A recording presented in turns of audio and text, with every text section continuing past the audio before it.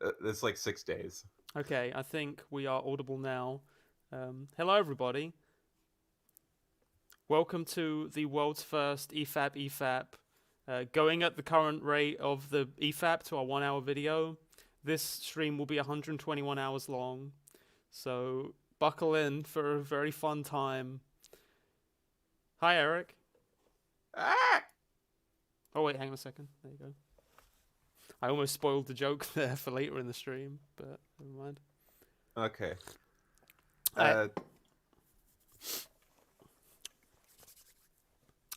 How's everybody doing? I'm doing pretty good. How's it going, Eric? I'm doing wonderful. I got my my seltzer water by my side. I got a good old cough. We also have Britt here, my wife. Howdy. She will be here, unfortunately, to moderate. This might be a bit of a culture shock if you hear from the EFAP, but there will be moderators in the chat, mostly so that there can be actual discussions between people. And I apologize for that. If you just want to yell slurs, it's fine. Just take it elsewhere. I'm sure the MAULER Discord has its own running chat, so you can go to that one if you want. Okay. Before we get going, there was a few things I wanted to clarify first, because I'm sure not everyone has the however long this is going to go on amount of time. So just to quickly clarify a few points for the people that are only here for like 10 minutes or whatever. MAULER is not alt-right. I don't even personally think that MAULER's right-wing. I would maybe call him a centrist. But the reason I wanted to disclose this is because it's one of the main things that people keep bringing up to me. Is like, you mischaracterize MAULER on the basis that you don't disagree with him politically, or you consider him to the far right. I don't. There's also the accusation that I think that MAULER is sexist or racist. There is one joke involving Shuri that I guess in bad faith you could make that assumption, because even though I specifically say I'm not going to go into that, but whatever, maybe if we get to that we can cover it. Point being, I don't think MAULER's racist, I don't think MAULER's sexist, and that statement is never made in the video. Okay, but Jack, you forgot one thing. At no point in that video did you explicitly say that MAULER was not a Nazi. So you might as well have just called him a Nazi. That's a fair point. That's a very fair point. So apologies to Mr. Gas Mask. Oh, and if you're here because you wanted to make the point that, well, your video is about how long critique isn't deep critique, but your video is 53 minutes long, I just want to say that is an excellent point, and I never noticed it. And I can't believe that just missed our attention the whole time. It really would have been good if we'd had like a segment at the start that addressed that, but unfortunately, it's just an oversight. So we're going to have to take the L on that one, folks. Just too smart. Can't believe we forgot to make the video short. And for the record, this live stream will be played at 1.5 speed to maybe speed things up a tiny bit. Although that would mean, I believe, what is it? If about 7 hours long if we were to just play at 1.5 speed, never pausing. I don't know. Somewhere around there. So, Eric, you have no ability to pause this? I'm just double checking. No. It's you're streaming it from your window into the thing. Okay, gotcha. If you wanted to call anything out, just tell me to pause, I guess. Okay. Okay, so let's begin. Oh, hang on a second. I'll probably skip. Even though technically the gaming is going to be a separate thing now. Because they're just having separate small episodes. talk until We're professionals. You can't mix up video responses with gaming. That's fucked up. Hang on a second.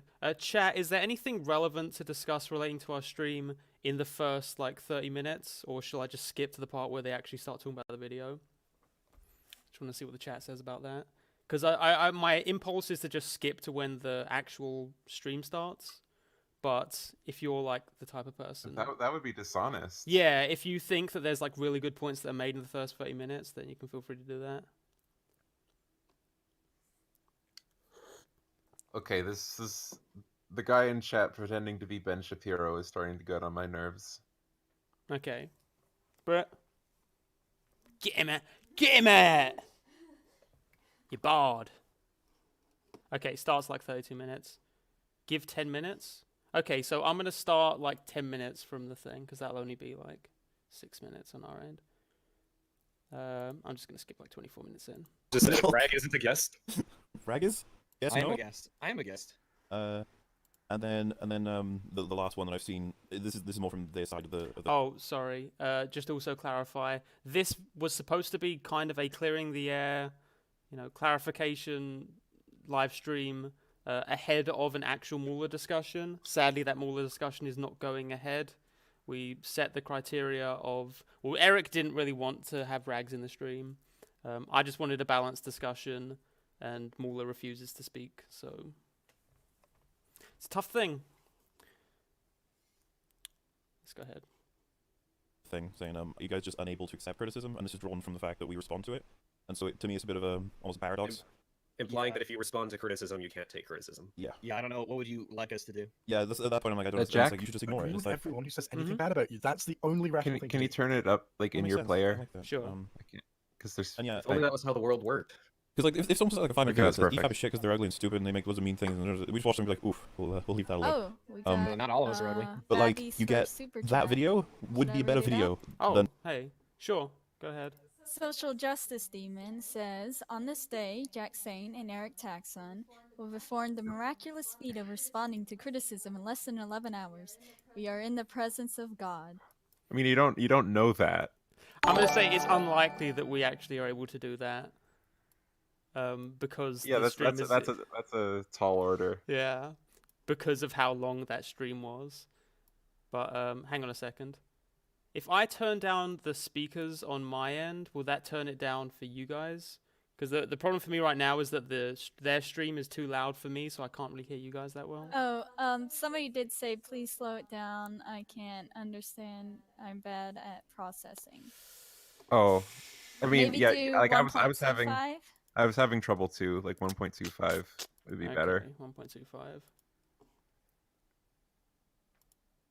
some of the videos we've responded to, because to say Let me know how Wolf that is stupid, sounds. Rags This is our an first. asshole, This is our and first MAULER EFAPP can't- EFAP. doesn't So know how to edit, apologies. I'd be like, yeah, okay, there's just straight up insult. But to be like, Rags' position is that Yes. everybody who disagrees with him is actually wrong. It's like, that's not his position. And then so if you get people convinced of that, it's going to damage Rags' credibility, or at least the perception of his credibility. Oh, Jack. Rags Rags, is- Rags is Yeah. damaging his own credibility things that well like that. enough on its own. Like, thank you very much. Like, Will a archive of the stream be offered? Possibly. I do have a live stream channel that I might put it on. I don't know if I'll put it on this Okay. channel, but I'll think about it. Okay. This may be a rare treat. Also, they're making a point there about how MauLer's not saying that everyone who disagrees with him is wrong, I think. But if he's talking about his objective critiques, then objectively they're wrong. Subjectively, I guess they're open to their own beliefs, but objectively, based on MauLer's objective critiques, they would be wrong. I consider these videos worse than a video that was just a collection of insults. So I'd just be like, whatever, I can ignore that. But if someone uses the truth to paint a picture without all of the truth, then it can damage my work. So I like to address it. I mean, we're going to be proving that it goes for Wolf, Rags, and me today, so... Yeah, so let's I think that We about got, explains why we do. another super chat. Is that a super chat? It's blue. This is Babby's first. Okay, actually I see it. Bubble Boy says, please only objectively criticize their point. Okay, gotcha. okay, so they said words. So objectively, that's what MauLer just said. And objectively, he has said multiple times in his critiques that these movies are objectively bad, giving his objective arguments for them. Okay? So on that basis, if you were to say, I disagree, so for instance, if I were to say, I disagree that it's a problem that, the Holdo wears a dress in the movie, if you disagree that that's a problem, that would be objectively incorrect. You can be subjectively right, because it's like, oh, well, it didn't personally bother you, but it is a problem with the film. The bomber ships, similarly, you'd be objectively wrong if you think the design of the bomber jets aren't a problem. If you say, or I guess if you're saying it is objectively not a problem, I don't know. The point being, you can say that it isn't that much of a problem to you. That would be objectively incorrect. Oh, Jack, What we I do? think this was said earlier in the chat. Somebody was saying the donate sound is just a little too loud. So if you could just turn it Okay, down sure. like Give me a couple one hairs, moment. thanks. What is a computer? I don't know.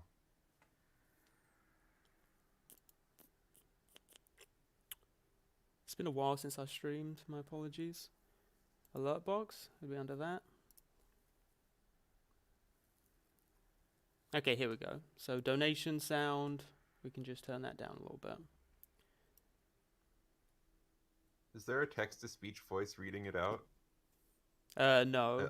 Okay, good. I was reading them out, but you know. You can read them out. Yeah, I could read them out. If it bothers a lot of people in the chat, or if we just get too many, then, you know, maybe not. But Let's only read them out if they're like, high donations. I think like over. I guess I'll have to, you know, determine if they're objectively good super chat. Yes, yeah, that's very Make that important. distinction first. Don't want to just sit around, you know. Oh, and yeah, it should be said that the guy who made the video has been friendly with me in DMs. Friendly in the way that's like, I'm making this video, it's happening.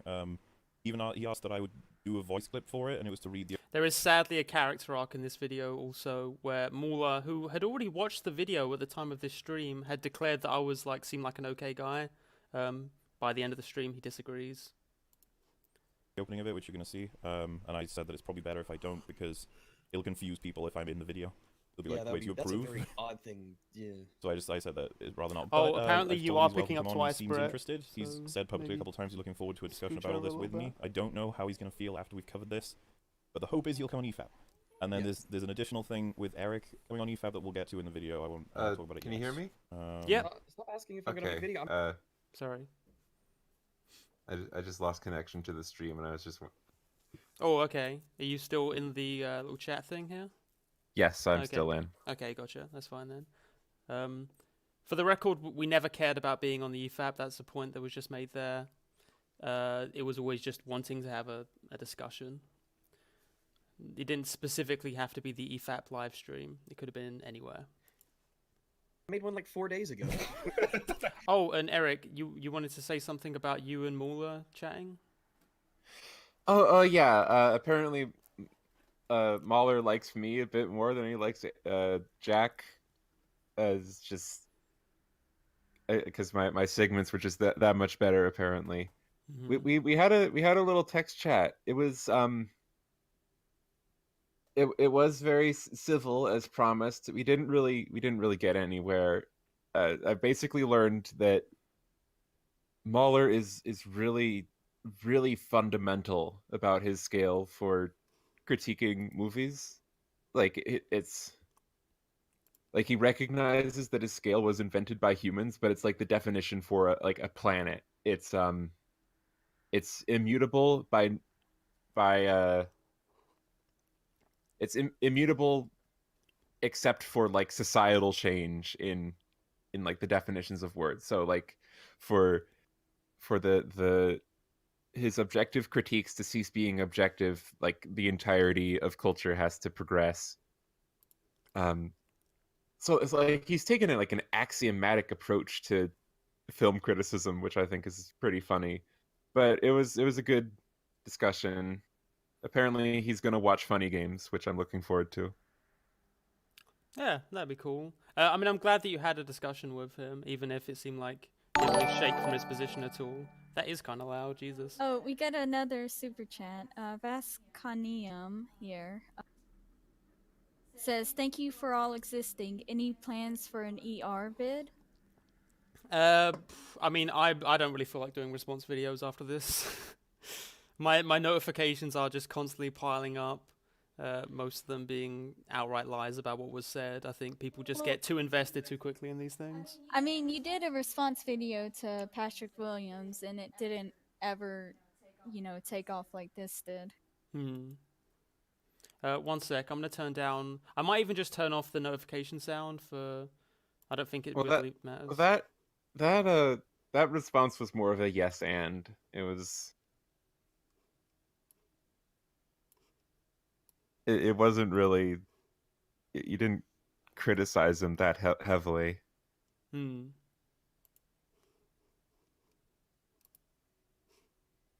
Sorry, what was that referring to? I was busy dealing with the thing. We were talking about your response to Patrick Willem. How Oh it yeah, was... yeah. I was like saying like here are some things where I feel like you missed, and you know, other than that, I agree fundamentally with the points that you're making. Just clarifying a few things, adding things that I feel like Patrick himself would probably have agreed with, although I didn't end up getting a response to that, which is fine. Let's Well, I mean, I continue said several the... times that it's okay. going to be a while before part 2 comes out, and I still get tweets saying, you said part 2 would be a week later. I was like, I didn't. It's in the video. I didn't say that. Yeah. I say at the beginning, because it got edited at the end, I guess that's how I put it, but maybe I should just edit at the beginning and not say it at all. So, I guess we're pretty much good to start. Let's see. I think so. Let me grab a bottle of water and I'll be right back. That's all good. Yeah, I guess what you could say, I'll repeat this at the end, I guess. Thank you for the whole donation, argument Boss about Baby. Me, Wolf, and Rags will claim that the criticism's invalid because it's taken us out of context. The meme version is, let's just say, I say 1 + 1 = 3. Then they go, okay, it equals 2, you idiot. And then I go, well, look at the larger context. And the larger context literally changes nothing. And so I'm just avoiding criticism. That's what they think is happening. But then what I'm arguing is happening is the larger context is me talking about a universe where maths is different, and I'm referring to the in-logic of the universe where 1 + 1 does equal 3. And remember, the same people that accuse us of not taking criticism well are the people that disable the ratings on their videos and delete comments. I mean, it's easier than that. Fuck you! Eric, would you like to give any greater clarification to you disabling ratings? I can see the ratings. I can see it. I look at it every day because I'm an obsessive ass. Like, the arguments against that are so weak. I'm baffled. It's one of many arbitrary criterias that they set. We're like, wow, how dishonest for you not to do this. Similar to the debate thing where it was like, we said, you know, we would like a balanced discussion, so whether that's 2v2 or 1-on-1. And they go, how dishonest, you cowards, that you won't do a 3-on-1 debate. And it's just like, well, you're setting an arbitrary criteria for what dishonesty means. And in the case of Eric, it's the fact that he disables ratings for fairly justified reasons. What kind of criticism do you think I'm getting from those ratings? Even I see video good, video bad. That's it. Like, all it means is that I pushed a bunch of buttons. Mm-hmm. It doesn't mean anything outside of that, and that's all. That's like, and why anyone else needs to see it, especially, is incredibly poorly justified. Like, people the best argument is that they want to see how bad the video is before they watch the video. Also, just for the record, Vader777, they said you could find a third member, don't lie. We're not interested in picking up a cheerleader for our side. I don't see the need, especially if Eric's not interested in having a discussion, I don't see the need to have 6 people on a stream so that 2 people can talk about their disagreements. We don't need hype men on each side. At that point, why not have a 4v4 or 5v5 so that me and MAULER can talk about our disagreements and objectivity? Let's just have a battle royale. What the fuck? Yeah, I don't know on that point. But thank you for saying that anyway, Vader77, so that I could make that clarification. But yeah, it's actually really healthy to disable ratings in a lot of cases because it really exposes the people that would just be mashing dislike and not really have anything to say. If you because they think pointing out that you got a lot of dislikes is an argument. So they get they think you put exactly as much weight into it as they do. So they just get really pissy when they can't see it. If you go to the comments for our video, you'll be shocked at the number of them that are basically just long man bad. So you're criticizing him, but your video is 53 minutes long, on loop, making it clearly obvious that they are disappointed in our video despite the fact that they haven't watched at least 2 minutes of it. So I think that's why comments are healthy, because they expose why people are upset by something or disagree with something. Yeah, and actually, I caught a little bit of their response to my vlog about that. Rag said that, like, like I might hide the dislikes, but people are still gonna comment like "your mom gay" on it, and that's like just as useless. But I can tell it's useless when I look at that comment, and I don't have to pay attention to it. Like a dislike could be a well-informed dislike, or it could be a "your mom gay" dislike. It doesn't mean anything. You don't get any criticism from it. Yeah, I mean, I think I just got a comment there saying like, "Oh, well, that's just evidence that you should work on your content." That doesn't tell us how to work on it exactly. And if you're talking about the comments, if you go to the comment section, a lot of the time I am responding to the comments to that video, which was advised against by a few people who are like, you know, you're just going to end up wasting your days not making content and just responding to comments. I do ask people what specifically their issue is, and most of the time it turns out what their issue is basically boils down to they disagree with my points. And also,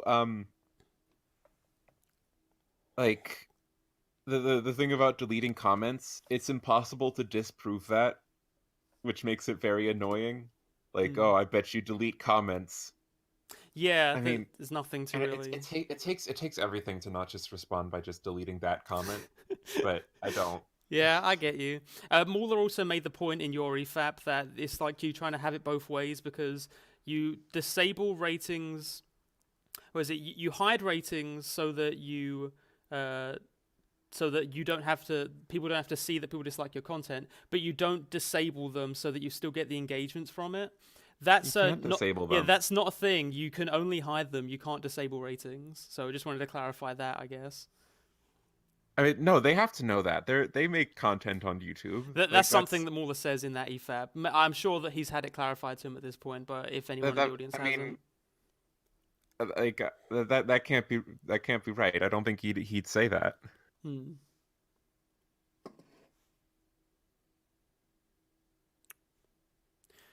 Okay. Anyway, continue. Sorry about that. Just be like, these are the same people who we could definitively prove take us out of context. And I'm going to start trying to pause less because we're getting caught up in what commenters are saying. In future, whenever someone's like, MAULER always says it but never proves it, be like, ooh, we're going to be doing that today, and it's going to be fun on the bun. I hope people refer to this stream whenever someone says, Eric Taxon's a great YouTuber. I mean, I haven't seen any videos from him other than his one on you and his one on me, so not a great impression. Yeah, we've never seen any good videos from him, so... Also, I lied. I didn't get a bottle of water. I got a beer. I mean, I would drink, but I gotta remain coherent. Otherwise, this could get very confusing. I can stay coherent when I drink. So, is everyone ready for this? Oh no! Yeah. Fumes. Oh look at that! We started 30 minutes in. That's how you. Real quick, Eric, why don't you deactivate ratings in your music videos?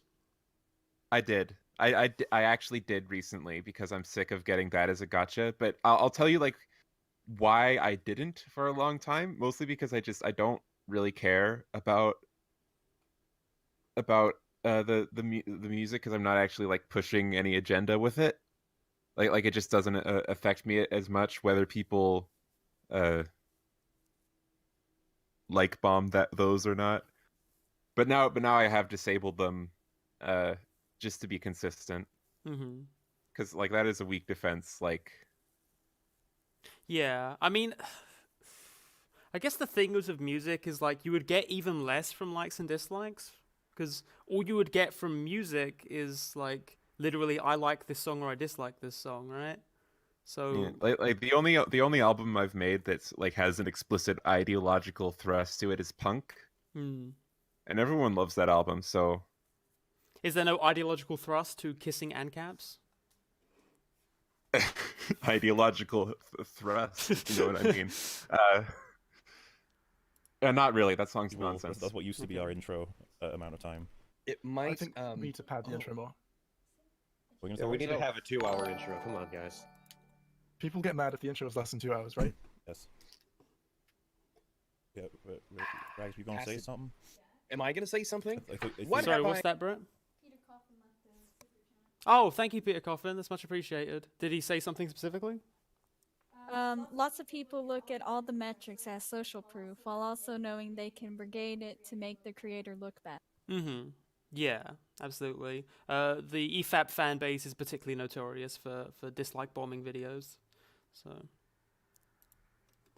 Hey, what have I not? No. What have I said? No, I said it sounded like you were going to say something, and then Wolf or Jay rudely cut you off. I would be curious if MAULER has seen an I increase in am- dislikes on his I wanted videos to say following that I'm our ready video. for this experience. And Excellent. I've got provisions. I've got this drink, and I got another drink, and I'm ready to go. I woke up for this. I got out of bed today for this. Mm-hmm. So really, everything that happens after this is just a bonus. All right then. Biometric, guys. look at every single video that is critical That's of dedication. the EFAP crew. To the And then craft. see the dislike Real bombs. bigger stream than Rags is me. intoxicated. I'm Why not is someone in the chat? intoxicated. Why is someone in the chat asking if I'm the Last Jedi defender? What have I said? You've provided defenses for The Last Jedi, but as far as I'm aware, you don't consider it a great movie or anything, do you? I don't think it's good. I think there are potential defenses of it you could make that I've never seen anyone make, and I intend to make those defenses one day in a video. Can you give us but- just a teaser? I'm curious. Oh, I love me a I good tease. have no desire to go into this right now. No, I mean, too I late. could. Just You brought one. it up, Just like, one. You're like, you brought it up, you go. Sure, Go okay, back so to you've got the throne room fight, right? Is a complete mess of choreography, Okay. but essentially, the way when you watch the fight, the mistakes in the choreography are things that you do have to notice, and it is completely a thing. It is completely like a potential possibility that you do not notice those mistakes. And for people who view the film in that way, the film is going to be a lot better.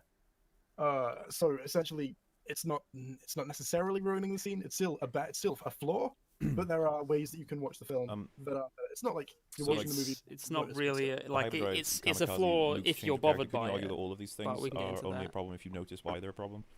Yeah. This is why I don't want to go into it now. Essentially, That's because okay. I've not fully like realized this script yet. Mm-hmm. Well, But fair it's enough. like a We'll, quarter done, and I'm gonna try and make everything logically sound in a defense of the Last Jedi. Well, I then, agree. then If you everyone ignore will hate mistakes- you. Remember, Oh, also just to clarify, Eric, which MAULER videos have you seen? I have seen I have seen the Last Jedi critique and the first part of the Force Awakens critique. Okay.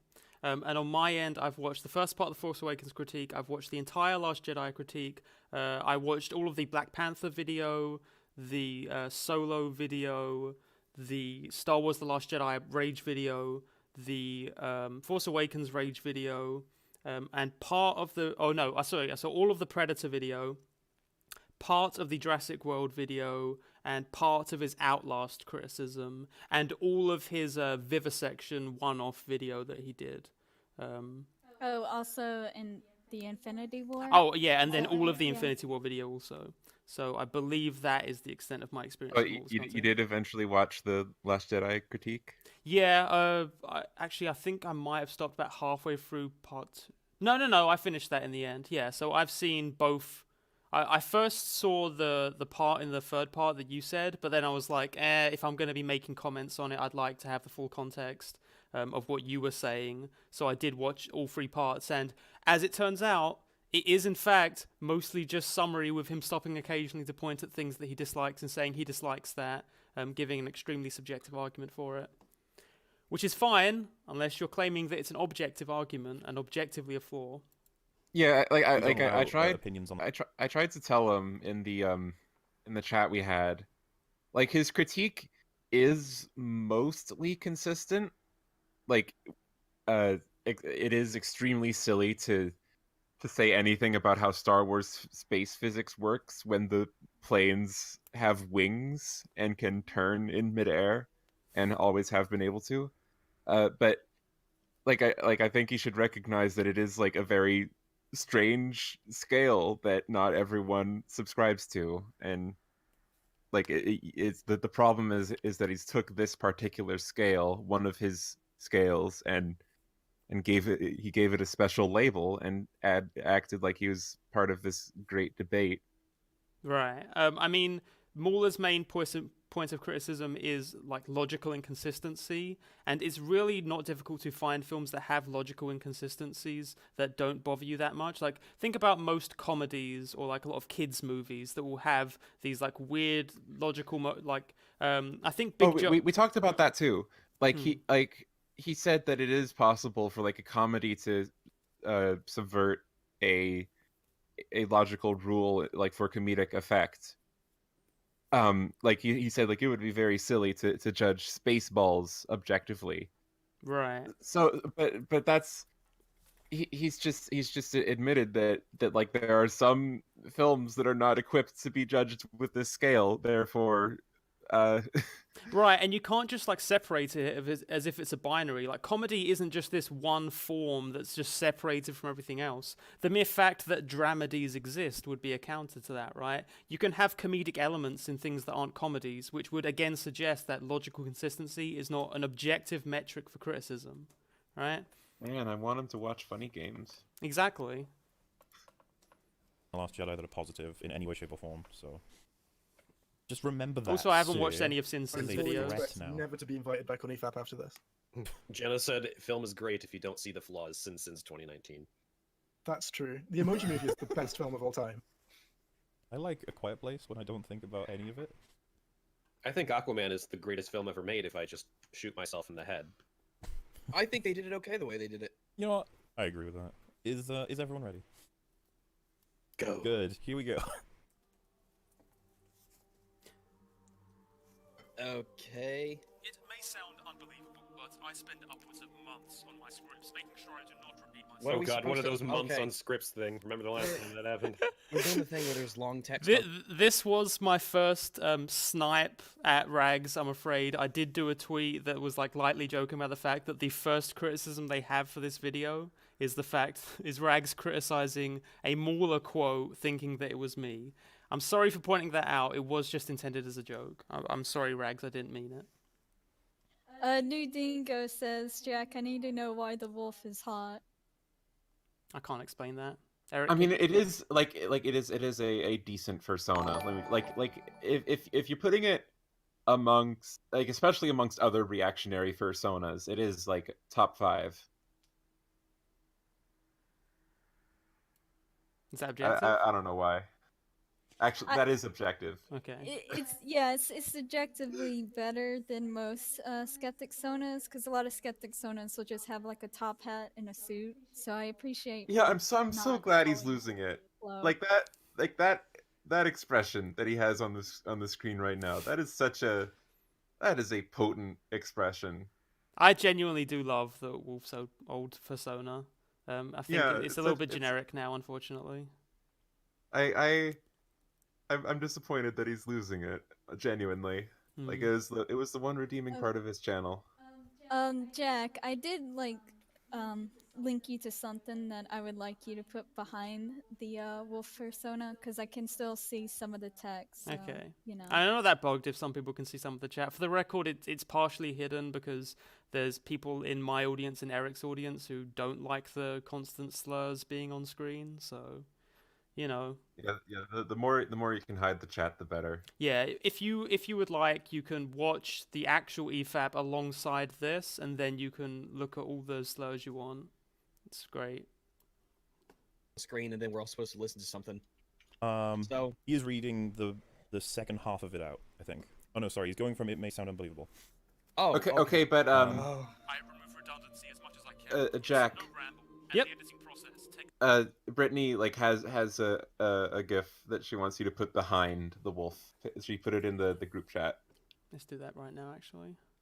Oh, okay, yeah, I know this. Yeah, okay. Can I? Oh no, can I not?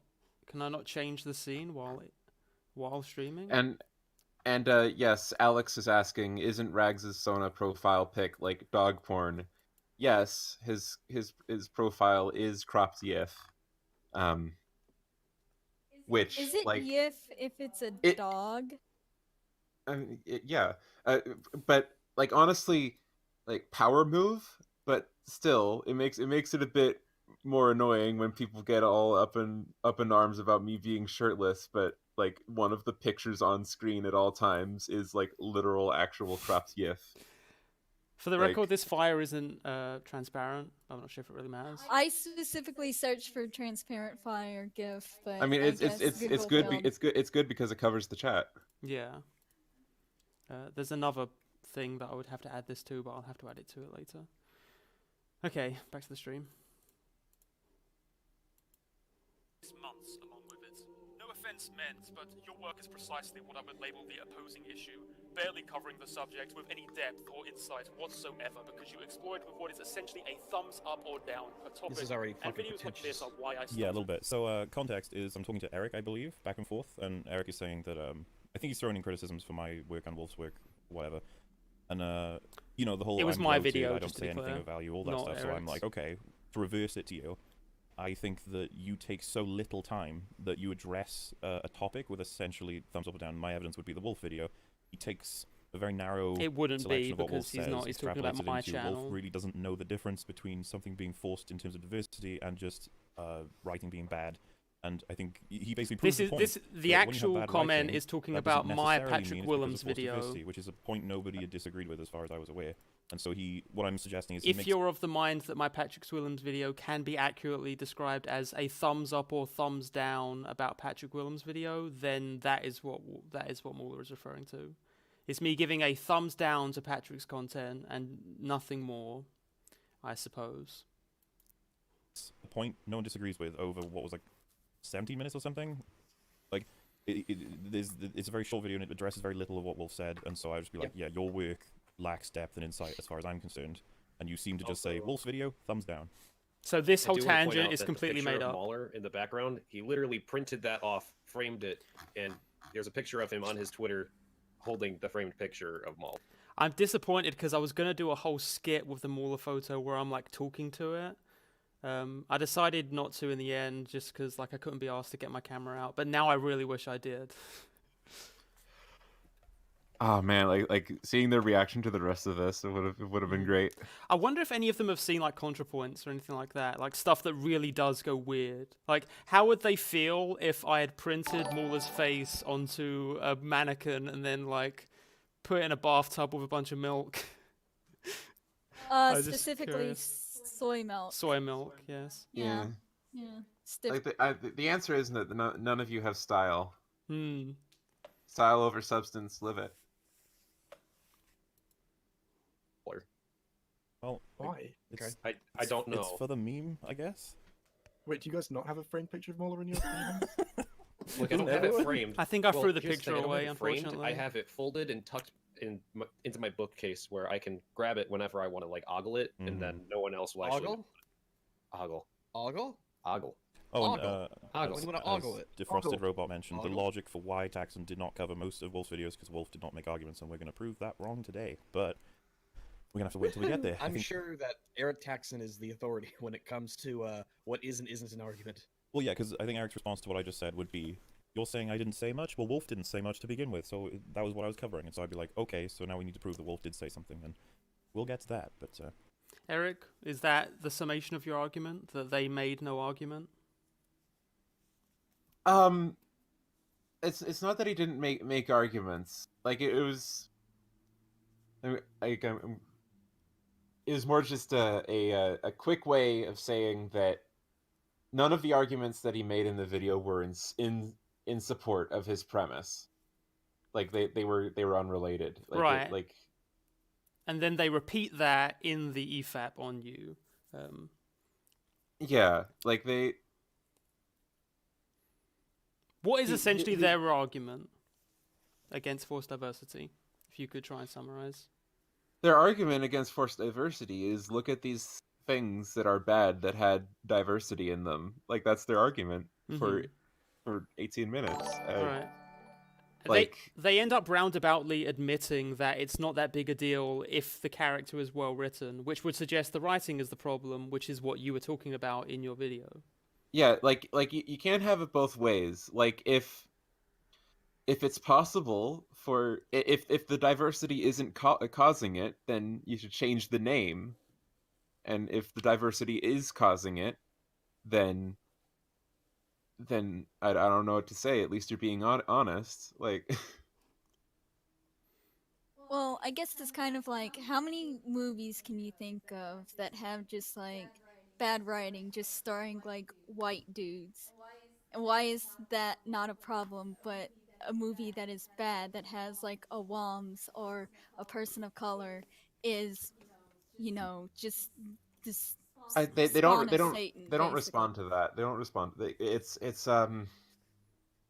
It's it's very it's really odd that like absolutely no one like has an answer to like what is it being forced from, like when it isn't an adaptation of something, like you could argue that if you adapt something and change the races of like maybe you could consider that forced diversity, but someone that's just an original character in a movie, like you can't you can't say that that's forced diversity without implying that there was something to be forced from, which would have been better. Right, Like, absolutely. I mean, as a writer, like a lot of the time, it's indistinguishable whether a writer has specifically written a character to be a man or a woman, or whether they decided to change that at some point. Like, I know I've done that many times in my scripts. I've just sort of got partway through and gone, you know what? I kind of feel like this character's more of a man than a woman, right? Or I'll just arbitrarily change their race, or like maybe it's indeterminate in the first place and doesn't really matter, right? and the other thing that people say in response is like if a piece of media is only focused on like having a diverse cast and nothing else, then it will end up bad. And of course, like that is a true statement. If like if someone actually sat down to write a story and thought to themselves, the only thing the story needs is to have like a human gradient as the cast, that would probably end up bad. But that is also the case for literally any aspect of a piece of work. Like if a movie only focused on the cinematography, um then it might end up pretty boring. But you don't go around talking about forced cinematography. like Uh, so the like so like the argument that and they it's come to. Sorry, you go ahead. and it's more just the fact that um you've that you've landed on this thing, that you've landed on on this uh on this particular aspect that you continuously accuse people of focusing on overly, um when when in fact your real criticism is that they're not focusing on anything but diversity. I think that's indicative of some biases that you have inside your brain. Yeah, I think it's like unfortunately a bit of a toxic mindset, which is like with the Black Panther thing. You could say, "Oh, it's Oscars. Black Panther got nominated for an Oscar. It didn't deserve that. That's a shame." Which I think I didn't like Black Panther that much. There wasn't many things I thought were very exceptional about it. But then there's a big difference between me saying that and me saying Black Panther got nominated for an Oscar. Just because there's a bunch of black people in it, they nominated for an Oscar, and it's like, by making that the focus of the conversation, you're making it about that, right? You can't just be like, well, maybe they nominated for an Oscar because they thought it was brave that it handled social issues that that you know hadn't been covered too much in superhero movies, right? Maybe that was why they nominated it for an Oscar. There is also, but for by the by, there isn't anything inherently wrong with like making adaptations diverse as well, because like you reinterpret old things all the time. It's fun actually. Yeah, like But if you're familiar with the theater, I feel like you probably wouldn't get that criticism, because if you go to like Shakespeare adaptations, there's constantly adaptations that change the races of the characters. You know, it's just not considered that big a deal. Hamlet is better when Hamlet is played by a woman. Like Mm, that's an objective fact. absolutely. Um, I was going to say something about Othello, but I've forgotten now. Because that character, I believe, wasn't intended to be black, but like if you reinterpret that character as being black, then there's a lot of things about that story that are actually more resonant to a lot of people. So, you know, one of those things. Maybe it's not specifically the fact that the characters of Black Panther were black, but maybe the fact that it made parts of that story resonate more with a lot of people, in a way that superhero movies often don't. You know, on a personal level, I think Infinity War is a better superhero film of 2018, but I wouldn't be surprised that that didn't get nominated for an Oscar, because I get why that wouldn't resonate with a lot of people, right? I haven't seen any of these Marvel movies. I'm completely in the dark about every part of that conversation. They're worth a binge. I like them, but maybe you won't. I don't know. I'm not big on action. Yeah, this comment from me, I'm not sure entirely what he's going for with this intro, but I would guess that he's trying to make me look very, I guess, either arrogant or arrogant and vain. Oh, Othello is black in the text. Sorry, it's more the point that he obviously wasn't played like that for a long period of time. Oh, thank you. Yeah. But the fact that he was then cast in that role is good, because I believe at the time it was mostly like white dudes in blackface playing Othello. This is my degree research stuff getting all mixed up in my head. Sorry about that, folks. That I'm like, I spend months on my scripts, making sure I do not repeat myself. I remove redundancy as much as I can. It's no ramble, and the editing process takes months along with it. That sounds a little bit up your own ass, you know what I mean? But Which I'm is like, strange because he's doing this while literally zooming into a frame of you over choir music. well, so that's the when joke. I say it, maybe I could have phrased it to sound a little less vain. What's the problem with text? Yeah, you know, like if you guys want me to clarify that statement, I'm trying to say that when you say I repeat myself or I'm bloated, I'm like, oh, well, I specifically do multiple redrafts to avoid that. So I'd like references, basically, if you could do that for me. If you don't want to, that's fine. It's just that I can't do anything with your commentary. If you all you say is it's bloated, I'm like, okay. I'll work on that. A lot of people who don't watch your videos will take a look at the 2-hour plus timestamp on them, and they will assume, well, of course he's being redundant and it takes him too long to get his points across. Well, interestingly, of course it does. Jack's position, and we'll see it in this video, and I think he reaffirms it at the end, is nobody can make videos as long as mine and not ruin their own points. Once we get to that, if we can get to that, I'd like to point out that that's the opposite of what I say. I, in fact, say that maybe you'll be the first that is able to do that. I'm not saying it's inherent. I'm saying that no one has currently done it, in my opinion. And no one has currently spoken about a film for an entire day without repeating themselves and being redundant. I mean, Eric, do you have like an example of like, what's the longest video you've seen that you felt like made really good arguments all throughout and didn't end up being kind of redundant and rambly? I haven't seen one above 2 hours yet, which is a shame. I want to be proven wrong on this. Yeah, I would. But the longest is Fake Friends episode 2, Parasocial Hell by Shannon Strucci. Shout outs to Shannon. I hope we get to talk more sometime. Yeah, that video is fantastic. It is fantastic all the way through because it is so broad and it goes. It doesn't waste a second of its length because it goes through so much stuff. Mm-hmm.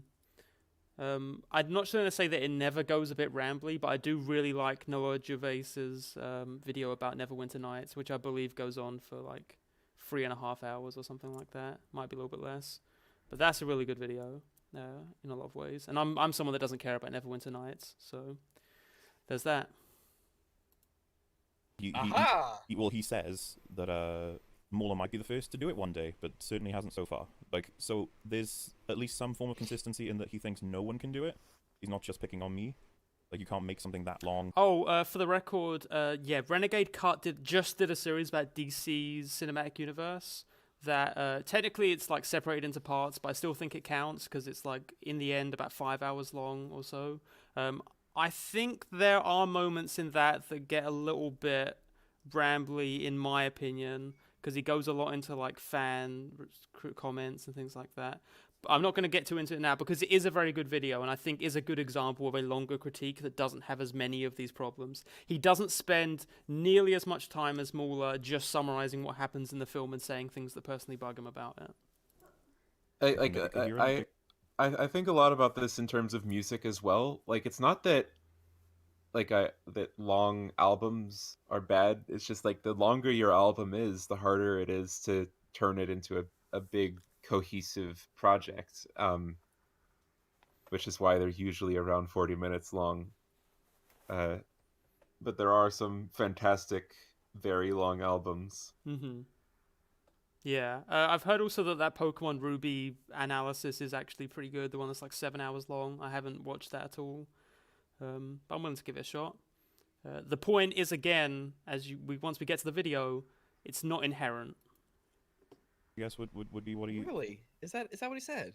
Well, you know, I think that's what he said, but we'll let it play. What a strange thing to say. There needs to be more depth with media exploration on YouTube. Very few. Coming from the guy that made a content creators offer it. 53-minute video on MAULER. About the there needs to be more depth on YouTube. I believe I first say it in my Outlast series or the Soma one, but I say like my channel was created because I just don't like what was on YouTube from popular media analysis. It bothered me, and so I created the videos I wanted to see, and then it turned out there's a handful of people who wanted to see it as well. I don't know, like I just you know, like me and Wolf separately disliked Downward Thrust for possibly different reasons, but like when I realized Downward Thrust was really popular, and I watched his videos, and obviously the podcast before Colonial Marines, like I think we went over what.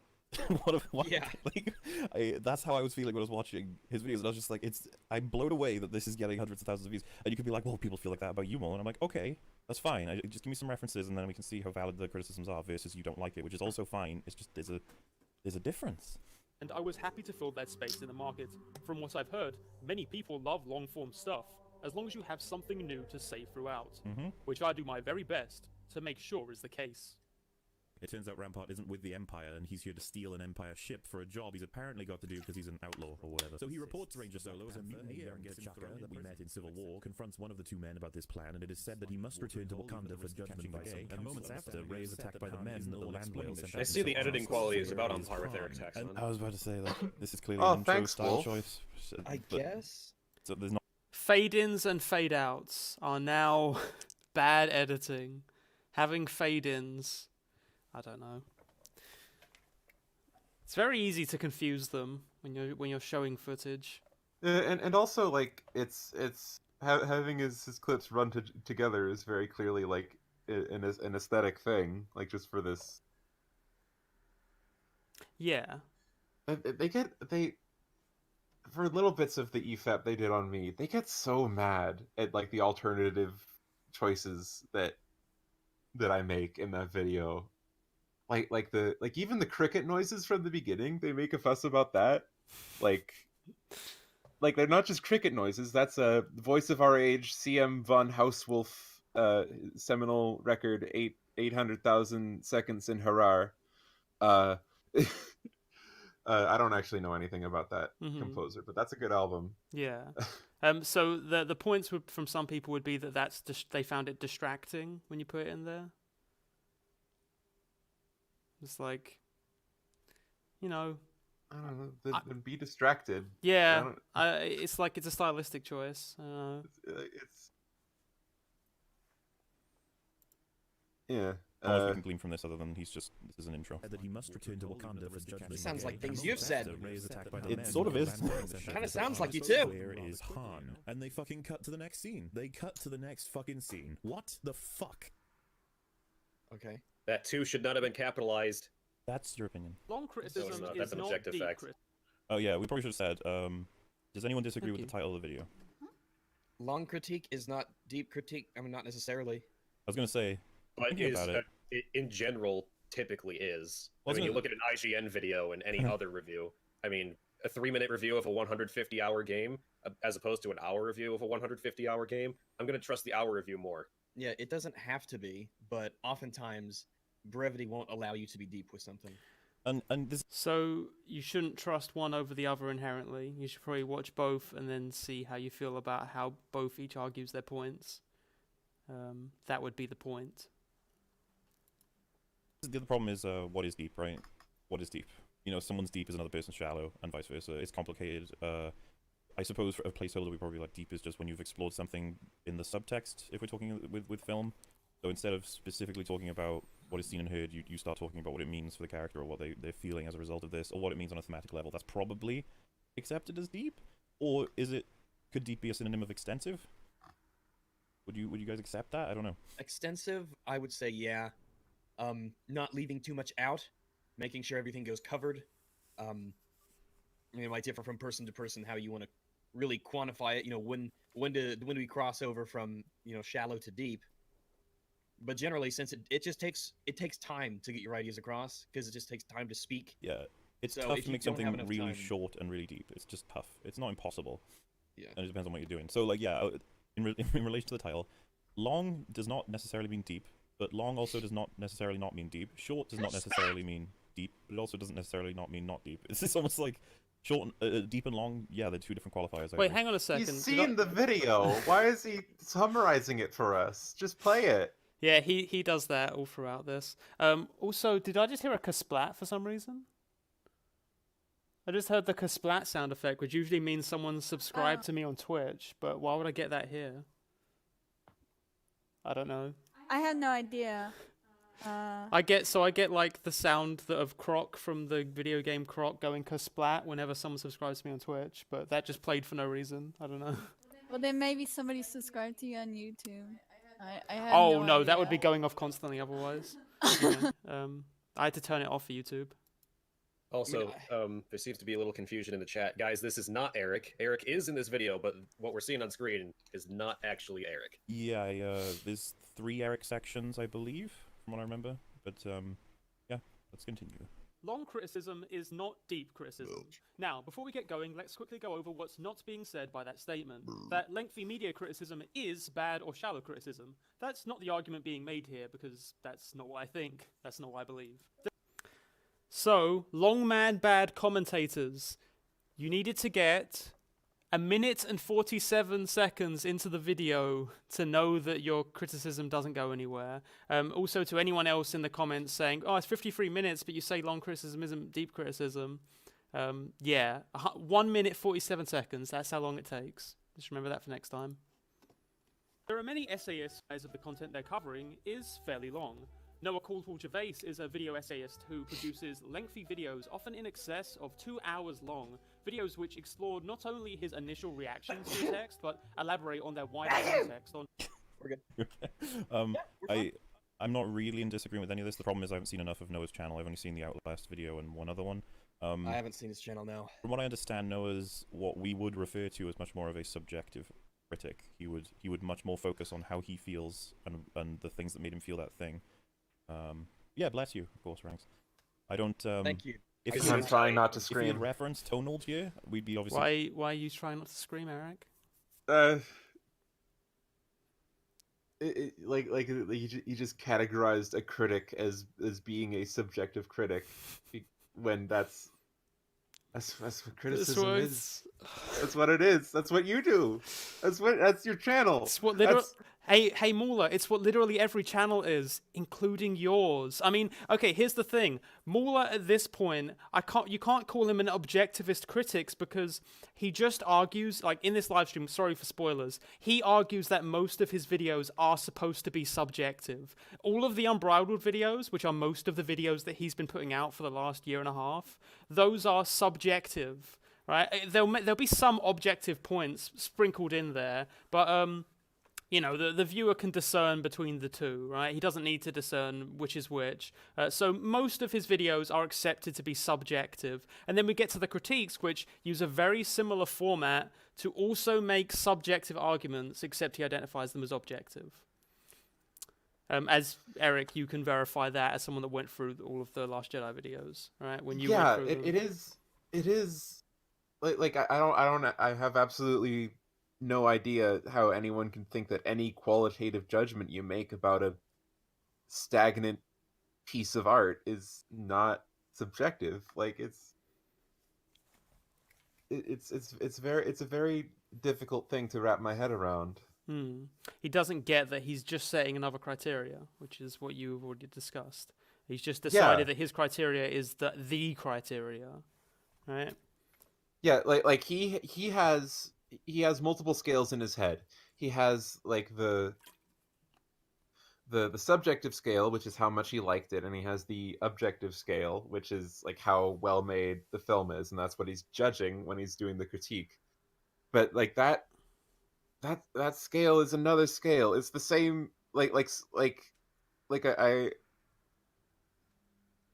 for example, he says like he loves the prequels, but he recognizes that they are objectively flawed. And I think that statement is pretty much exactly the same as saying like Macbeth is a great tragedy, but it's a fucking terrible comedy.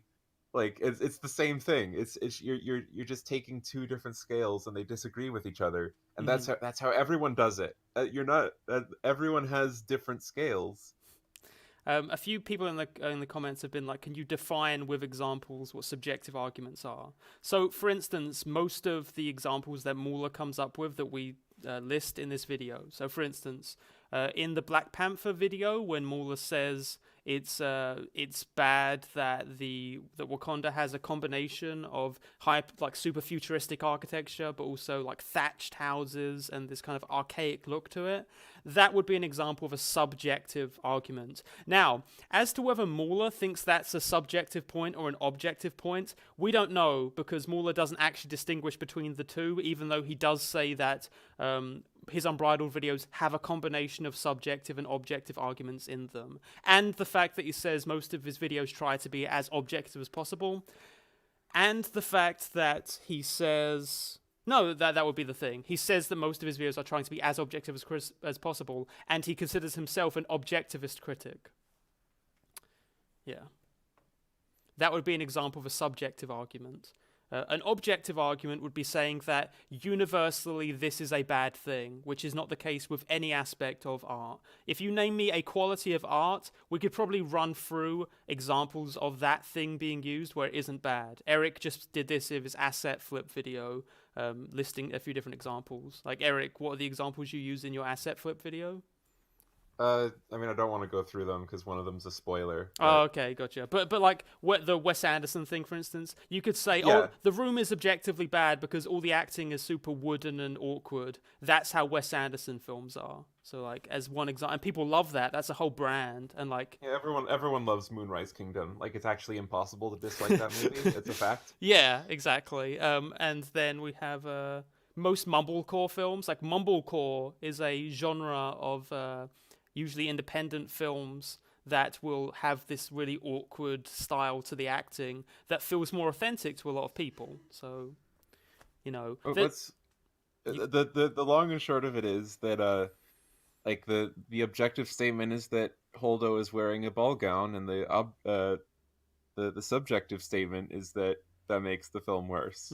Exactly. It's very unrealistic that Holdo would wear a long flowing gown for combat purposes. There's no characters in all of Star Wars that wear long flowing robes for combat purposes. For combat, of course, you could make the argument that it was a visual shorthand for having like her be perceived as like stuck up and prissy to be the foil to Poe's plans. Yeah, like I believe MAULER points out that part of the reason it's bad is because it's out of place, but quite literally Holdo seeming like an other in that environment lends itself to how you're supposed to feel about that character at that time, right? Yeah, and I just want to like it's totally fine that MAULER doesn't like having the Admiral wear a ball gown. Like okay, like that's in your video, that's your opinion. Just don't put a special label on it and say people are wrong for thinking that might have benefited it.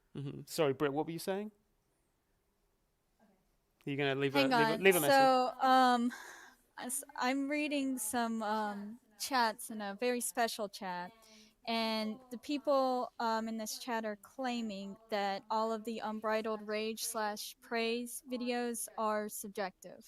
Okay, well then that contradicts MAULER's own words, both in previous podcasts and in the EFAP that he... I can't confirm because it's not MAULER himself saying it, so we're just going off of speculation here. So I'm confused as to whether these Unbridled Rage / Praise videos are supposed to be objective or subjective. Like, I'm not saying that MAULER has never argued that they're supposed to be subjective. I am saying that in this EFAP, MAULER says some of the points are objective, some of the points are subjective, and I don't need to clarify that every time. Being like, this is just not true, but I don't know enough about Noah to disagree with this, so I'll just happily say it's fine. Hey, Tonal is a great reviewer. Yeah. He's here with us today. Exactly. Produces lengthy videos, often in excess of 2 hours long. Videos which explore not only his initial reactions 2 hours, to the that sounds text, too but long. elaborate on their wider context, on what may have influenced the work, or how the I work... suppose his argument here is that there are people who make long stuff that remain deep, but These are my I think examples that- of depth. I guess his in overall point at the long-form end, from what I remember, criticism. must be that not to my length though, because Noah still sticks at like 2 to 3 hours, I think. While I'm arguing for like a 15-hour film review, you know, that's out of this realm.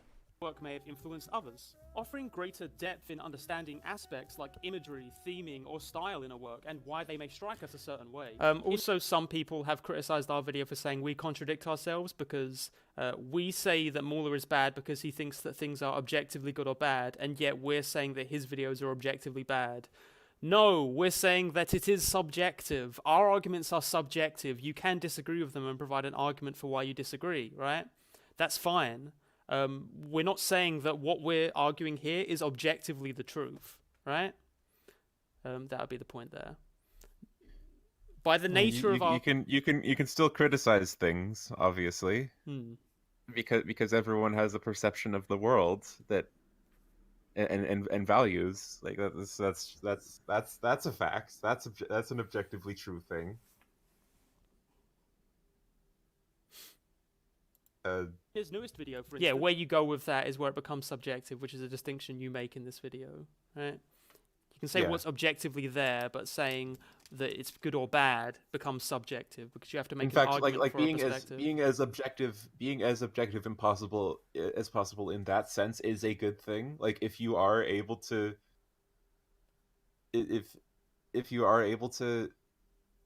get as close as possible to like what the thing that you're referencing actually is, then of course that's preferable, because your critique will be more honest and will be more useful even to people who don't agree with you. Right. Like Nathan Higgins, you say, why would you argue it if you can't be wrong? So even though you can't be objectively wrong, you can still give an argument for your case and people can agree with it or disagree with it, right? So you can convince people of your perspective. Morality, unless you're like super religious, I'm going to assume that you have a subjective morality, right? Your morality is something that's reasoned. It's not as if there's like something declaring what is objectively good or bad morally, right? I know this is a wider conversation, but like most of you in the comments, I'm going to assume have subjective moral views. You reason your morality. It's not something that is like definitively the case one way or the other, right? You're not going to say murder is wrong and now murder is wrong in all contexts. There are different situations that justify it, right? Does MauLerr think opinions are objective is what I want to know. We didn't get to that. I mean, does MauLerr think that morals are objective? Sorry. Yeah, like I don't know that. I would be really curious of his answer, though. That's one of those things that I probably would have talked about if we had had a proper discussion, but we didn't. Politics is another good example. Generally, I would say that there's no such thing as an objectively correct political ideology. It's always something that has to be reasoned. You can give a strong argument for it and convince people of your case, but fundamentally it's still subjective, right? These are examples of things that are not set in stone, and they change based on the context of time. Yes. He might explain how Fallout 76's artificiality may break immersion in one respect, but on a tactile level make it easier to stay focused on the gameplay. Oh, here's the part. Is that a thing you agree with, Regs? I'm Googling tactile just to be certain. Googling tactile. Really Sorry, good, hang on a sec. Do you have the controller, Brett? Tactile is an interesting way. Do you have the controller with you? I'm trying to see if there's like a definition that I'm unaware of that makes more sense. But basically, because I want to give my Xbox controller because I want to give a visual demonstration. He's referring to like how the game feels more real, more like. It's strange to use the word tactile. I just have to ask him what he means by. Yeah, Okay, so I'm curious, chat. Do you know what I mean when I say tactile? Because I'm sorry if this is like a really weird thing that you've never heard a critic say before. So like tactile, right, would be like, oh yeah, like it's bouncy, I'm bouncing around. Or like, if you're playing a Smash Brothers Melee, right, the tactile feel of it is like the gravity is fairly high. If you fall off of the edge, you'll like plummet down, right? That's kind of a tactile thing.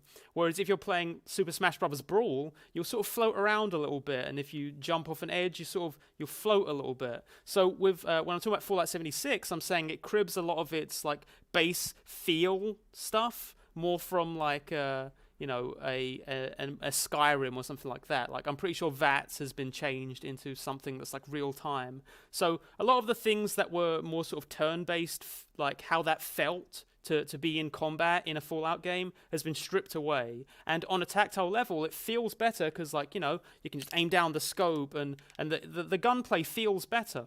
However, it still just sort of strips away a lot of how a Fallout game used to feel to play, where it was kind of this weird combination of like real time or it was entirely turn based, and then with the Fallout 3 and Fallout New Vegas, it's kind of turn based because you get VATS, and now that's entirely gone. So on a tactile level, it feels better to play, but it takes away from that unique energy of a Fallout game. I hope that's a little bit more clear. By tactile, but I don't know. Oh yeah, game feel is how it's described nowadays. But what does that mean?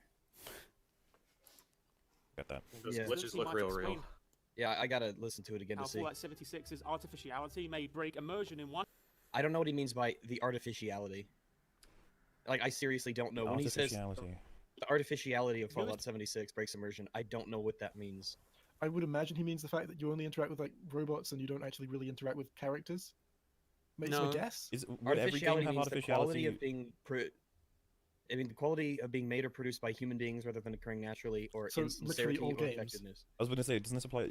I think he might be saying that the artificiality of the game itself, because like all games come with that, right? Every game is working to immerse us into it. Yeah, maybe he's trying to say it doesn't have any heart in it. Like you feel like you're playing a product, not like you're trying to play an experience of a sort. I don't know. If he was here, I would ask him what he means by what he would mean by that.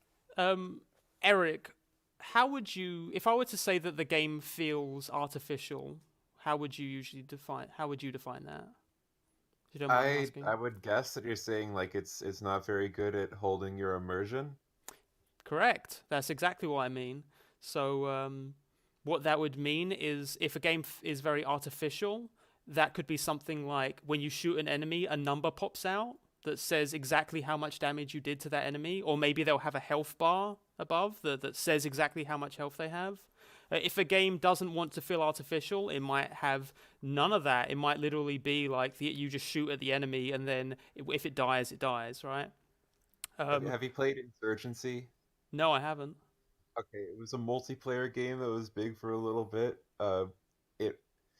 It like goes super hard on giving the player no information about anything. Like it's a military shooter, but there's almost no heads-up display. You die in 2 shots, and you can't see anything because like the bullets kick up dust like there's no tomorrow. So that I guess it would be the least artificial. Yeah. Another example. Have you ever played the King Kong PS2 game, Eric, by chance? No, I'm not actually a gamer. I lied. Okay. Well, that's the one not too many people have played. But basically, if anyone has played the King Kong PS2 game, you won't have an ammo counter at the bottom. To hold immersion, they actually made it so you have to open up the gun and then look at the number of bullets that are in there, and then put it back in. So like that would be another example of a game not trying to feel artificial, right? You want to be immersed in the experience. But the artificiality of Fallout 76 is something that Sorry, and precisely in the case of Fallout 76, Fallout 76 feels more like an MMO than anything else in terms of its quests. Like most of the quests have very little in the way of like flavor text that makes it feel like you're going on a genuine adventure, as opposed to just like, let's go get some epic loot, right? Let's go get some elite loot from this epic boss, right? That's what I mean by it feeling artificial, but might just make it feel more fun to go from place to place, right? Like when you're playing an MMO like World of Warcraft, you sort of go like, okay, I'll kill 20 of these things, beat this epic boss to get this elite loot, and it'll just be something like that, as opposed to like a traditional Fallout game that feels more like you're an actual person going on an adventure to find this thing or or find this community, right? I'm sorry to keep having to clarify this, but I guess I have to. I'll think to say. I hope I don't do that in my reviews. I hope I just tell you what I mean. And I don't Well, it's okay. I think to say a word that some people could be like, "What exactly do you mean by that?" and you didn't realize you would have needed to explain it. It's gonna happen. I don't consider that a strict flaw of what he's just done. It's just that I have no idea what his point is. Yeah, I don't know what he means by it. The artificial. There's for instance, 4 he might people explain there. how Surely coercive one of them position has to get it. artificiality may break immersion in one respect, but on a tactile level make it easier to stay focused on the gameplay. I might have no idea what that means. Breaking immersion makes it easier to stay focused on the gameplay. Is it What- like what the do you- story boots you out of your immersion, but allows you to appreciate the gameplay on a tactile level? Is that what it's saying? With the on a tactile level. I don't know. Like, does it mean the gameplay? Like the feedback you get from like accessing the game's mechanics or using those?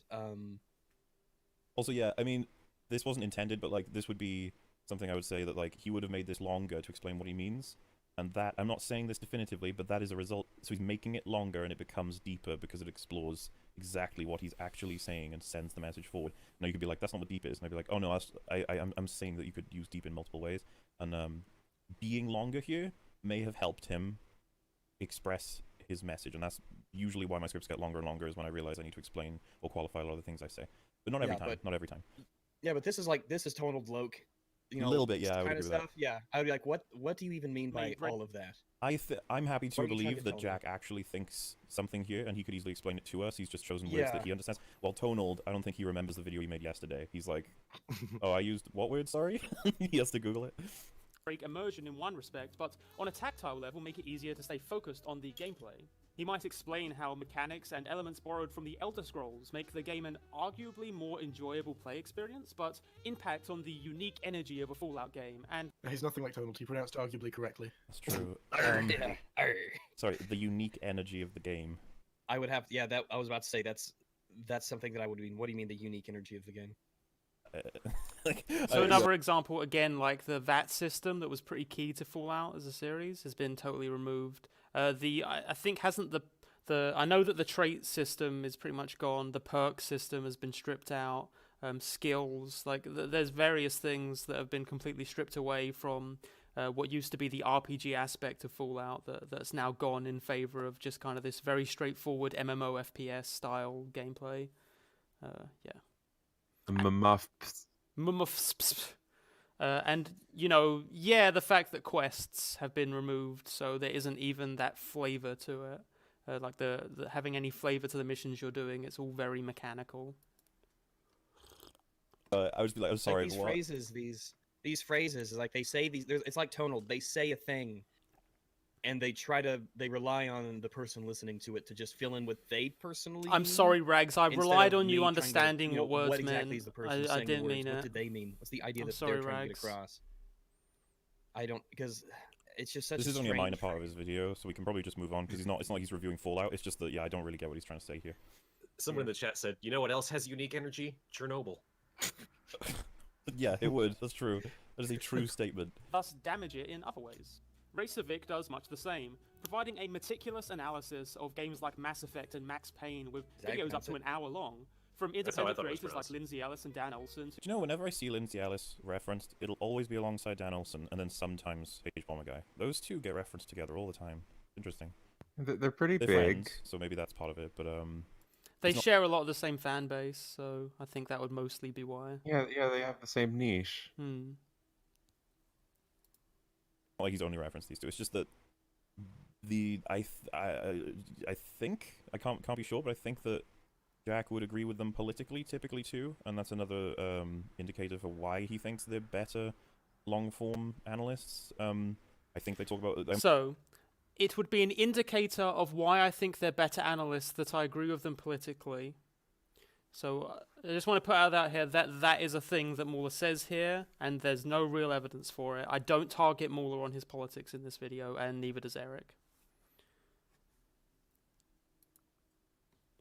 I'm pretty sure Lindsay Ellis has mentioned points on feminism more than once. Not to say that he is biased, but it's just a potential. That's all. With why he would have chosen Over these the people, course of because, this there's EFAP, so it many kind of long-form critics becomes out there, why. and yet it happened to be these ones. Like, it's interesting to me. That's all. To larger, more mainstream professional outlets such as No. I actually want to do a quick self call out there. My point is still fundamentally the same, but I should have waited until the end of MAULER making his point to pause there. I don't want to do the thing that they do in EFAP where they pause halfway through the point and then wait, and then they have the other half of their point after the pause. I don't want to do that. So, chat, call me out if I keep doing that. there are also creators who produce longer work. Like, I wonder if he knows who Ahoy is, because nobody knows what Ahoy's politics are. Yeah.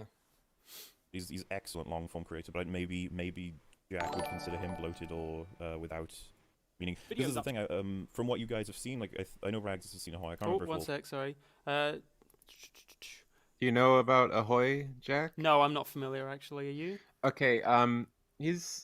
I've seen a couple of his videos. It's either he or multiple people because like they are very cleanly produced videos. It might be a conglomerate thing.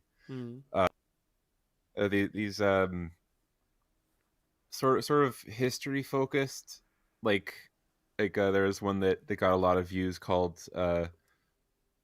Polybius, the video game that doesn't exist, and it's like about the history of this rumor about a video game that like killed your brain.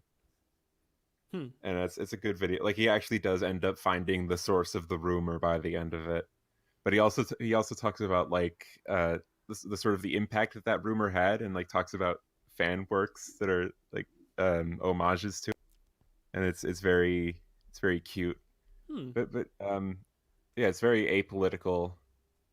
Doesn't from what I can tell. Yeah, I mean checking that out at some point. Yeah, it's good. Yeah. Also, Jasmine Williams, thank you for the $5. How can they act as authorities on the subject of criticism when they don't understand basic words and concepts? I don't want to be elitist, but I am very shocked that Rags did a 2.5 video about Fallout 76 and doesn't know what artificiality means. But whatever. Or tactile. Well, okay, so to be fair, you know, maybe you hear a word that you don't understand, but there's a concept called context clues. You look at the sentences around it, and then that will give you a clue as to what it might mean. Yeah, thanks, Brittany. That's something. Thanks, Brett.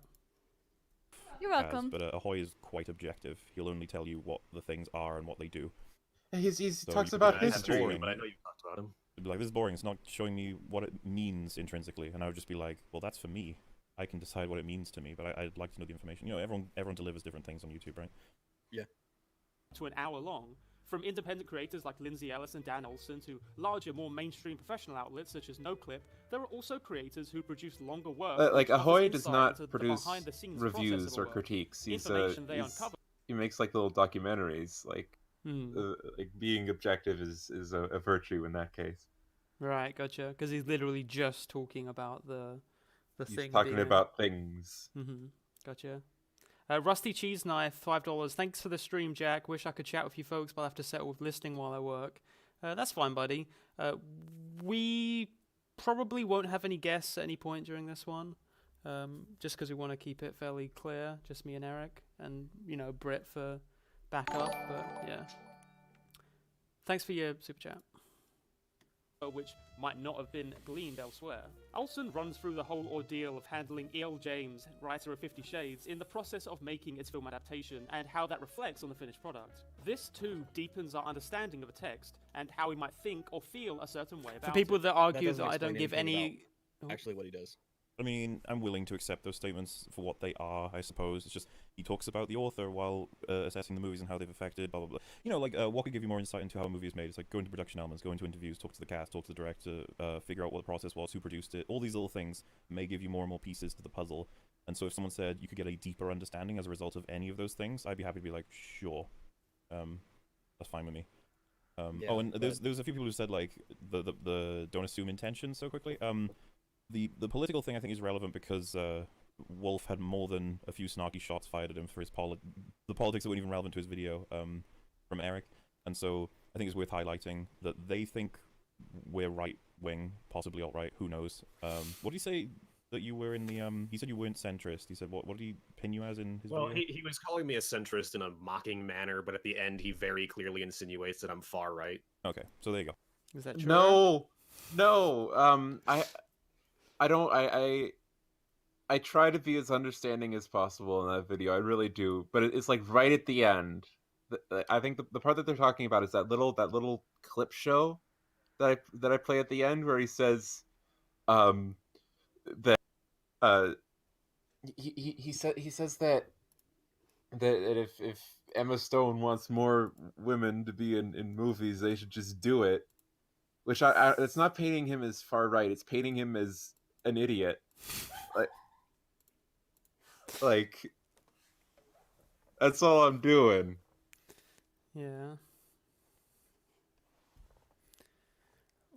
We don't think that they're all right, or I mean, I don't want to get into it too much. I don't think that MAULER is even right wing. I would consider him a centrist. For the UK, I'd consider him a centrist. For the US, I would probably say that MAULER is like center left, since I'm assuming that he's like for free healthcare and things like that, and not too against the welfare state. But again, yeah, Wolf is a Bernie bro. Like, is left of center, I guess. But like, if at any point in your video you say both sides, like I don't know, like you've already lost.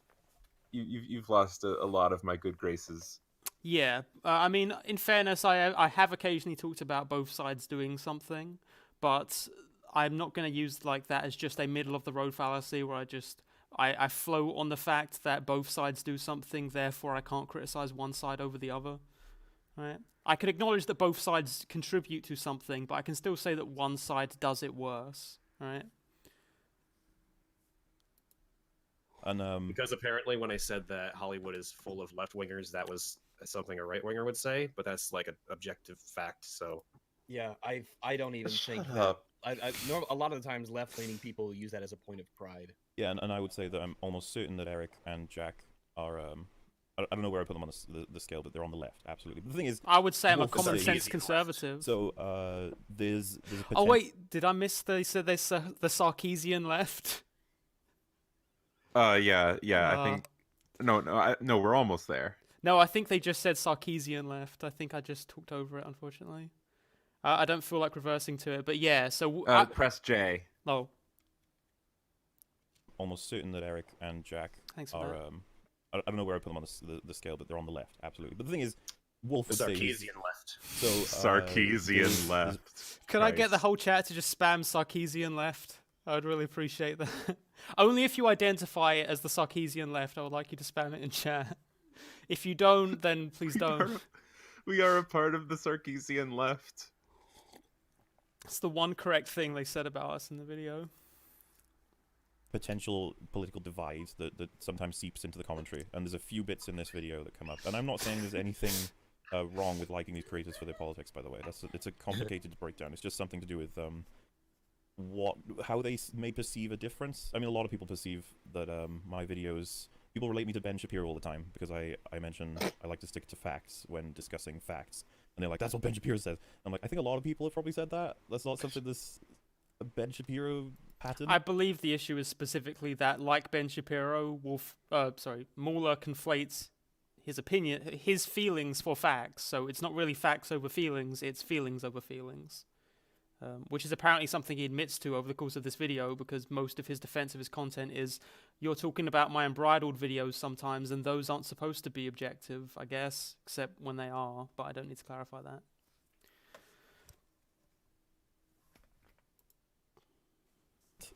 But okay. Also, MauLerr is not the Ben Shapiro of film critics, he's the Jordan Peterson of film critics. The same thing once, so you are now the same person. That's how it works. So yeah, but we'll just move right along. So when I say that length does not Someone create asked, is your wife a doctor, MauLerr? Is my wife Did a you kill doctor? baby Hitler? I'm not following. Yes, my wife is a doctor. That's a meme with Ben Shapiro because he always references his wife because she's a doctor. Oh, It's okay. a meme, you dip. Yes, my wife's a doctor. She helps people by objective medical criticism. a certain way about it. So when I say that length does not create depth, I'm not saying length eliminates depth. It's depth neutral, simply a result of one's ability to focus their efforts, cleanly summarize relevant thoughts and information, and some tertiary stuff like just how quickly you speak, your vocabulary, and how many pauses you leave in. For instance, this opening is probably about twice as long as it needed to be. Look at that, we've got 3 Jacks on camera. Even more long. Yeah, my brief review of this small selection is it could have been redrafted to have a little more It's clarity. very ambiguous. It's not convincing. It doesn't tell us really anything about any of the people that you mentioned.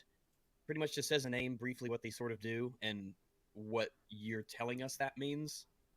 It hasn't convinced me of anything. I mean, he could have done it a lot shorter. He could have essentially said, I'm not saying that all long critique is like lacks depth. He could have just said, you know, essentially that and then said, "Oh, there are lots of creators I like that do long stuff that have depth," and then immediately moved on. That's essentially all he said at this point. Yeah, and I think he wanted to provide some creators to be like, see, I do actually, these people exist and I do enjoy them, therefore I do accept that those things exist, which is fine. You know, how pedantic do you want us to be if we're going to be dealing with it from him? So it's like we can, while he's criticizing, I say, when I'm referring to us and we, it's obviously me, Rags, and Wolf rather than Jay as well, but I can't be asked to say we except Jay every time, okay? So I'm just going to say we.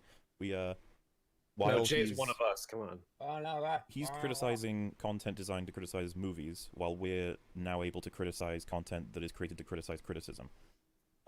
So this is a rabbit hole that goes on forever, but there's no reason why we can't.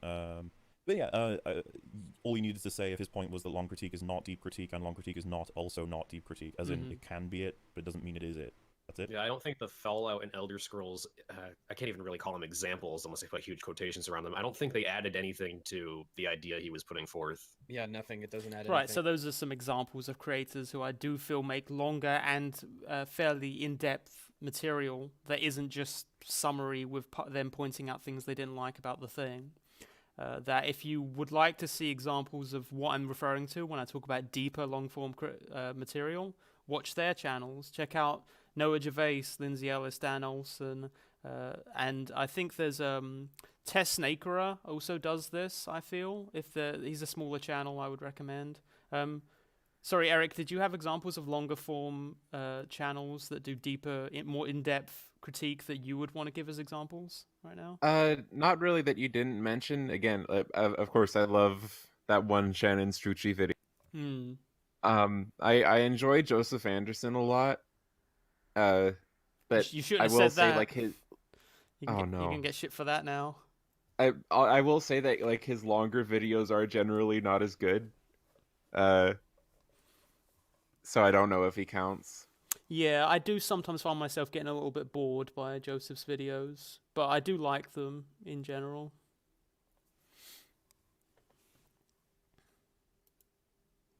But I don't necessarily disagree with the sentiment he's putting forth. Yeah, I don't same. even really get what he's trying to say with the Fallout stuff. That's the thing. Not the Fallout stuff, just the overall point that you can make something long and it can be deep, it can also not be deep. That's fine with me. I agree. A lot of the time, I'm basically repeating myself or making the same essential point with different wording.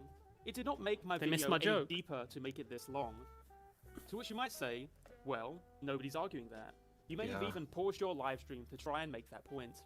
To which I respond, Well, sorry. Well, I'm sorry, but if you were more concise and clear, we wouldn't have to pause it and wonder what you mean. Well, we didn't even do what he said. Did any of us say that nobody was making that point? I think all we said was... Chat, did anyone in that segment say, no one's arguing that? No one's arguing that long criticism is inherently deep criticism. So at no point in that segment did any of them suggest that no one's trying to argue that long criticism is inherently deep criticism. If they never made that point, then fine. I'm pretty sure they did. I'm pretty sure that's what they've spent the last 15 minutes saying. But We agree with him, right? Oh, we did get another super chat. Yeah. Oh. If you want me. okay, what's super chat saying? Oh, it's a big one. It's from Tier. Says this is fantastic. It's gotten to the point where I feel unstuck in time and have no true way to tell when the audio is made. Thank you for this. No problem, Tier. We also just got another one from... Yeah, K-Ears or K-Rez saying May/Nick Spheres has some long stuff that's pretty good. Yeah, Nick Spheres is another one I would I guess recommend.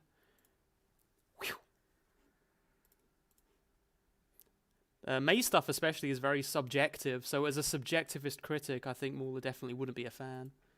Me.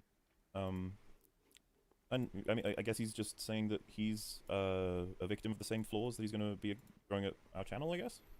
All right. Yeah, that's fine with me. I gathered that. Your live stream to try and make that point.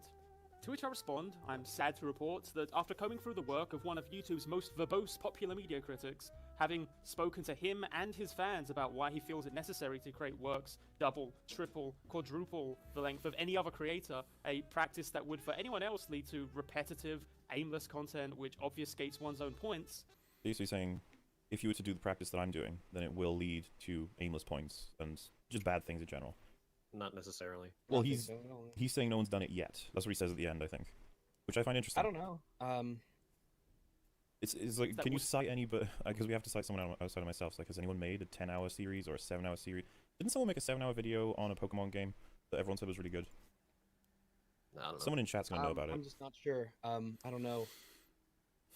I'm waiting for it. Someone's gonna know. You can do it. Come on, You chat, you can can do it. tell us. Come on, chat. We believe in you. Red Total letter- Loke believes in you. Shay May. Red letter Is that it? Shammy? Yeah, there you go. Shay May made Shay a May. 7-hour analysis of Pokemon Omega Ruby. I have not seen the video, but it's extremely well received. I mean, I'm pretty. And Yeah, that's what I'm saying, I'm the pretty top long-winded comment too, from the but- Gaming Brit Show, interestingly, is gonna have to flag this video for murdering all other videos. That's pretty cool. I don't know. I haven't seen it. Point being that other people exist that are doing what I would say I'm doing. You just gotta go find them. And as for none of them have been able to do it without being aimless. Sean's Last Jedi V is I don't also a know, good that's example of what we're steep- talking about. Steep comment. That's not something you can ever prove In unless you watch literally every long You form prove video. that you've watched all of them too. How would you do that? Like, like I found everyone. It's like, what about this one? Fuck. I guess And it's a his good thing fans that I about why he opened up feels it necessary the to fact create that that works. could be a Oh yeah, thing. Mathematosis did a 6.5-hour video on Dark Souls that was commentary for the Yeah, I entire was game. about to bring that up. Yeah. I wonder how he feels about Matt. Maybe he thinks he's. I do think that Matthew Matosis can be very meandering, although on a personal level I like his stuff. I am subscribed to Matthew Matosis. Are you familiar with Matthew Matosis at all, Merrick? No. He did. I think that H-Bomb's video about Dark Souls 2 was mostly centered around Matthew Matosis's video. Oh, and another another long video that I like is YMS's recent video on Old Boy. Like it's his best in a while, because YMS is only good when he's praising things, and in this particular video, like he can't just trash the remake. He has to explain why the old one is better, and he does a pretty good job. Hmm. And it's 100 minutes long. Okay, I think I might actually check that one out. I usually skip Your Movie Sucks' content, to be honest. Yeah, most of it is like it's like MauLerr with better jokes. Hmm. But like he does have some pretty great moments Yeah. in his editing, and that's why I'm still a fan. I still watch his content because I like his style of humor a lot. Yeah. Also, And also he goes to festivals, and his top 10 lists are full of like art house bullshit, but I like art house bullshit, so he seems like you could definitely have a discussion more about like film, and have it not just wind up being an argument about The Last Jedi and some Marvel movies. yeah. And also, if you're out there, Adam, you're the reason I checked out Mikhail Haneke's work, so you're the reason I keep telling people to watch funny games. I hope you're happy. There you go. Also, Chrisiosity in chat. Hi, Chrisiosity. Also, how long is this going to go? So our initial video was an hour long. Their response was 11 hours long. So I believe by extrapolation, this video will be 121 hours long. But I don't know if we're going to go quite that long. Well, if you Aimless don't too, I like, don't know. view the Well, I whole think you and, EFAP, I you're think taking you and amount of Matt are- content. Yeah. It's dense. There's a lot of stuff in there. There's a lot of stuff packed in. Examples and justifications for statements, and I really enjoy them because of that. I mean, my channel's a reaction to doing the small videos. Like, I wouldn't be doing small videos because they exist already. And you'd be like, what do you mean by small videos? I'm like, small videos that are both good and bad. So there's some that I actually really like. There's a lot of channels I follow that make small videos that I really like. But then there's ones that are really awful, and people cite them as like the best analysis on the thing, and I'll be like, they barely touched on it. And the reverse criticism is MauLerr can't touch on it because of how much he bloats the script. And I'll be like, okay. So then what happens? Like, well, now we gotta get to proving one or two of the statements to be correct. And that's what we're here to do today. Double, triple, quadruple the length of any other creator, a practice that would for anyone else lead to repetitive, aimless content which obfuscates one's own points. The idea that his video's length inherently gives it depth is the only conclusion I can possibly draw. Sins, I'm just curious, what sort of films does MauLerr generally talk about when you talk privately about film with him? Really, that's the only conclusion you could possibly draw. Not very charitable, but okay. That's kind of an asshole thing to say. Obfuscates one's own points. We'll let it go. So this is on a level of video essay completely removed from anyone else on the internet. I absolutely love these videos, and I love how incredibly lengthy and detailed they are. Never Detailed change they them. are. So, yeah, this guy has said lengthy and detailed. That is an important distinction. Yeah. The idea that Then we his got- video's length inherently gives it depth Is that not so obvious? No. It does kind of look like it, but I think his channel is more like a close-up of a head and has a bluish background. I think it might be a new, because I remember reading that and But it thinking I looks recognized similar. the reader. It looks similar, but MauLer scripts often surpass 50,000 words. That's a novella at worst and a novel at best. You can't get much more in depth than that. You really can't. The man is an absolute gentleman, and he holds his work to a standard that most people can only dream to. It still ends up having flaws. It's still never perfect, but nothing of human invention is, especially in idea spaces. Good objectivity musings, Sargs. I mean, that's on the Sargon video. So if he was here, assuming this is not so obvious, if he was here, and then you said, so not so obvious, you think anything that's long is automatically in-depth, he'd probably say no. Can you draw that from his statement here? Possibly. Yes, you just have to that give it is a little not bit. so- I mean, the That is fact not that so obvious. I the just fact that checked that's the only conclusion he was capable of drawing, that's just fuck. I Okay, just so again, MAULER's scripts often surpass 50,000 words. That's a novella at worst and a novel at best. You can't get much more in-depth than that. Now, is that not a conflation of length with depth? Because I don't really know what else I could draw out of that, other than, hey, it's really long, you can't get much more in-depth than that. I don't really know what else I can draw out of that. I'm sure he could clarify his statement, but that's still the argument being made in that comment. But who knows? had the name of it in my head. A argument from ignorance fallacy. It's just I'm too dumb to understand why people might like this thing, so therefore X.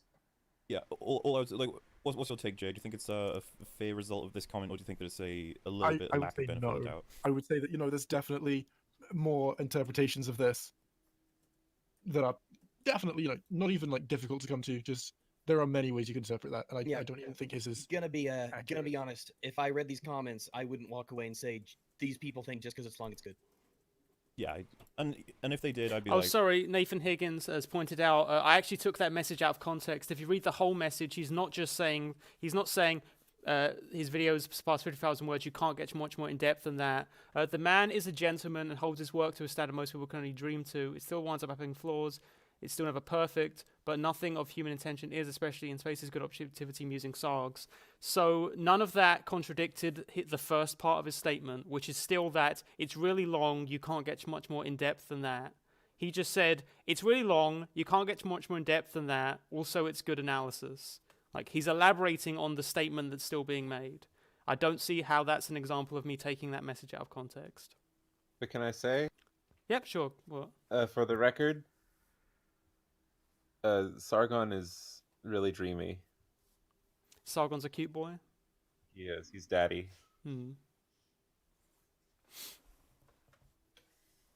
He does have that Continue. picture of his butt, which is pretty It's cute. a good picture. I think it's you and Sargon are the two that have posted your nudes proudly on social media and political. Unless you count Rags' canine dick. I guess that counts too. Sorry, Sins, you said Alien and Contact and films like that, or other. You can't think of a huge list. That's fine. I'd be up for talking about those. oh, that's not really my goal. I wasn't only intending to make a long video. I'm intending other things, and long is a symptom of the goal, or a result of the goal, I guess. Is that something people? That seems like an odd thing for people to just go out and say just because it's long, it's good. Yeah, I don't. That's the thing as know. well. I mean, MauLer, if people were going around saying his content is long and that means it's good, that wouldn't be your fault. Well, I don't claim his it point is, is that yeah. all you can figure out for why people are enjoying it is that it's long and therefore in depth, or something like that. Well, let's hear him out again. Aimless content which obfuscates one's own points. The idea that his video's length inherently gives it depth is the only conclusion I can possibly draw. Yeah, there you go. Because boy oh boy, it sure ain't the content. He fucking Well, there you go. It can't be the content, so it must be the fact that it's long. Oh my god, it's the rhino part. Yes. Because boy oh boy, it sure ain't the content. He fucking farms rhinos. For the milk. Why in the goddamn hell are you farming rhinos? I was thinking it was for the ivory, personally. Wait, is this the second intro? Good point, I guess so. with the crappy transport lighting? There's Well, no- see, it's a collection of my, what you would call my nitpicks. The irony being that he's picked one there that was specifically put into the script to talk about nitpicks. I say that in the video, but, So to elaborate on the context, that's still a point that he makes. He says it should have been a red light or something. The fact that he lampshades it doesn't make it not a point that he's making legitimately. He's just saying like nitpicks can still be valid.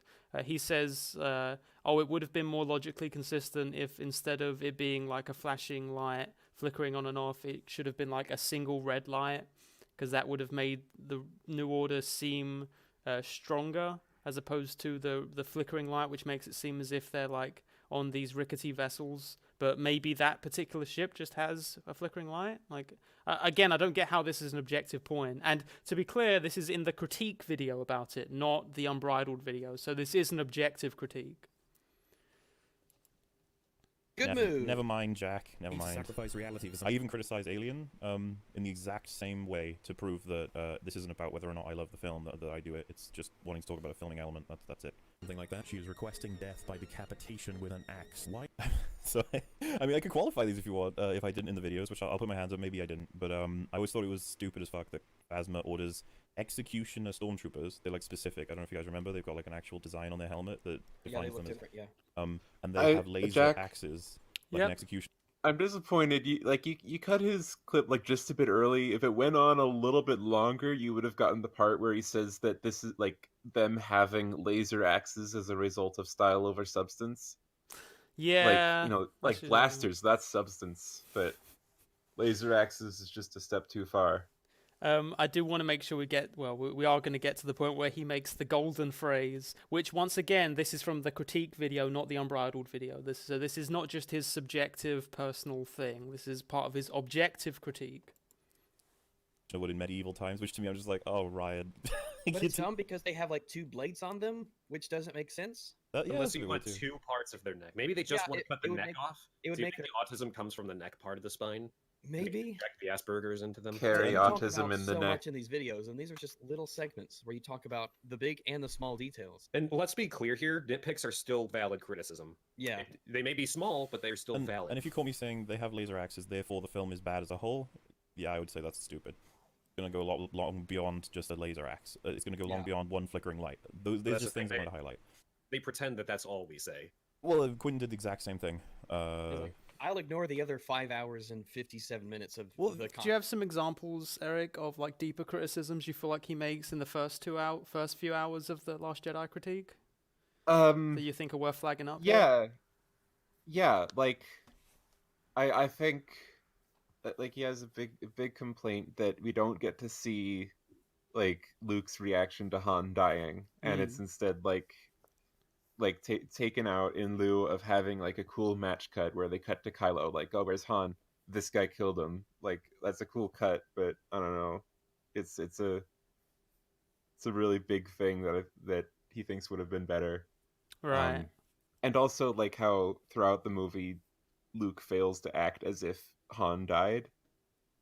Like he doesn't seem too torn up about it in a few scenes. Like he doesn't. I remember that from his critique. And also like his argument, like all of the arguments about like how Poe is actually in the right is like those are valid. Like that's a point of view you can take. You can make an argument about how Holdo should have told Poe the plan, like, and how if you don't, like, if you perchance didn't have a good answer to that, then that would ruin the movie for you, I think. Like, yeah, if that's your criteria, then the movie would have failed to meet that criteria, right? Yeah, and although I think that none of these people bring up is that like Holdo didn't have any reason to believe that in response to not being told the plan, Poe would have done the stupidest shit ever. Yeah, that he does. Like that's, I think that's the real argument. Like Poe should have told Holdo his plan. Like why is it all being lumped on her? Yeah, and the start of the movie fully justifies why Holdo is withholding the plan in the first place.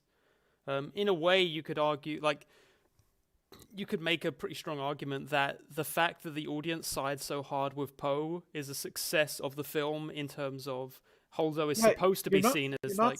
You're not supposed to like Holdo. Yeah, like, you're supposed to think she's like, oh, what's she doing here messing up our special club? like that is a success on the film's part that she is so unlikable for that much of the time. Mm-hmm. I mean, these like individual little arguments, like if it was all framed as just this is my perspective on it, I wouldn't really care as much, even though I do still think that these are like individually pretty small, weak arguments. When you put it all together and then say this is an objective critique, then I have to take issue, right? I don't Yeah, also like most of his complaints are consistent within his own weird scale that he's invented. It's like everyone's problem with it is that he's taken this scale and put a special label on it, as always. Yeah. Content. This is the interesting part, is that at one point in this video, they do reference in a very difficult way that I sometimes do make points. And I was just like, man, it would have been so awesome if they just shown an example of something they thought that I made a good point on. They show the example of me saying, you know, like the story of Glorm and how Luke jumps onto his son and kicks all that shit. Like, Eric says that that's really funny, and that's the biggest compliment I think I get from this video. And I was like, it is funny. That's something, but it would be cool if they were like, he makes a point about, I don't know, let's say... That's ridiculous. Or... Holdo's plan. Let's say they actually agreed with my take on that, and they were like, yeah, he raises a lot of good contradictions there that could affect someone's enjoyment. I'd be like, yay! You know? there's a severe lack of benefit of the doubt. That's all I'm saying. Available. Why? What does this add for the audience? Why is the Admiral wearing a ball gown? It seems so inefficient and disrespectful. So inefficient is referencing her ability to walk across the bridge when things are happening, right? Because it's action-packed, and if wearing a ball gown, you can trip over it. That's all I'm suggesting with that. And disrespectful would be you're in what is essentially a military militia thing. Everyone's wearing combat gear, and you're in a, like, ball gown. It's like, okay. Are we all allowed to wear casual clothing? And it'll be brought up. You later, don't know what the think. what the standards for formal attire are in the fucking Star Wars universe. You don't know what it is. Well, you could make the argument that we don't see anyone else in a military position wearing Holdo's dress, right? Maybe. But she's supposed to come off as an other. Like that's a very deliberate thing on the part of the film. That she's supposed to look out of place compared to most of them. And then it's sort of uncovered over the course of the film that she is kind of like a real soldier, right? She's willing to literally die for the resistance. Does that mean the purple hair is deliberate too? Well, I think that he criticized the purple hair too. He does criticize the purple hair. Like why does she have purple hair when none of the other human-esque characters have purple hair? I mean, do they even call each other humans in the Star Wars universe? I mean, I wouldn't be surprised if they said like inhumane at some point, or like where's your humanity, or something like that. So kind of by association. Also, Nathan Hivigans, I never said that Mon Mothma was a military commander. I'm just saying that Holdo could have just chose to wear a dress, and maybe that's not something that's like excluded by the resistance military. I don't really know why it would. And again, if only there was another group of characters in the Star Wars universe that wears long flowing robes for combat purposes. I just can't think of them right now. Stretching my brain to try and think of it, but never mind. The point being, this would be an example of an out of context clip that I show. In which I take MAULER out of context and remove what would completely change his point. So when I take this clip out of context where I say, why is Lieutenant Holdo wearing a dress? It's so inefficient and disrespectful. He then goes on to provide context, which is essentially, here's the definition of inefficient and here's the definition of disrespectful. And then and that's it. Right, that's the additional context. It's just that when he says inefficient, he means it's not efficient for the military. When he says disrespectful, he means it doesn't respect military conventions in the resistance, which is not really told by the film explicitly. So this is just a subjective criticism that he has taken as objective as part of his critique. And like it The important thing is that imagining that his critique is valid, which I like within its own scale, it probably is. There can still be arguments made that her looking like that is a positive. Yeah, you could make that argument. Mon Mothma wears something similar in The dictionary Return of accepted the by the Star Jedi. Wars universe is the And, Wikipedia, by the way. The Mon Mothma is a politician who's a part of the Senate and an ally to the rebels. So she's there to basically be their connection to the Senate, and she's a politician, like I said. She's not an admiral. However, if she was an admiral and she was controlling everything, I wouldn't therefore say it's not a problem now because it's also in Return of the Jedi. I'd be like, no, it's a problem in that too. So that's me explaining that. The video would have been made longer if I had explained it, which would have then made it worse in Jack's eyes. So I can't really win Not inherently. at all here, but I could try, I suppose. If you're saying Personally, it's when I'm in the objectively a military, I want problem, to be able then to yeah. run around with my Crocs and socks, wearing Yeah. my Breaking Benjamin T-shirt. So comfy. Crocs and socks. It's strange because, you know, it's completely out of character for Holdo because everything else she does makes perfect sense. Yeah, she's a Yeah. great military mind. Admiral wearing a ball gown. It seems so inefficient and disrespectful. MAULER is a trending critic in the YouTube sphere. MAULER? Notable primarily for This is accent. Oh, MAULER? Wait is till it- you hear him pronounce Wakanda. Oh, yeah. They're Is it- really upset. Wait, that wait, they wait. I'm gonna make a guess. I'm gonna guess it's Wakanda. Or It's, The fuck was Wakanda. that? I don't know. I'm trying to pronounce it like a babbling retard. I'm trying to. No, it's... I don't know Oh, how he came to sorry, pronounce it the way everybody. He does. It's definitely tied to his Yeah. accent, but he must have heard it pronounced in the film, so it's weird, MAULER but we'll get to it. is a trending critic in the YouTube sphere, notable primarily for the fact that his videos analysing various pieces of popular media often balloon up to 4, 5, Capping and off often at 9 9. hours long. As I said earlier, orders of magnitude longer than almost any other online media critic.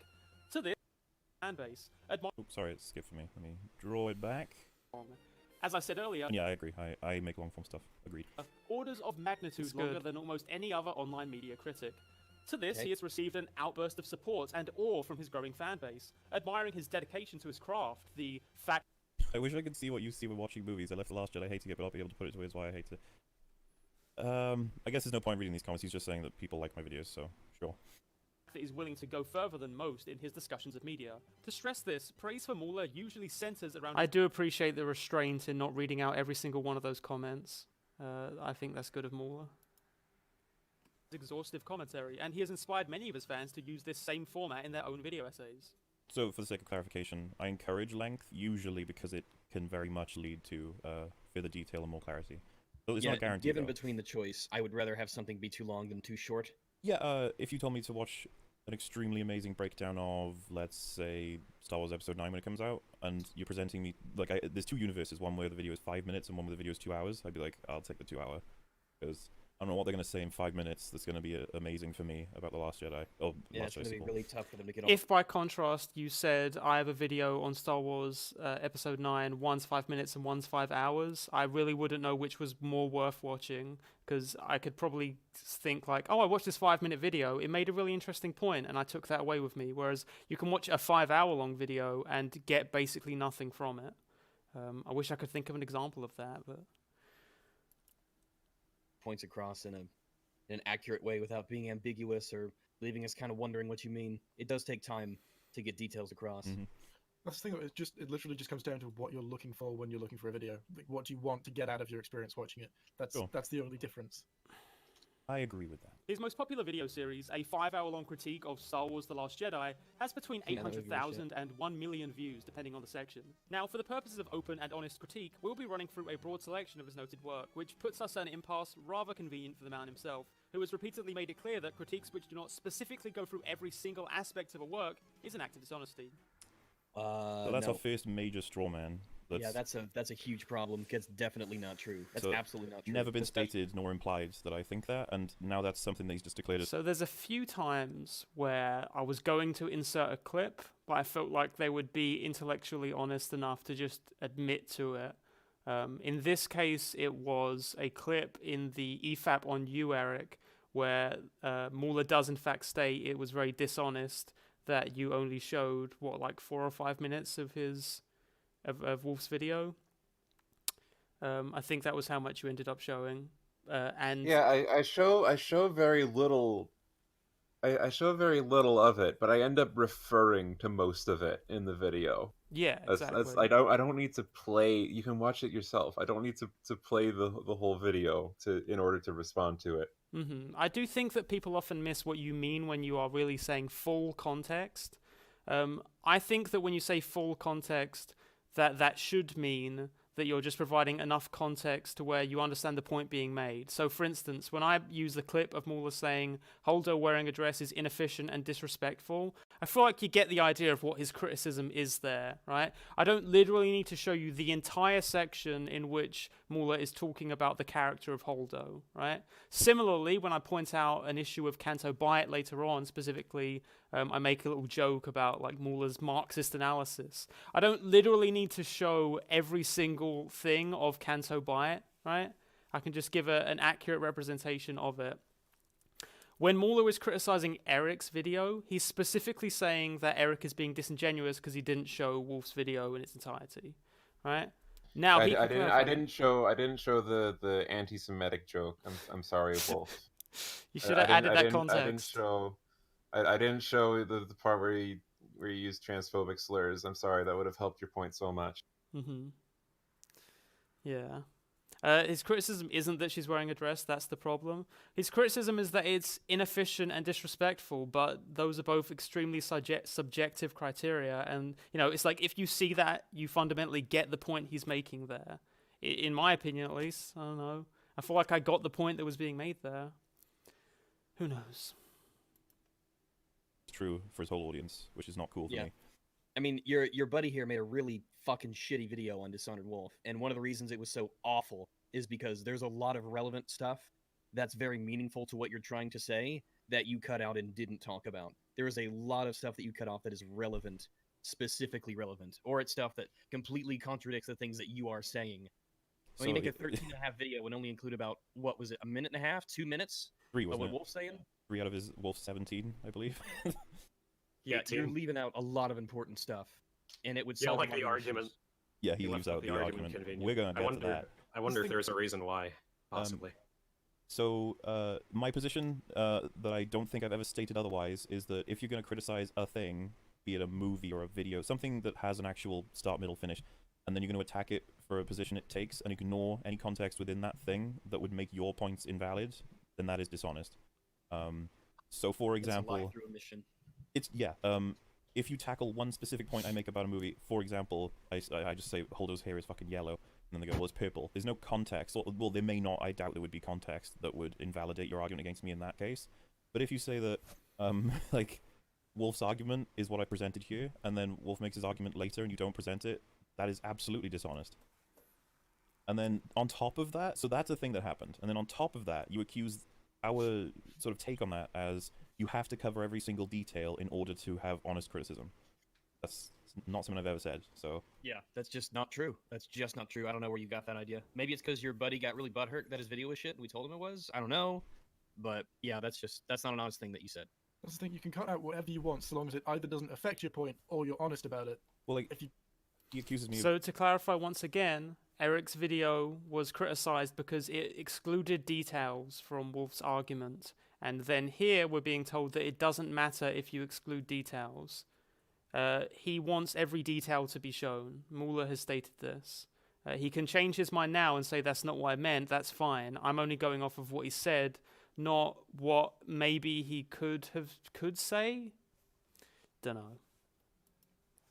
Doing it in my TFA videos, so I'll just give you an example. The smallest quote I have in the video from a creator is Hello Greedo saying that debating art is stupid. There is no context that changes what he said there. It's not a parody, it's not a joke, it's not anything. Look at the original video. It stands as a statement. So I've cut out his entire video where you could argue there's more context, but it's not context that changes the point I'm arguing against. So, if that makes sense, I hope it does. I feel the same way, MauLer. Also, he literally shows, I believe it's a clip from Sean's video. He shows it on screen as an example of a weak argument, and I don't think shows even one piece of audio. He shows like Sean's avatar on screen. Yeah. And like while saying like there are people joining this discussion who have never had a counter argument in their lives. And I think that's like, I don't know, I think that's more like a teaser. Like he's going to get to that later. Like, oh, just you wait. Oh, right. He's going to take on Sean's defense later. Yeah. Like I think that's what, like that, like this is who I'm referring to. Mm-hmm. Maybe you'll hear me actually elaborate someday. I don't know. That's the charitable reading of it. Okay, well that's fine, I guess. The point I was making was that if you actually go through the first hour of his Force Awakens critique, there are many portions where he takes a clip, like one clip of someone saying something, and then extrapolates that for a whole like 5 to 10 minute argument against them. And you know, if you're going to consider what we do dishonest for that reason, then you know it's got to go both ways.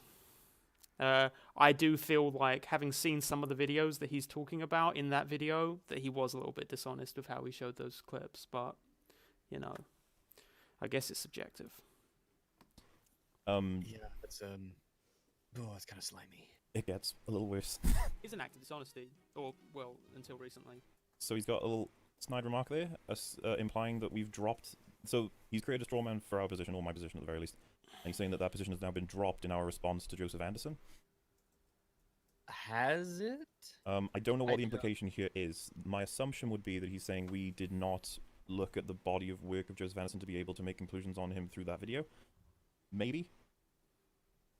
We cover entire videos, so Word I of don't. I was going to say Wolf that we just responded to the said, video specifically, so again, I'm not 100% You sure. are objectively something, so good. Oh, sorry, Word of Wolf.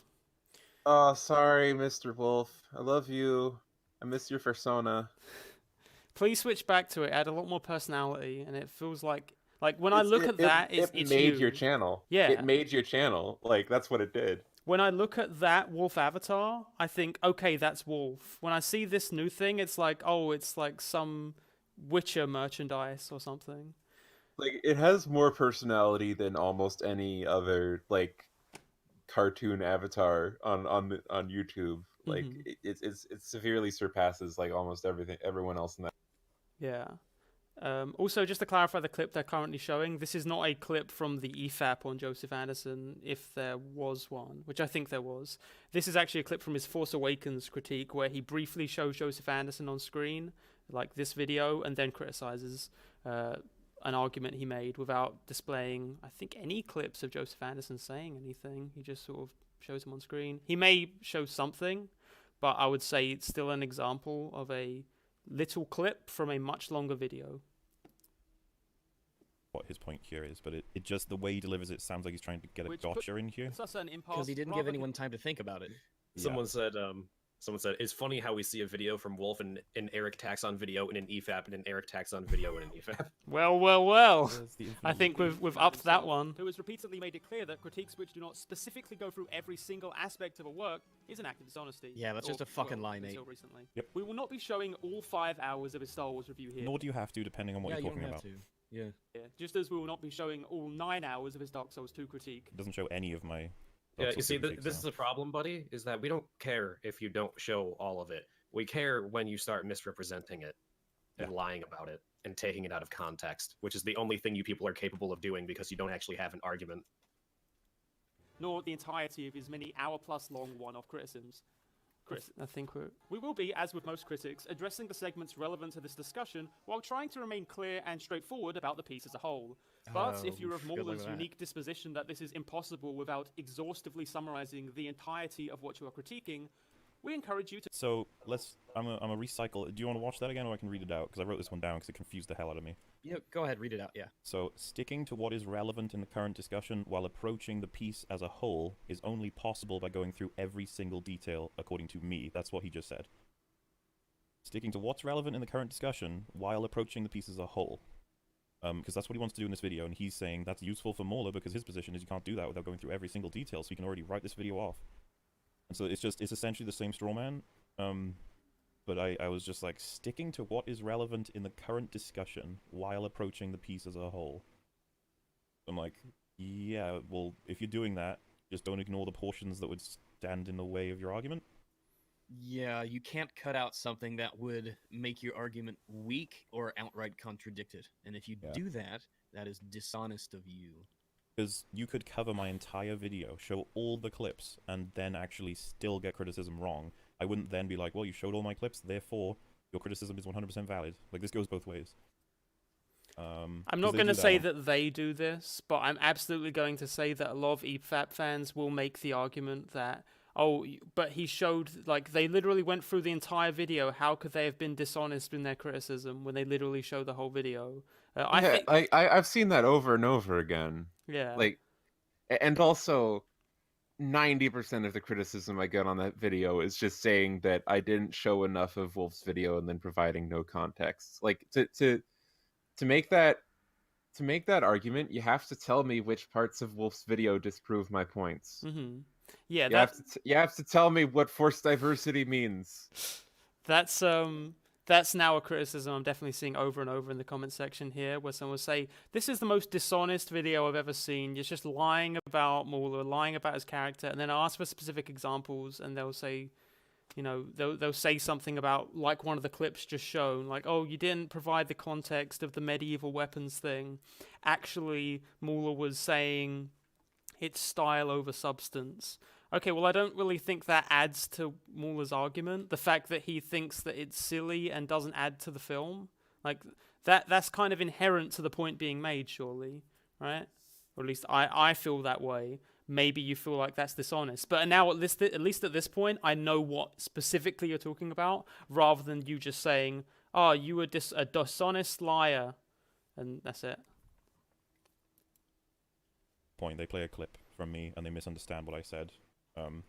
Oh boy. So yeah. I can't imagine that they would do that. No, I know, it's crazy. So let's keep going. So head over to his channel and watch the over 24 hours of content we'll be running through today. But who is this we? Also, Well, yeah, I've also style got over power for this substance is one. not inherently We'll wrong, grab a and is drink in fact from Eric objectively Taxon better and than take it from substance here over and style. discuss The Last Jedi and MAULER's Maybe you problems. should pick people who are better at making videos. Maybe he shouldn't be the one who's picking. Yeah, know. maybe you should have got someone else, because Eric's video was really fucking awful. for It was dishonest. For the sake of clarity, I'm going to ask that none of us comment or pause until 8:53. Okay. And We MAULER's need to get the problems. whole thing. We'll give on them the record. same benefit. Doesn't show most of my video and bases his argument off of something that's just not even there. And just to clarify for viewers, how would you discern the difference between Ripley and Ray in terms of force diversity? One has the force. I mean, Hi, I'm Eric Taxon. It's a cute boy. You might know me from a little video that I put out back in October called That's me. What is Force He's got a Diversity? cat, of course in he's got a response to cat. the Dishonored Wolf. Of course Now, he's since got I a released that cat. video, I won't I've pause gotten a yet, lot of but responses to the it, fucking because they and bring that up again. Of basically I course, can he's got a conclude that cat. It's perfect. It's bulletproof because no one can actually figure out how to respond to it, and they just end up making Wolf's arguments again, but slower and worse. Now, in that video, I say that I don't give a shit about Star Wars, because at that point I had only seen episodes 4 and 5, and it was too far back to remember. This was on purpose. I delayed watching any Star Wars media consciously, because I wanted to make it clear that it doesn't really matter whether Wolf is correct about the things he's criticizing, because he's wrong no matter what. The premise of his argument is completely baseless, and he never defines forced diversity as anything more narrow than diversity present in things he doesn't like. Apologies to everyone who wanted me to respond to the entire video point by point. You have to make arguments for me to do that. But Somebody save your... Okay, I need to pee real quick, but Eric, if there's anything you'd like to say before I get back, go ahead to fill the air. 1 sec. Okay, I'm gonna wait until they start actually talking about it.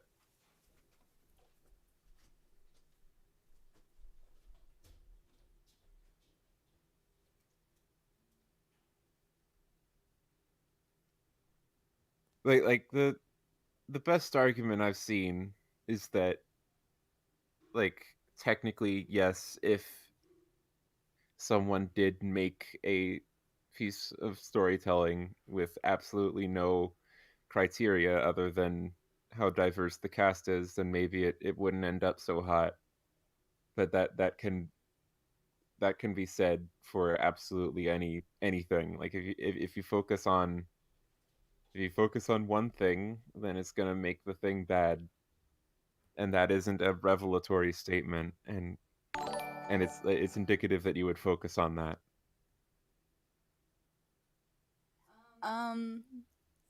Sorry, I spaced out a little bit, but Tier gave us another super chat. It says, if you're 6'8", that cat is giant. And she's fully grown.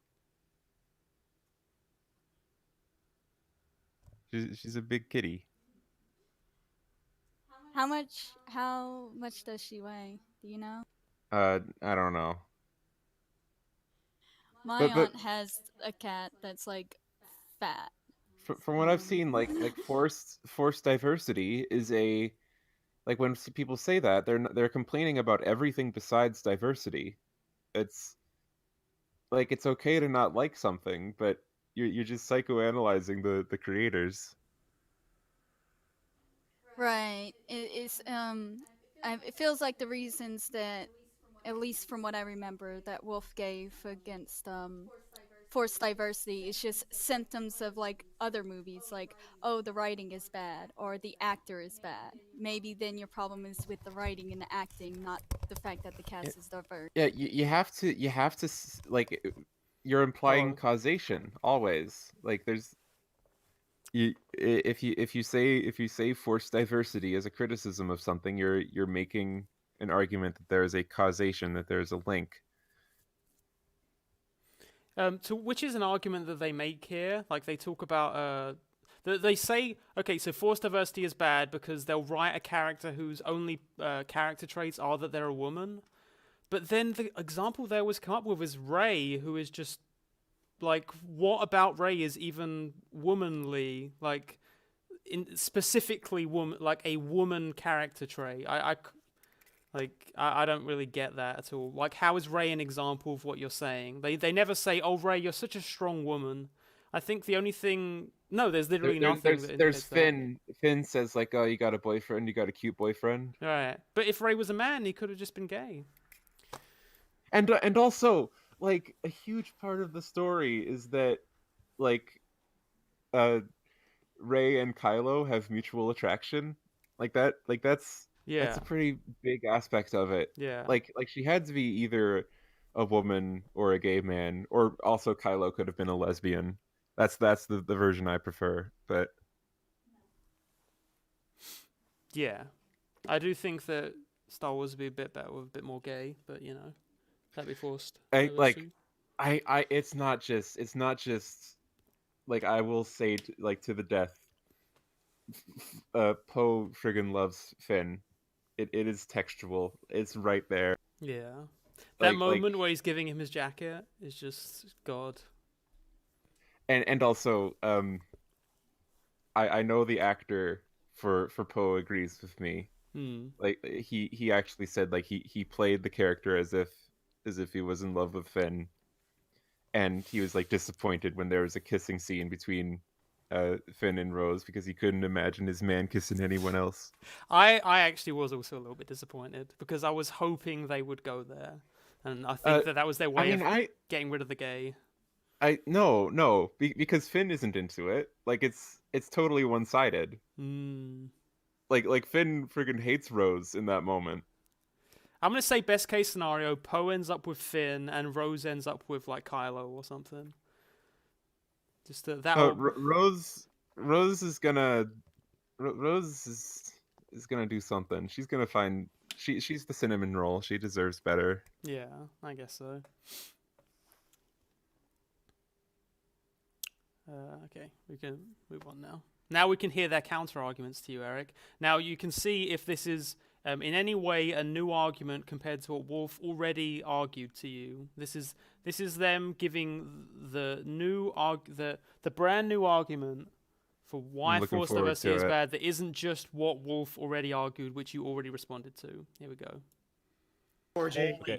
So just before you go, right? So that's the section on Wolf, and that's what we're doing first before we move on, obviously. So we'll be going back through it a few times, but remember, everyone, he said that I don't make an argument.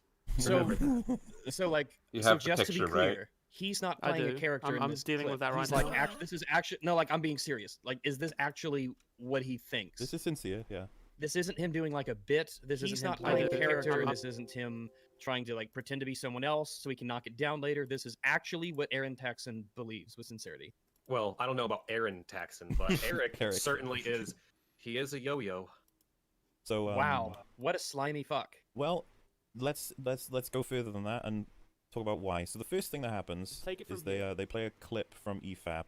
Now watch the clip again. I'll pause after it's done, and then any of you three can tell me what you think they were trying to do with this clip. I discussed The Last Jedi and MauLer's problem. doesn't show most of my Where'd you sit video back and bases his argument off of something that's just not even there. There we And just go. to Man, that was clarify roboting. for viewers, how would you discern the difference between Ripley and Ray in terms of force diversity? One has the force. I mean, what do you think the intention is Yeah, there? that was. Yeah, it's to make it seem like that was all we had to say on the matter. So what we're going to do, folks, is check out that video itself. Hooray! This is going to be weird. It's an EFAP first, where we're jumping I between see, videos because our entire argument relies on context. And EFAP therefore, watching EFAP, watching Eric, What's watching up? me. God, Eric, don't make close-ups of your face. You're so titanically ugly. Titanically. I know this doesn't have anything to do with the argument. That's what the Oh, rest of the whole stream sorry is about for. that. But holy Is fuck! it fixed now? Well, there's a section at the end that it wants us to address insults, and I think we'll have that section to talk about ethics, morality, and basically Okay. how things work for that aspect, because it's tiring to hear that over and over again, that you've said this word, therefore you're the worst, and I'll be able to talk about my discussion with Turbo Button, which will make it even more interesting. So this is, I'm just getting the right timestamp, 1:37:50. Now, you saw Eric's clip. Let's see what this looks like when you play it in general. That takes most of my points completely out of context, or otherwise just doesn't even provide context at all. Doesn't show most of my video and bases his argument off of something that's just not even there. And just to clarify for viewers, how would you discern the difference between Ripley? And just to clarify, this is going to 1:41:03, so no pausing or comments until then, so we get the full juicy context. And also, just to clarify the clarification, remember that the joke here is that Wolf isn't actually able to describe the difference between Ray and Ripley in terms of force diversity in this clip. So- Okay, I don't know. Like, their defense of that was that like Wolf just isn't very good at public speaking, which is fine. yeah, I guess that's fine. I guess that it was just a mild riff. I'm sorry if that upset you, Wolf.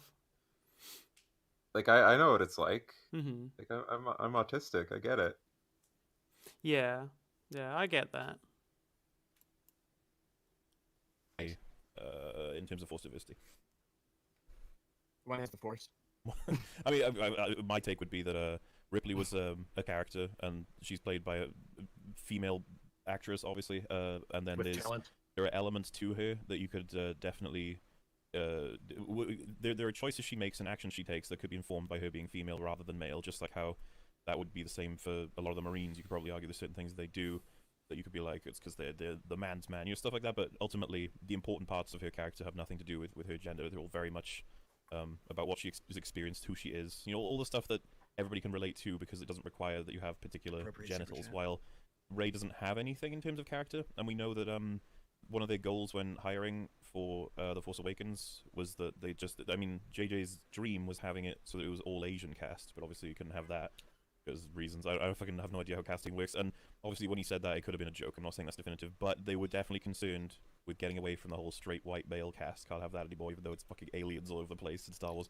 So you have Rey is a female protagonist, and then you have Finn is a black protagonist, and you have Poe is Poe Hispanic? I mean, Oscar Isaac. He's something like that.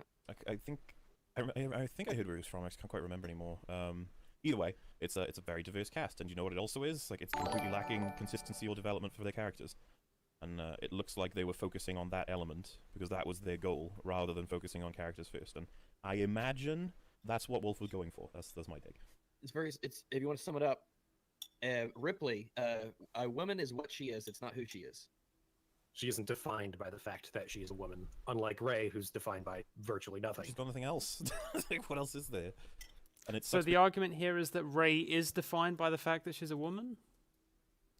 I think. I'm not really sure here.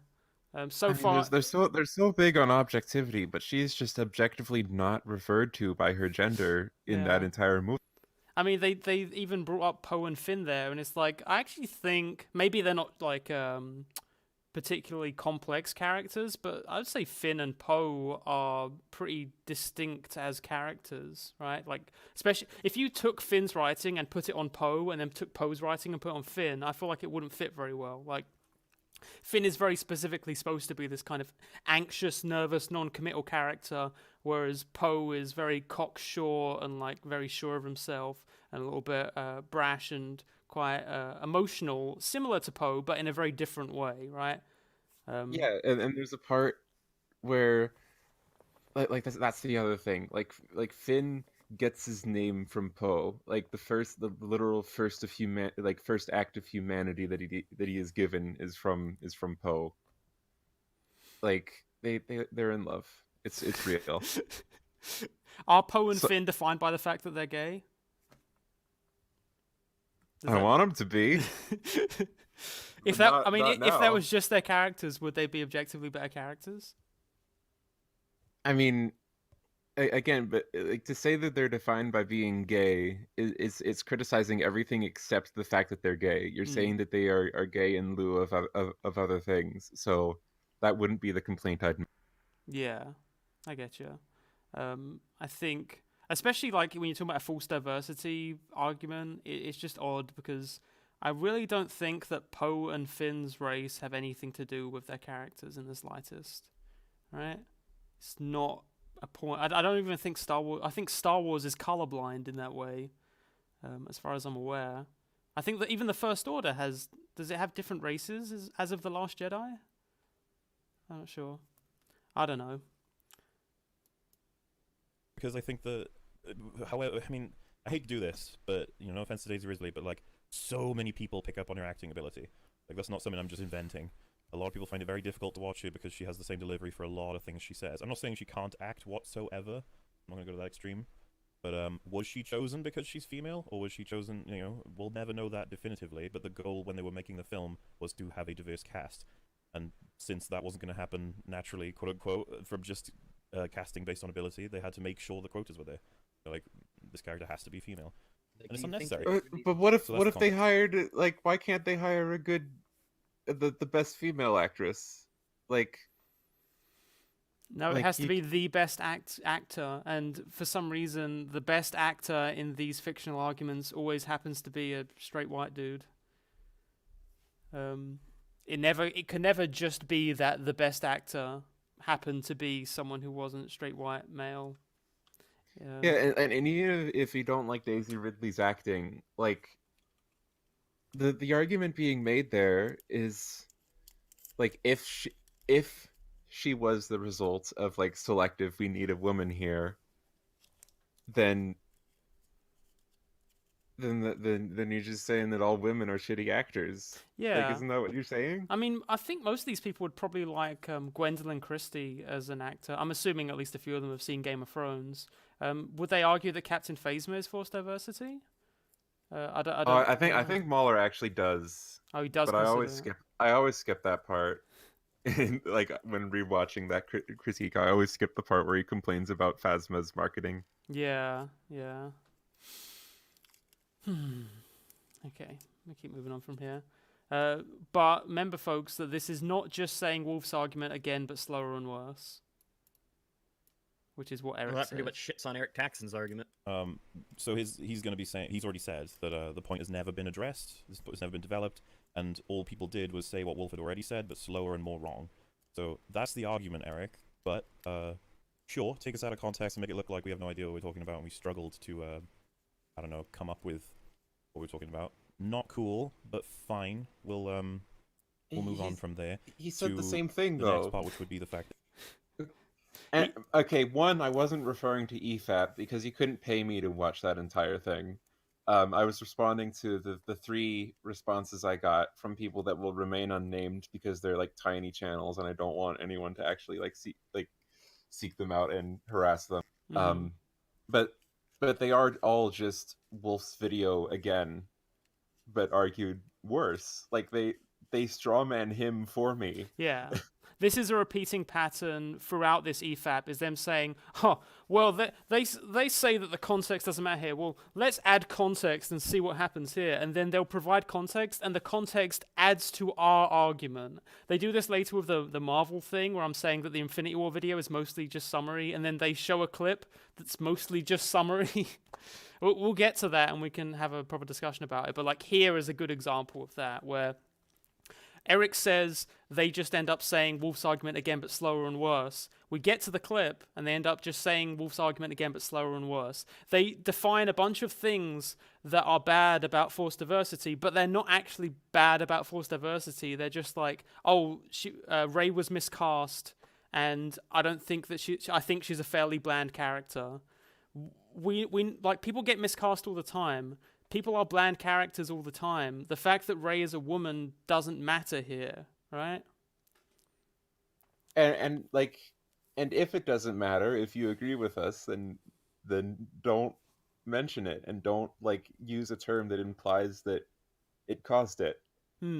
If you don't want to be talking about like gender all the time, if you don't want to keep talking about strong female characters all the time, stop bringing up the fact that characters you don't like are women. Like, just criticize the characters, right? I feel like I keep saying right. Sorry. Another thing, like, I forgot what I was gonna say.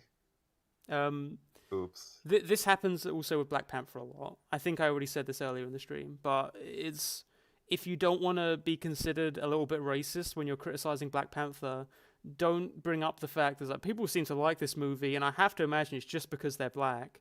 It's like, well, okay, so now you're giving off like a pretty strong impression of what is bothering you about this film, right? I need to stop saying right at the end of every sentence, Jesus. And it's completely fine to dislike Rey as a character. Like, that's there's absolutely nothing wrong with that, because movies are subjective. It's just like, oh yeah, that's what I was gonna say. Like, we already have a term for this. Like, there's this thing called tokenism. That you'll hear us talking about. Like, in fact, I do think like Wolf actually does say like token a couple times in the video.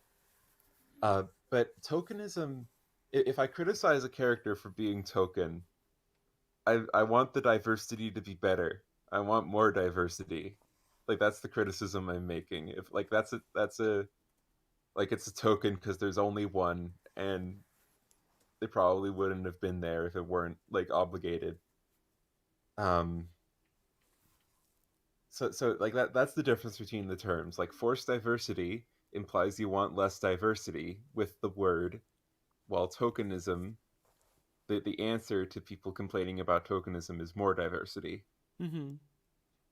Yeah, exactly. People that that don't care that much about forced diversity will often still dislike things like tokenism, because like tokenism is where you'll get G.I. Joe shit, where there literally is a character here that's only here to clearly represent, the Native American or something like that. A lot of people don't like that. If I were to then criticize that character, saying that they're a token character like isn't actually really a criticism of the character itself.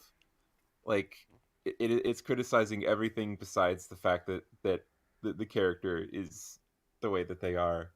Yeah, I still wouldn't like that character even if it wasn't a Native American guy. I would, if it was changed to a white guy, I would still dislike the character just as much, because it's the writing that bothers me. It's not the race or the gender of a character. Which I think that's what Wolf thinks, but he doesn't realize. That is what Wolf thinks. I know. Like, I try to make it clear in my video that I know Wolf is taking the moderate position on it. Like, I know he doesn't think diversity is bad, and the video is not a response to people who think diversity is bad. It's a response to that particular version of the argument that like, oh, diversity is fine as long as it isn't forced. Right. I got another comment saying, if it's true that black people only like Black Panther because they're black, how is that MAULER and Wolf's problem? So it wouldn't be, but you have no evidence to prove that black people only like Black Panther because they're black, right? If you could provide, I guess, strong evidence that most black people that saw Black Panther only liked it because it had black people in it, but I don't think you're going to be able to do that. I think all you're going to have to rely on there is confirmation bias. And like, and the other problem is the dichotomy. Like, if you make a dichotomy, like, we can either have a well cast selection of good actors or a diverse cast. When you make that dichotomy, you're implying that one causes the other to not be there. Like, it's unavoidable. It's really just unavoidable. Like, you like when MauLer says I was able to catch this part while I was skimming through the EFAP when he says that like forced diversity is the opposite of a meritocracy. You're saying that that a meritocracy isn't diverse, which I don't that's Yeah, I think that's a good summation of it. you're trying to make yourself look better, dude. Like I gave you all I had. I gave all the good like all the charity that I could give in that video, but you're just not you're not helping me out. By the way, someone asked if I just admit it. You ship MauLerx. No, actually, I ship Ragson. I think there's a strong hate sprite type relationship there. Wait, where's the thing? Oh shit! Did I forget? Did I accidentally unfull screen? Apologies for that, folks. That he's obviously going for Wolf specifically. With I need this. to actually use the restroom real quick. I'll be right back. Yeah, it's all good. Well, so any thoughts, so we can delay a little bit until Rads gets back? Anti-rads. Yeah, guys, if you're a fan of Eric, stop. Stop. I mean, I have watched all of Homestuck, yes. Again, I haven't seen the rest of his channel. It could Or be good read shit. all of Homestuck, I but guess. we're not doing great so far. That's all. I mean, this is what he does, because he made a video on TJ once. I saw that, and he totally mischaracterized him, too. This is all he does. He doesn't like people, so he mischaracterizes them because he's not intelligent enough to actually make an That TJ video is terrible, by the way. I agree with Wolf. Like, have you talked about that at all? I mean, it's not on my channel anymore because it got like flagged for bullying, which really? like I didn't want to defend it because I don't like it. I swear, like my old videos are so much worse than other people's old videos. I swear. I mean, you've been making videos since you were younger than a lot of people that are making videos. I've disowned everything before the Kunst saga, actually. Yeah, you have I think you've always had this advantage of having like a fairly mature sounding voice. So even when you were like 17, 16, 17 making videos about stuff, you sounded like an adult talking about this stuff. I think I was 16 when I made that TJ video. Yeah. When I was 16, I sounded like a baby, so people would have called me out, I think, a bit quicker. Maybe 17. I can't quite remember. I'm gonna look it up right now. Yeah. And yeah, I think it's just a natural part of the process that as you go on, you'll make videos that, in retrospect, you hate parts of them. I certainly feel that way about some of my older video essays. Not hate them, but there's things about them I wouldn't say or do now. I was 17. Yeah. What was I going to say there? Although it's kind of a reverse issue of MAULER, because from what I watched of the Outlast videos, I didn't actually mind them as much. I feel like he's a lot less set in his ways, I guess. Like, when I watch some of his Outlast videos, it does feel as if he is giving, like, his reasoned perspective, as opposed to being, like, very definitive and quite, I don't want to say toxic, but very aggressive in a way that I just find it a little bit dull, like inhospitable almost. It's the same reason I don't typically like drama YouTubers. It's like I would like you to be sort of fair and chill a little bit. Be more of a Sean, I don't know. I like his Outlast videos a bit better than I like most of what he puts out now. He seems like he's getting more set in his ways. But we can talk about that another time. I would say that I didn't agree with everything you said when you were making those points, but if I wanted to respond to them, I would actually address the points you were making rather than pretending you didn't have any. It's this is the problem. Outside of the problem is that this is a very complicated subject. So, what we're addressing is the actual relevance of the argument. Eric's claiming it doesn't exist and then portrays it in a different way. How bad or good the argument is would be a second discussion. I mean, I would argue, if I were to argue against this, and I haven't put a huge amount of thought into this because it's not an issue I really invest much in, but if I were to argue against what you're saying, I would probably say something along the lines of, yeah, they were going for diversity, but you don't know that that's the reason it's got any flaws in its writing. It could just be, essentially a coincidence that they were going for both, and you can't really prove a cause and effect relationship there, is what I would say. What would be a definitive proof for you? Would it be the author saying, I chose to have a diverse cast, I was more focused on that than writing whatever the character was. I would say it would be, I mean, first of all, if you've got like a studio forcing stuff on a writer that they clearly don't want, it would be much easier to argue that that is taking away from the writing. But when it's like JJ wanted a diverse cast, I feel like it would be more difficult to argue that that's then ruining what he's... All I'm highlighting is, do you accept it's theoretically possible to prove forced diversity? I mean, yeah, I mean... That's all Wolf is really riding on here, and Erica said it, you can't. I would say that if JJ wanted it, I would not consider that personally to be forced diversity, because the person who's actually making the art But he literally said that he hired people because of diversity, not because of their acting talent. Yeah, and it needed to be a female lead. Had to be There's a female enough lead. people in the world that you What can, if you like, just I want a noticed stuff female that's got, lead? What if it's just for the aesthetic? Like I know for my game that I'm gonna make, it's gonna be done in like 4 years or something. I know I'm gonna get a female voice actress to be the narrator of it, because every game that has a narrator talk to you about the game you're playing as you play it has a guy as it.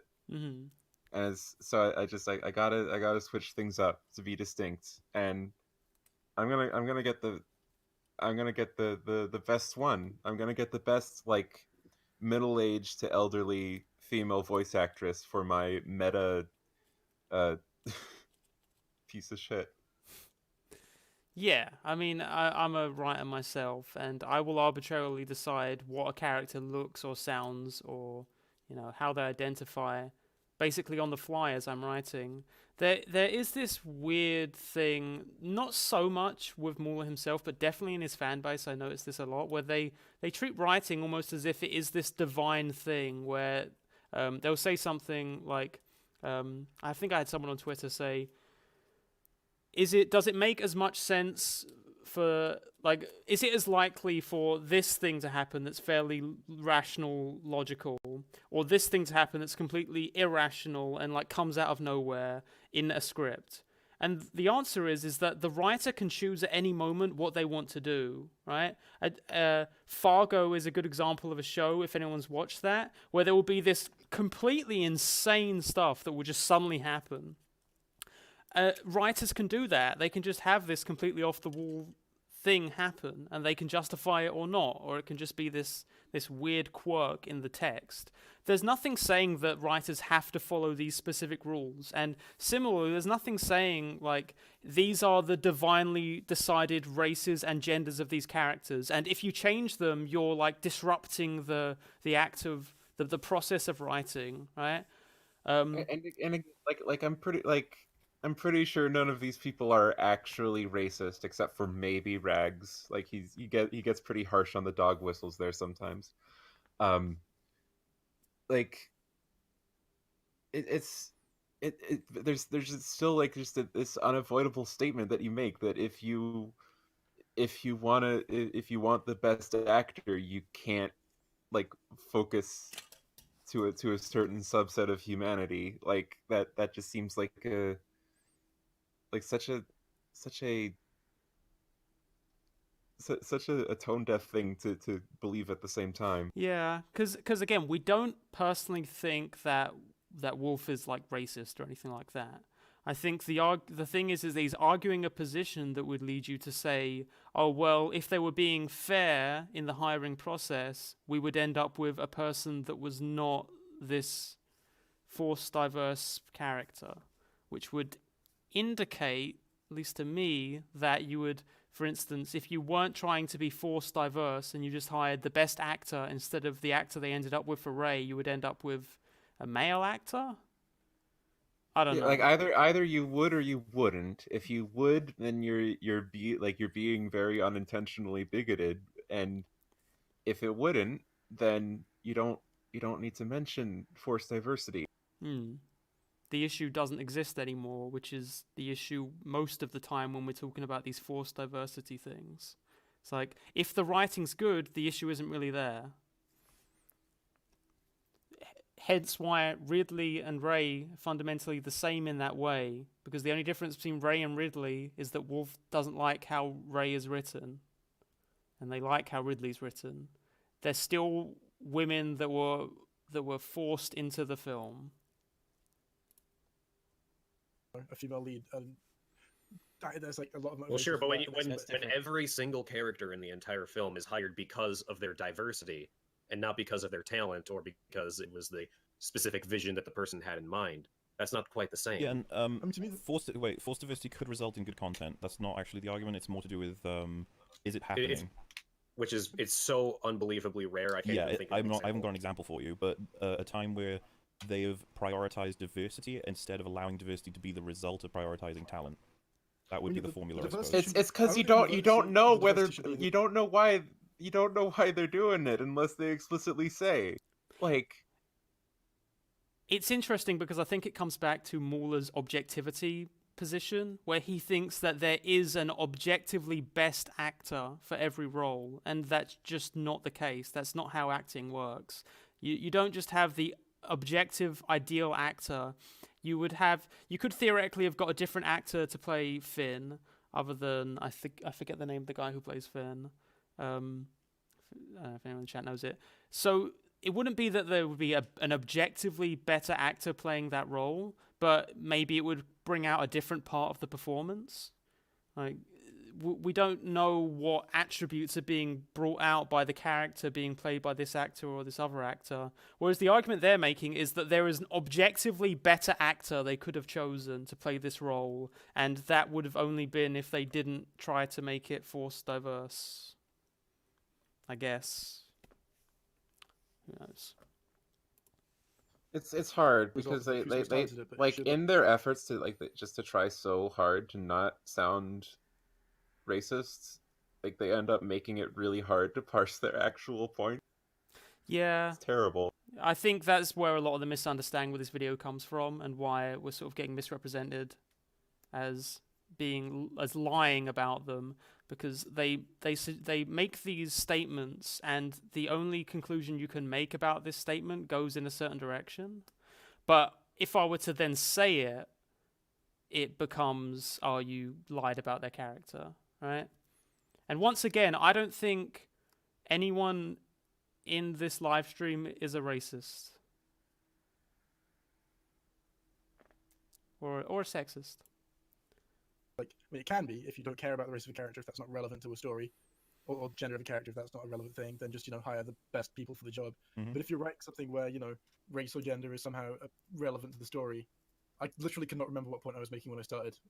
Probably there are times where it would be a valid thing to force let's just say a black person into a black role. Like, you wouldn't hire a white guy for Blade. That would make everyone insane.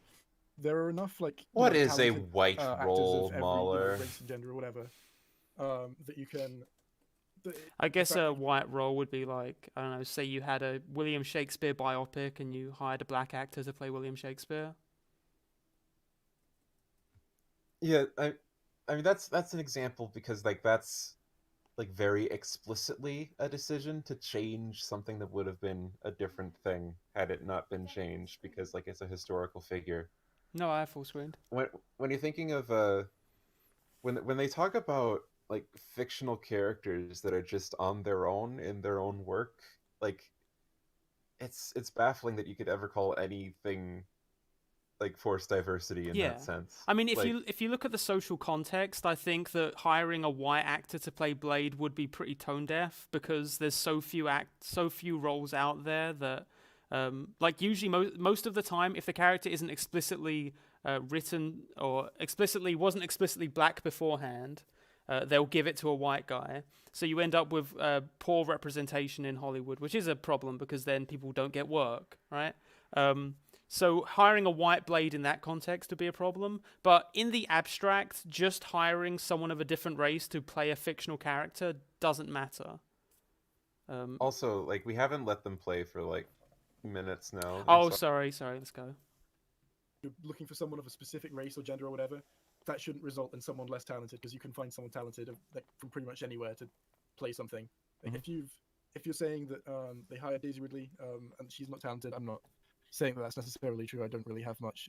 I don't really think much of her. Well, she doesn't show it here. That's the point.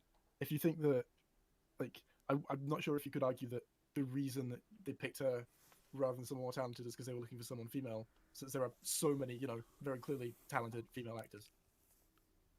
Oh, you're saying that if they were to force the main character to be female, They still could have ended up with a talented actress, but they I didn't. mean, yeah. Yeah, Just that female that actors wouldn't be a are counter. more likely. That would Yeah, just that doesn't be. exactly. Yeah. I would be like, that's true, Jay. They should have looked harder, but they didn't. Yeah, that's a Well, non sequitur. Are you saying that if they didn't force her to be a female character? If she was a great actress, it would still be forced diversity because they were like, the main character has to be female, and you're like, why? She has to be female. Okay. But it could result in good work, as in you hire an amazing actress and you give her amazing character writing. But as Wolf's laid out, right, when you describe Rey as a character, beyond the fact that she is a human being and she is female and she has all of these amazing talents, the characteristics are basically at null. But she's celebrated for being an amazing female character, and you're like, why does everyone keep saying an amazing female character? And it's like, oh wait, I haven't the whole seen many goal. people celebrate her for that reason, but I'm sure You there haven't? are other. No, I haven't. There's a lot. There's Really? around.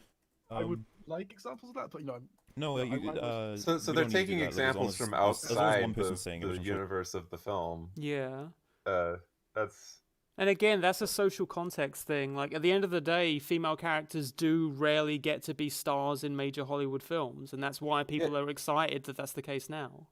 yeah. People are gonna notice it and be excited no matter how shitty it is. I love it when diverse characters are on screen just because of the novelty, because I haven't seen it. Yeah.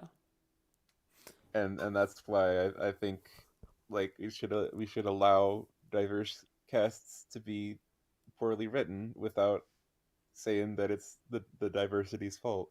Mm-hmm. Like that's the real argument of the video.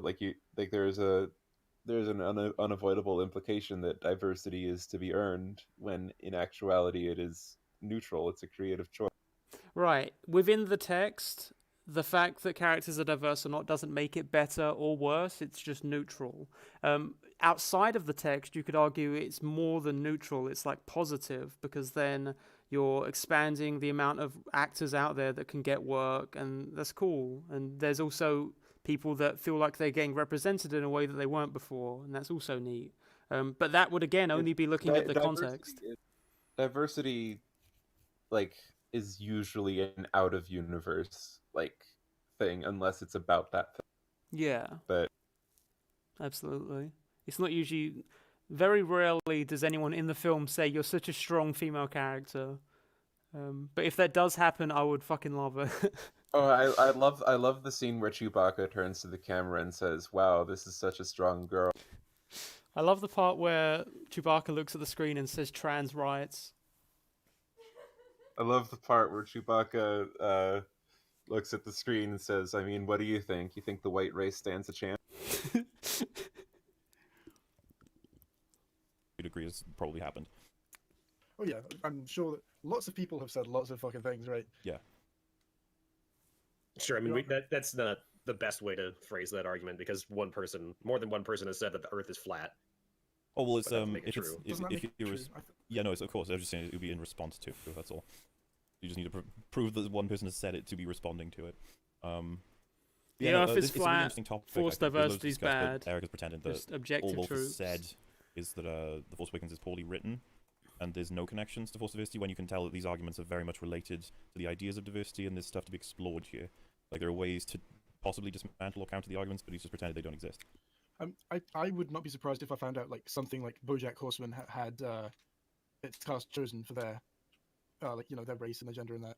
I would very much not be surprised because of the philosophy of that show. Did you and see they present. what But Rags it's still- posted? It's a good show. Incidentally, this is just a minor note, but BoJack Horseman has actually come under fire for the opposite problem. Almost all of its main cast is played by white people, including there is a character who's explicitly supposed to be Taiwanese, I think, or Malaysian. Sorry, I forget the name of the character now, but they're supposed to be Malaysian. They're played by Alison Brie, who's white, and that has actually led to some problems where they wanted to do more with her heritage, and it feels weird because the actress playing this character is actually not of that heritage, just a white lady. So there's a different discussion you could have in that regard. I don't know. Rey, strong female character, stronger than Luke, strongest Jedi, stronger than Kylo, stronger than Anakin. Yeah, but people googling that could be Why are they for googling that? or against. Well, it's Okay, no, hot he's right, take. but again, we're only arguing for existence. And that yes, should, that Can you should be enough pause for a point. second? Rey got better training than Luke did in Empire Strikes Back. Like, because the Force works on kids' movie logic. Like, it's your belief in it and your understanding of it that gives you power. Like, the reason she's more powerful than the people in the prequels is because all of them thought it was just midichlorians, and the reason she's more the reason she's more powerful than Luke in that particular scene is because she has a lightsaber and he has an antenna. Like, but she learns the nature of it. She learns the what the Force even is. Like she gets a better understanding of it than almost every other character in the canon. Yeah, I mean, it's, again, if they don't want to have a conversation just about gender, the fact that they have to keep making the fact that Rey is particularly strong about the fact that she's a woman, you're making that the conversation now. I mean, that was just my thing about Star Wars. Like, it wasn't really about what they were saying. Yeah, but I mean, I do agree. I think Luke just didn't believe in himself as much as Rey did, and that isn't really a mark against the characters on the basis of their gender. Yeah, it's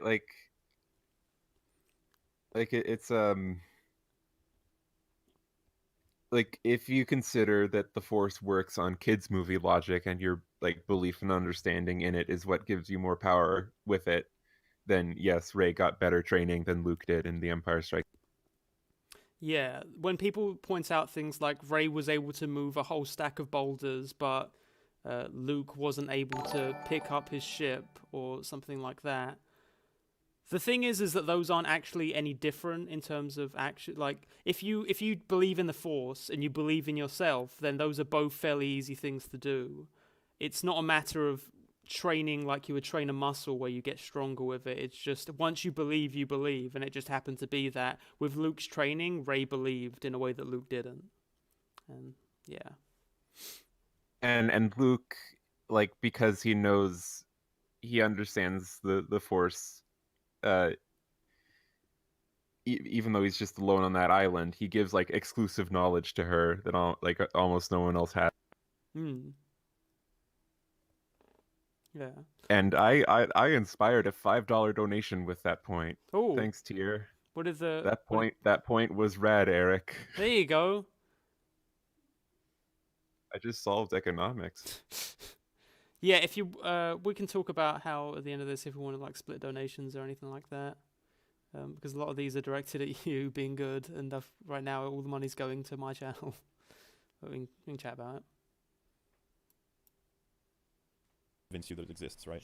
Yeah, I'm happy to agree that it exists. And so the question becomes, like, what in the hell are they basing her being strong female character on? It's like, oh, she's just female and also really strong in terms of the Force for no reason. And it's like, oof, what a terrible character. You can't use... I just explained. Yeah, you can't use kid logic as an argument for defending a movie. That's akin to saying it's made for stupid people, so it doesn't matter if nothing makes sense. Yoda is the one that says that's what the Force is. So... I don't know. Yeah, like I remember that very, very clearly. Don't try, just do. Within the canon, Force operates on kids' movie logic. Like, that's just how that doesn't make it inherently less intellectual. That's just like the rules of how it works. Absolutely. I mean, technically, any magic in a film is, for the most part, going to run on kids' movie logic. I'm saying some special words and then some special powder is coming out of my hands. It's still kind of, kiddie. The Force is always going to be kind of kiddie, I'm afraid, because it's magic. You can't argue that she's not strong and also female. What? Oh, I get it. We're not saying that she's not strong. I think he was memeing. Were you memeing? I'm confused now. I'll leave that entirely up to interpretation. Here's the thing. You have Disney, you have Rian Johnson, you have J.J. Abrams, who make it very clear and very explicit that diversity is an extremely important thing to them. And like, they go on and on about it. Like, they wear, like Kathleen Kennedy's and wears shirts that say the Force is female. It's the foundation, so now it's forced. It was never, it was never going to be a result of the story being written with character first. And you'd be like, well, how do you not have it forced? And so they're like, we're against quotas. I don't know if you are. So this could verge into politics now. But the idea that you create a story and then you go through your selection of actors and you're like, yeah, I'm hiring this guy. He's the best. And it's like, but he's gay and black. Why would you do that? Like, I don't care that he's gay and black. It's fine. my literally completely uninformed in any way opinion is that a problem exists, but quotas aren't a good solution to it. Based on literally nothing. That's just the conclusion I've arrived at. I think it's No, I agree. it's a fair position to take. Yeah, I it's a agree, complicated quotas are- subject, and I've heard arguments where they say forced diversity / quotas are bad, but they're the best solution we have right now. Okay, to the chat. That's something again that could be just explored, but that's a a sec. whole other thing. Yep. So we're gonna have to... I didn't say that because the movie has magic in it, that means like it can't deal in like interesting themes or whatever. Like when I say kids movie logic, it's like the logic and how to bring fairies back to life is the same as the logic that makes you good at the Force. It's like it's very explicit that your belief and your understanding of it is what gives you the power. Yeah, I Like- think people are misunderstanding both of our points there to a certain extent. You can have a very adult themed story with those rules. Like that's what it is in the movie. Yeah, and I'm not saying that magic is inherent. Okay, so I'm not saying that you can't handle magical elements in a story in an adult way at all. Hunter x Hunter is a good example of a series that basically has magic, but I think they handle it in a pretty complicated adult manner.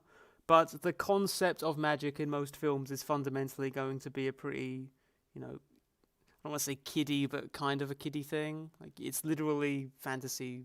It's fantasy logic where you're doing spells and things like that.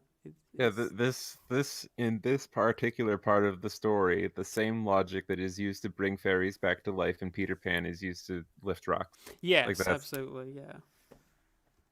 That's how it works. to draw Yeah, back from there. the key thing is that generally quotas are an opposition to what And I would agree most although- people say is meritocracy. For the record, we're against them both ways, and the example I And gave the point is before they was didn't a know film about that. a sorority of women. They didn't know that in the prequels, and that's why they're not as good. Like they all think it's still midichlorians because they're fascist. Like Yeah. that's the point of the prequels, that the Jedi sucked. Yeah, that's also And- the point of Last Jedi. Yeah, in the Last Jedi, like we find like they're changing up the rules and finding out that maybe that's not how it is. It's they're relying on the ancient texts, even though the ancient texts are teaching them rules that are not actually what the Force is guided by. So Yeah. if we say that the Force is like it's like art criticism, right? And you can have these texts that tell you how things work objectively, but that isn't actually how it works. We can make a whole video on it. And the director says to the writer, you have to have a black man and a Hispanic man in the cast, so figure out a way that they're in the sorority. And then they're like, well, they can't be a sorority. The best I can do is like a headmaster or whatever that visits. And like, no, they have to be in the sorority. So the writer's like, that doesn't make sense. And they're just forced in, and then we're watching this movie and like, why the hell are these two guys in this all-female... That's weird. And then you find out it's like, well, it's to be diverse. And I'd be like, oh... But that's not the story. Like, it's... And, then you get into the whole... relevance to history or realism to history, and then demographics or geographic locations, what the demographics actually are in real life, and you're trying to stick to them. This is going to be relevant in a moment because obviously Eric's position, we could watch it again, but I've got the quote. He said, Wolf's video doesn't define what forced diversity is beyond diversity is present in the things he doesn't like. No, that's what Eric thinks Wolf's position is. No, and he said, he got the quote just a little bit wrong there. I say, Wolf fails to define forced diversity beyond diversity that happens to be present in things he doesn't like. So not like it's that, like, I'm sure he has a definition. It's like he fails to communicate it. Like it's a bit no true Scotsman-y. Like if diversity isn't a bad thing, that means it's forced diversity. Whereas if diversity isn't a good thing, then it is unforced diversity, which might not be what they believe, but they fail to communicate anything more in depth than that. Yeah, I mean, there's a world where Spider-Man Into the Spider-Verse comes out, and it's a movie that isn't particularly well received, and people think the characters are poorly written, and suddenly the fact that Miles is black and Doc Ock is a woman and Penny Parker is Asian is all thrown in as an example of forced diversity gone horribly wrong. But in the reality of now, those characters are still black, female, and Asian, and it's not criticized for forced diversity because it's a good story. Even though those characters were added in the name of, in their words, forced diversity, right? That's why Miles Morales was invented as a character. But he said, like, if you can you press J again, go back a bit so I can Sure. hear like Mahler's version of the quote. I've got the quote. He said, Wolf's video doesn't define what forced diversity is, beyond diversity is present in the things he doesn't like. But that's what Eric thinks. So Like, yeah. like he made it sound like I was just saying that he thinks that all things with diverse casts are bad. And if you watch Wolf's video, you know that he doesn't actually say that. Yeah. And I tried my very best to not make it sound like I was in turn implying that. Mm-hmm. They said forced diversity can lead to good content. Sure, but they're still saying it's forced diversity, which is a negative thing. See how it kind of loops around? It's like, it can lead to good, Like, it can lead to bad, so then it's neutral? No, it's still bad. Like, if it can lead to good content, you're either saying, like, there's two possible interpretations. You're saying that it, like, are there places where forced diversity made something better? Which, if so, like, if they think that, then that would go against the quote in Wolf's video where he says, like, that forced diversity leads to an objective drop in quality. But if they're saying that it's good in spite of forced diversity, then that means that forced diversity is still a negative thing. Yeah, there's a few people in chat saying that, like, it's still a flaw that it had forced diversity, but the thing ended up being good anyway. But then that's, what's it called? Is that a tautology or like circular reasoning? So forced diversity is bad because it's present in a bunch of things that are bad. If it's in a thing that's good, it was good in spite of the fact that forced diversity is bad because it makes things bad. Right? Forced diversity is bad because it makes things worse. If if things are good, then it's in spite of the fact that that it has forced diversity, which is bad. Wolf's position is, and he said, And I do. Oh, you get your second point out of the way, and then I'll... Oh, the second one. These are the 2 points. The second one was there were no arguments to respond to. And I do want to mention, because I've seen it a couple times in the chat, the whole argument that good writing would destroy our argument. The problem is that we're not saying it is a rule that forced diversity never results in a good product. I didn't say you said that. I am perfectly willing to accept that there may be something out there that did force diversity. Someone actually mentioned the Shawshank Redemption. Morgan Freeman's character in the book is actually white. So that is an example of forced diversity that did work. But that's not the argument being made. The argument being made is that it almost never, like 99.9% of the time, never results in a quality product. And we present Wolf, and we were trying to. No, he didn't even the say that in the symptoms video. of He forced said a better diversity. version of that argument.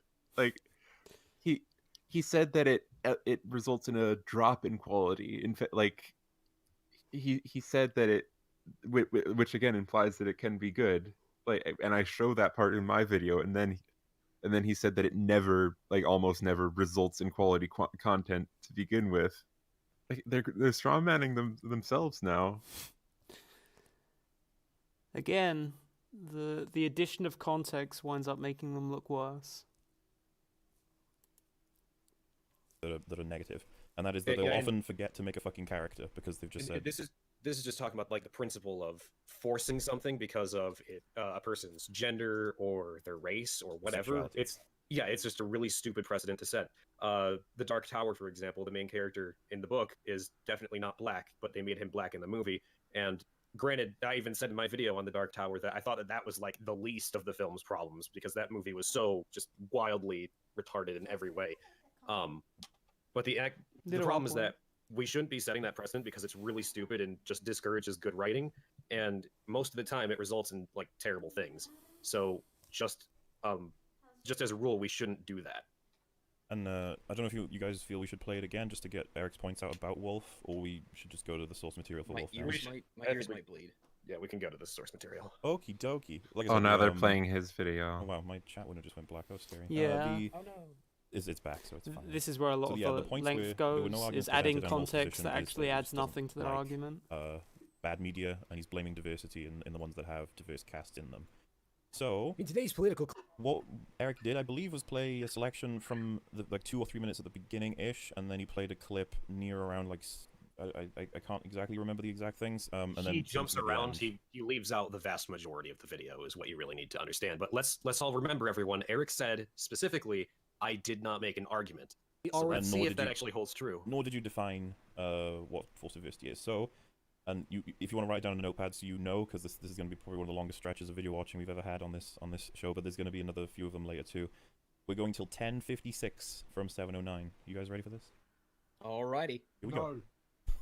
pretty poor So, writing. Jay. Now, a badly written and acted character is one thing, but does that necessarily mean that it's forced? No, not always, but the reason why Rey is forced is because she has nothing going for her. The fact that she's a female should not be nearly as relevant as it is, but both The Force Awakens and The Last Jedi go to absurd lengths to make sure you know she's a woman, and because of that, she can be strong all on her own. Being a strong female character isn't a bad thing, but when you're written to be a strong female character, then you're generally going to be the exact opposite. And that there is the crux of the issue. Having a strong female lead isn't a bad thing. The problem is that the writers are going specifically out of their way to make some kind of specific character without taking into account what makes it better?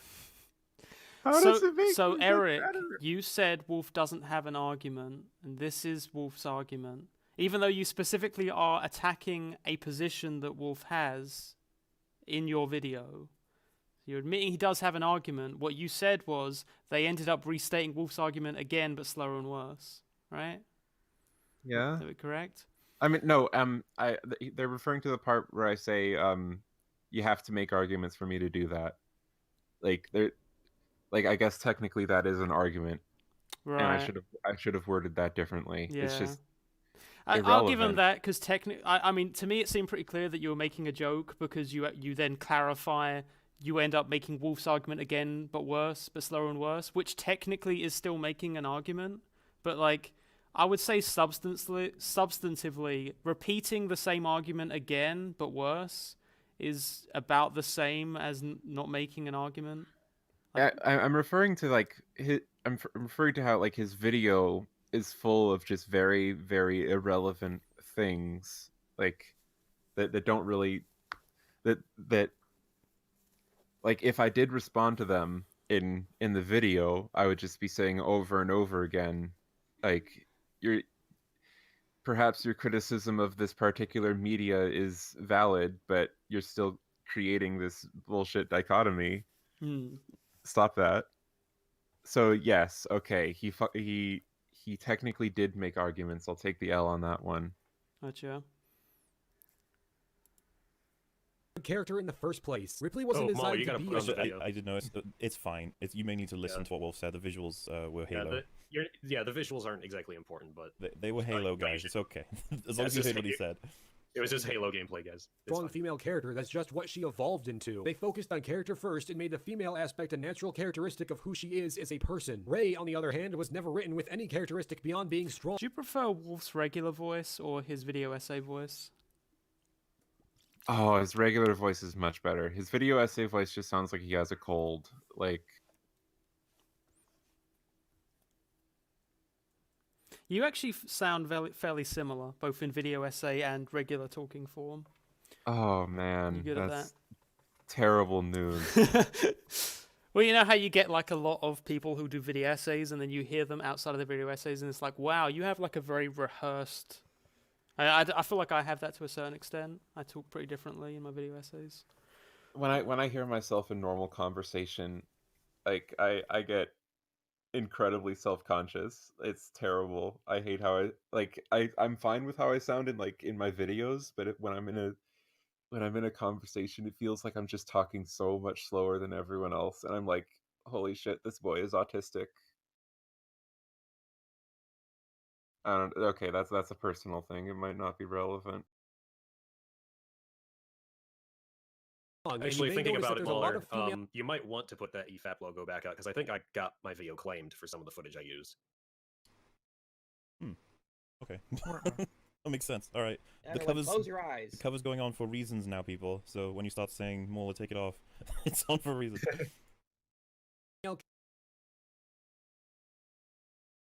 Yeah, I put mod on her, so yes. What? Characters written that way.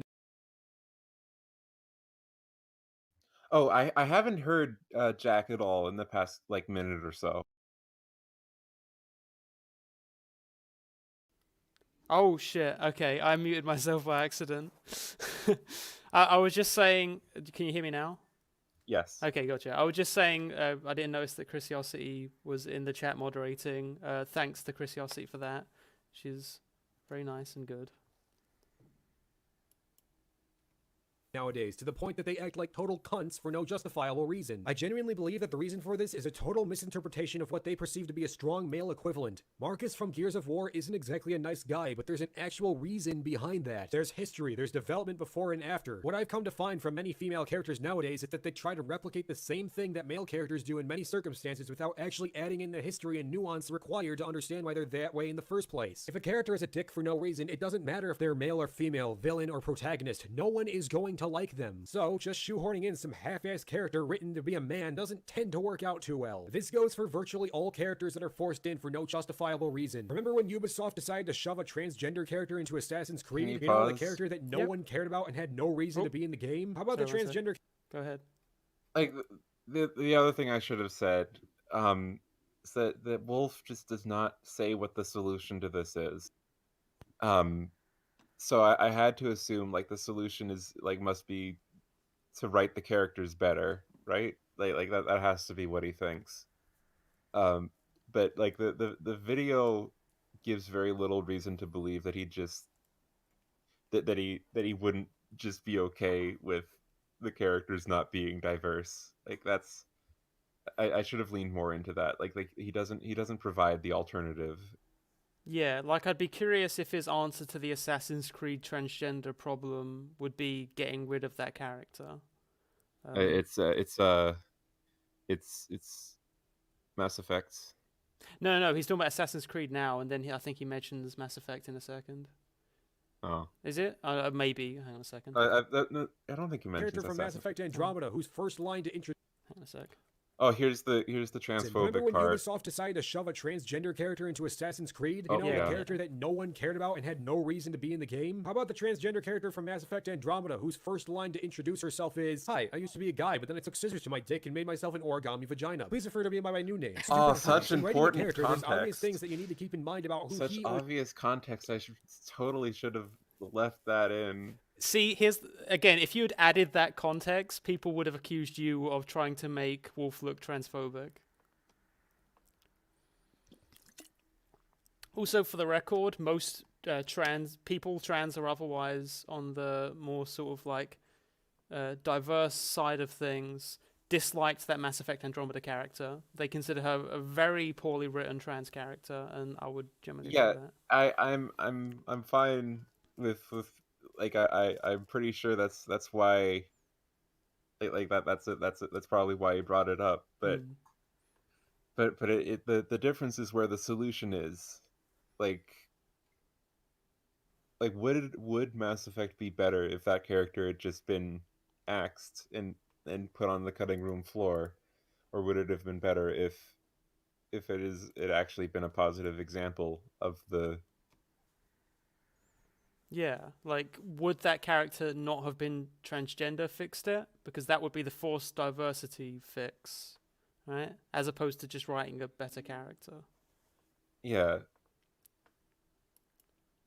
She is. You can't just take Luke Skywalker and make him a totally different, irredeemable character that isn't even close to being the same person he was in the original 3 movies. Yeah, I'm still salty about that. Unfortunately, a lot of people just don't seem to get this. There are reasons why characters are the way... So again, clarify for chat, I don't think that any of them are racist, sexist, or transphobic. They are. Fantasy stories are typically dominated by white people because the majority of fantasy stories are based around medieval Europe, which is predominantly white, even more so back in those times. Sure, you don't have to base it off that, but that's where most... Can I say? Like, it's an incredibly tone-deaf joke, and, like, the offense comes from, like, making light of transition and turning it into, like, just taking scissors to my dick. Like... Yeah, okay. I guess to clarify, I do think that that particular joke was transphobic. I'm just saying, like, I would assume in the name of good faith that in their heart, none of these people hate, you know, black people, women, or transgender people, right? Yeah, But I still think, I'm sure like that particular joke is like tone deaf, that he would make that joke without like considering how it would be read. Um, but I do not think like he harbors any hatred for trans people. Gotcha. Fantasy stories come from. Inserting a bunch of black people in the Lord of the Rings would simply never work because it's based around that area and time period. But nowadays you're shamed if your artistic direction isn't diverse enough. The developer of the game Kingdom Come Deliverance has been criticized for not putting enough black people in the game. You even have the utterly brain-dead idiots from the guys at Funhaus who toe this line. But not you, Lawrence. You know what's up. Keep being perfect. Despite this game trying to be historically accurate, it's been criticized to hell for something as arbitrary as not putting in enough black characters, as if that's something that's even remotely relevant on any level. I'm sorry, maybe my whiteness is preventing me from seeing the bigger picture, but wouldn't you feel kind of shitty for being the guy that's put in the movie just because they need a black guy? Wouldn't you prefer to have a character written specifically for you that has legitimate depth and intrigue? Forcing this shit because you feel some kind of ethical obligation to include everyone you possibly can find doesn't add to your story, it breaks it. Sorry, I might be a misunderstanding, Kieran. You can clarify if so, Eric. He just said a role specifically written for you. Would that not be an example of forced diversity? He's describing tokenism in that case, like the guy who's written in just for the brownie point. But like when he talks about a character written specifically for you, like he's talking about like a character where the race is incidental and it's just like you were cast in it just because you're just such a great actor for the role. And so that's but like the idea that decisions like these are just like shouldn't ever be made at all is just so like almost every like I can't imagine not thinking these sorts of things. Like when I was thinking about the narrator for my game, I was like, this needs to be a woman. It needs to be a middle-aged to elderly woman, because like if it's a younger woman, it'll seem like transgressive and rude, and if it's a man, it'll just sound like every other bullshit meta game. Like, yeah, it's just a stylistic choice you made as a creator.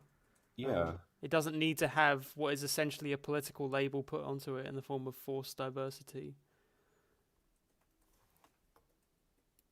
And also there are I don't care if you have a... There are... Lord of the Rings is an interesting example because there are like actors of color in that movie. It's just that they're all villains. I mean, they're all villain extras at that. Like they're background villains. Yeah, I mean, I don't...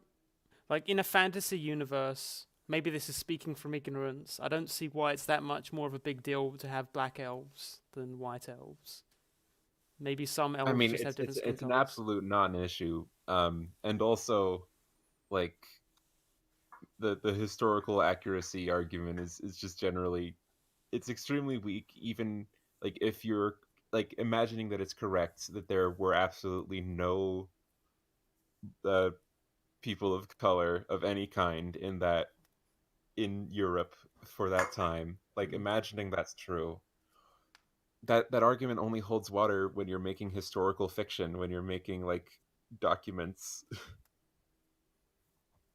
Like, and even then, we could talk about how a lot of historical settings were actually a bit more diverse than people usually portray them now, especially if you talk about places like the Roman Empire. But that would be a whole different discussion. Yeah, it's a different discussion, and also like it doesn't really hold water even if they're correct. Gotcha. Kratos should have been black. Black guy in your game or movie, but give him an actual reason to be there beyond, well, we need a black guy. Sure, put in some gay characters, I'm all for it, but make that a natural part of who they are. Don't focus solely on the I like to take it up the ass part. Look, I like to take it up the ass. To stop. Also, Jack is apparently in chat. Be nice as best you can. The last thing we need. And be clear, I broke the rule just to say hi. That was it. Okay, and like there it goes back to like make sure there's a reason for them to be there. Like, why do you need a reason? Like, why do you need a reason for a diverse cast but not for a non-diverse cast? Like, and he never explains that. Right. Is everybody in the chat ripping into him? Be nice. Make your own videos, Jack. Drop the spare. So yeah, there's a reason why I like Wolf's channel, and it's because he's pretty efficient with like how many points he makes in the amount of time he has, and obviously his delivery is pretty passionate, so that's fun to listen to as entertainment. And the fact that I actually think that this is a strong video would probably tell you that I do actually like some videos that are short, because this is one focused topic, and he talks about it for 20 minutes. Maybe some people would feel that that's too long or whatever. I don't really care. It's like, but yeah, 4 minutes went by. It was 4 minutes, and there was I came in late and I have to leave early. so Also, the that's stream is pretty sad good, because how I much they think, don't understand the point, or talk at least around it, or depending on skip the it. points, right? So I'm just Thanks gonna run for through that tier. Thanks for so a joining badly us. written character does not mean a forced character. Rey being female is pushed on the audience for no narrative reason. It's what she is, and that's it. There's nothing that distinguishes her outside of her being female. And strong female characters Also, are thanks, good. Solokia. However, if a strong female character is the goal from the beginning, likely going to fail because you're misunderstanding what makes a strong female character. It's not the fact that they're female. So this is because writers are putting the cart before the horse. That would be the analogy for that, I suppose. Ripley being female was additional to who she is as a character. It wasn't the focus. It wasn't they went, we need a female lead in Alien. She was a character that worked whether or not she was female. It wasn't the diverse. If you call that diverse, it wasn't the diverse part of her that was intrinsic to her. There was things about her that are completely relatable to any human being on this planet. You don't have to be female. They are just making his arguments again. They're repeating him. That a lot of it has to do with the intention behind it, not necessarily just because someone's a woman, just because someone's trying to cast somebody as a woman. Please keep in mind, it is very important why. The why is very important. And here's the thing, with forced diversity, it's usually telegraphed to us because the people that force it in are like proud of the fact that they forced it in. Yeah, like Disney, J.J. Abrams, and Rian Johnson. And as Wolf has already clarified, forced diversity isn't definitively bad. There is theoretically, and we've gotten the one example we just mentioned, where it could work to create something good, or it wouldn't get in the way of something being good. We're talking about the qualification of it and the negative effects. It's a negative tendency. So, and I was going to say, to clarify again, if you have a character that deals with female issues specifically, because that's obviously possible, that doesn't definitively make them a forced, diverse, bad character. You still make that work. Also, that's, I don't know, a movie about a... Wolf doesn't believe that Ripley's femaleness doesn't matter. I know he doesn't believe that, because like he talks about it in the video that like her being this protective mother figure is like a big part of like the climactic arc of her character, like, and also like the face hugger is just a very explicit rape analogy, and he knows this. He says it in the video, and they're acting like Ripley would have been like is completely neutral, like she would have been fine as a man. And I don't know why Wolf is just sitting there and not saying anything when they're making his point worse for him. Yep. And exploring what it means to be pregnant and have a child. Like they're the kind of things that would be... assuming medical science hasn't gotten to this point, I don't know if men can do that yet. So yeah, so that's up to Ripley's female was additional to who she is. So that the problem would be explained by writers misunderstanding what a strong character is. They'll often have like a female characters perform similar things that male characters are celebrated for, like their payoff moments or their biggest action-packed things, and then they fail to realize like the reason that the payoffs work so well is because of all the writing that came before and led there. So they just do that thing, and they're like, see, we've got strong female characters too. And it's like, oh no, you haven't got a character. They're criticizing so everything besides the diversity. It's always the same. Case, they were there because of this forced diversity aspect. And then Wolf gave examples of Assassin's Creed and Andromeda, was it? Yep, Assassin's Creed, Andromeda, and Kingdom Come Deliverance. Although there wasn't any forced diversity in there, it was people complaining about it. Right? Yeah, they were complaining that there wasn't in Kingdom Come Deliverance. And remember, audience, and apparently Eric is in the chat using a different account. I don't know if that's true, but Eric, I wasn't. If you are in the chat and you are listening to this, I want to just point out in your video where you showed about a couple minutes of my 18-minute video, none of the past almost 4 minutes of this video, of my video, where my argument is actually made, you happen to just not include it. And then you said I didn't make an argument. Almost like you're just disingenuous and you're a liar. So then, white people are typically dominant in representation for certain time periods and geographic locations due to representing realistic demographics in those regions. And you'll get this is a quote from Wolf. You'll get shamed for that attitude. And then he provides the example of Kingdom Come. Then he said, "Isn't it insulting to be inserted because you're black rather than suiting a character of depth beyond the surface?" And to top it off, he says, "I'm all for diversity, but make it a part of the character, not them as a whole." And he's in favor of representation, but don't force it, tying right back into the title of the video. So again, 14 points in, was that 4 minutes? Or I think I said 15 in 4 minutes. So to answer Eric specifically, with the source being Wolf's video, forcing diversity would be defined as creating a character that is only discernible by their gender, race, or sexuality. And this is referenceable from the perspective of the audience and by the character themselves within the universe. And that would just be bonus points if you've got production evidence where they've said, yes, we did this specifically because we have to get Asians in there. We have to get women in there. It's the most, like, it's cringe as fuck. But, again, we've already said it doesn't definitively lead to a drop, but it can. And when it does, we'll have the smoking gun. Is that an objective The argument statement? is hinged on examples in this section as well as all the explanations. It is objectively cringe. And examples of which he conveniently just never showed. Yeah. Because it would just be his entire argument. So, like, yeah, Eric didn't use anything from this portion. Would that defeat your entire argument, Eric? What they've just discussed there? I feel like it really feels like they haven't said anything. It feels like they've made the very astute observation that if you write a character without writing a character, then that character doesn't end up very well. Yeah. But I never say that's not the case in my video. Like I do, and the grievance lies in where you believe the problem is, like in where you believe the solution is, and like the solution to every problem posed in the problem with forced diversity has nothing to do with the diversity. And I get that if you're coming in here and you're 100% on board with their argument, you're going to feel like we're being really dense here because you think they just gave a really good argument for their position. But like genuinely, like maybe it's like a different language type thing. We're not seeing the strong argument that isn't just write characters better in general.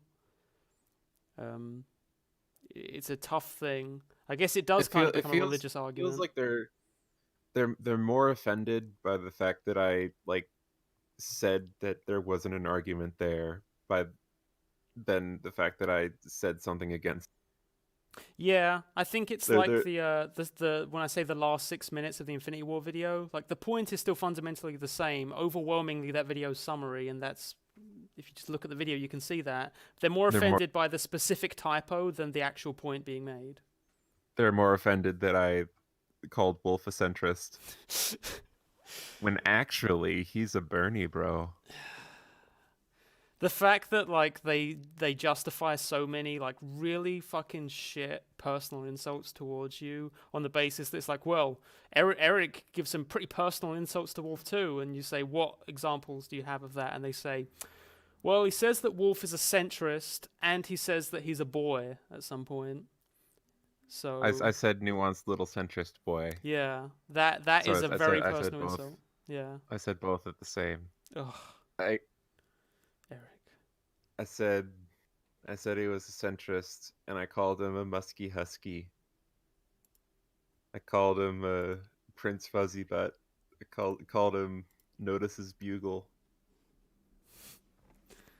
And that, of course, justifies all of the insults they throw at you.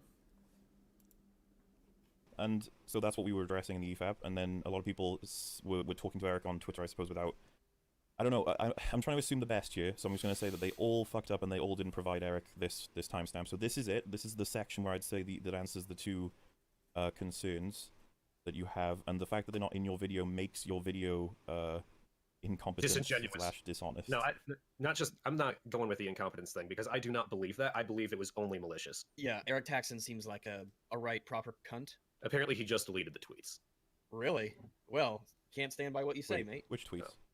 The tweets he made about not... I guess he... didn't you tell me that he made tweets asking, like, for the arguments? And people, well, if someone says he just deleted the tweets, that could refer to anything, right? Well, I'm pretty sure that would be referring specifically to that, since sure. That's but yeah, either way, I okay. want to get through the entire... I don't know exactly what they're referring to, but I have been very out and proud about people's complete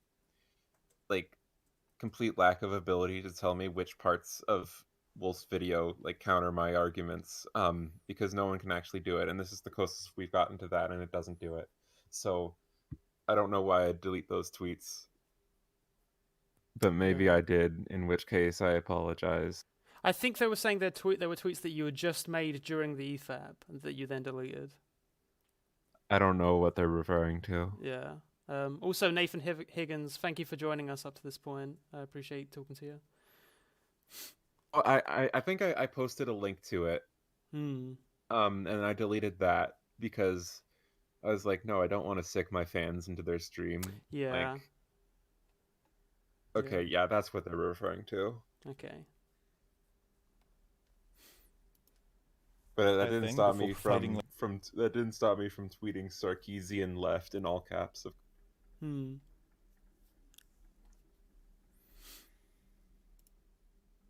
like commentary. I just want everyone to see what's happening here and how annoying it is for us.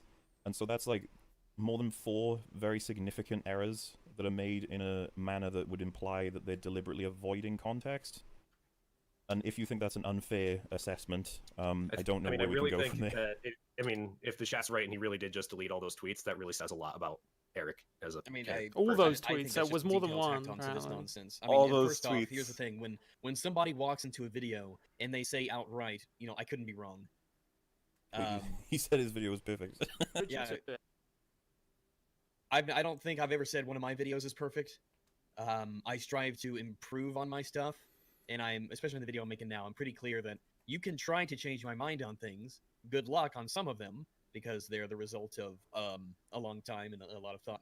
Regs's content has not changed. It is exactly the same as processing, it but was. when It someone is enters into a exactly the conversation same as with it the was back attitude when he of, was "There's just no talking way I about can be fucking wrong." like PC console fanboys. Yeah. I mean, has Wolf's content changed much? I haven't seen that much of it. Oh, he's improved. Okay. In his presentation and in his delivery. Yeah, and I would actually say that MAULER has gotten slightly worse, just based on what I've seen. But Perfect. My point is perfect. It's impenetrable. Then I mean, I think he said it tongue in cheek a little bit, but it's still Yeah, publicly then- presented that he thinks there's no counter argument and that he did not take Wolf out of context. Yeah, I mean, we were really thorough going through Eric's video. I mean, it took us 2 hours. I think it might have been longer than that. I can't remember.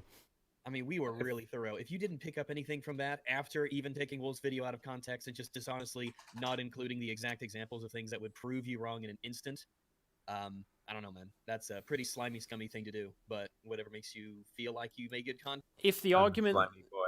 yeah, if you're a slimy, disgusting scumfuck subhuman, but we'll get to that later.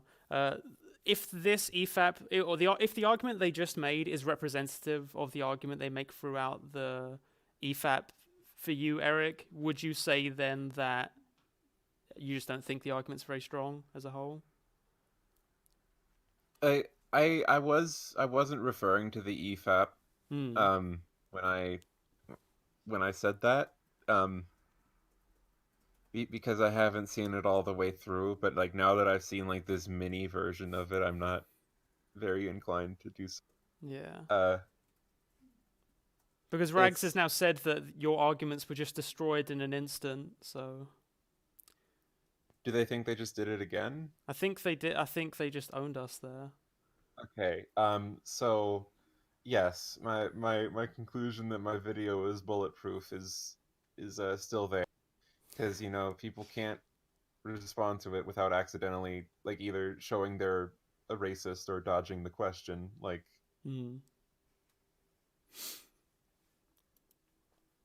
Sure. Oh, that's interesting. Jack 4 hours actually. Jack tweeted 7 minutes ago. We still don't know why forced diversity is bad beyond the fact that bad writing is bad. You're not listening at this point, so Yeah, you're not listening. I'm sorry. I don't know what to say other than you're just. Although, if we give them a little bit of leeway, we don't know how long they've actually been listening to this stream. Oh, I'll listen to the whole thing. So, I mean, if they only just been, came in, they've been responding live on Twitter, I guess. Oh, then they really are. He said MAULER's fans genuinely don't understand time. Stop using long and complicated words. For context on that, they had showed 3 minutes of my video, and then there was a comment that was like, "Fucking hell, this guy's been saying nothing for the last 30 minutes," and only 3 minutes of my video had been played up to that point. So I don't know, just thought that was funny. Tactile. It's not long and complicated, Jack. We want to know what you mean by tactile. Yes. How do you use it in relationship to what you're referring and to? Not a good look, dude. Like on this Twitter. How about you stop being a coward and actually come to us? The problem is that a lot of people are going to say, like, have him on. And it's like, well, we'll have him on after we're done here. That's fine. True. But what more can we say? I mean, we will, of Unfortunately course, not. but it's like stop taking us out of context, you disingenuous little shits. how many Like, times I'm sorry, do we have to say I don't have something? any. Again, I don't have like, any, like, pause. hold on. Yep. Like, it's very important that while we're watching it, you have to like imagine Wolf's voice coming out of the avatar that we've conveniently placed. I'll make over it. the- I'll make it over a the little chat. bit bigger for a second, because the things are really gonna get spicy.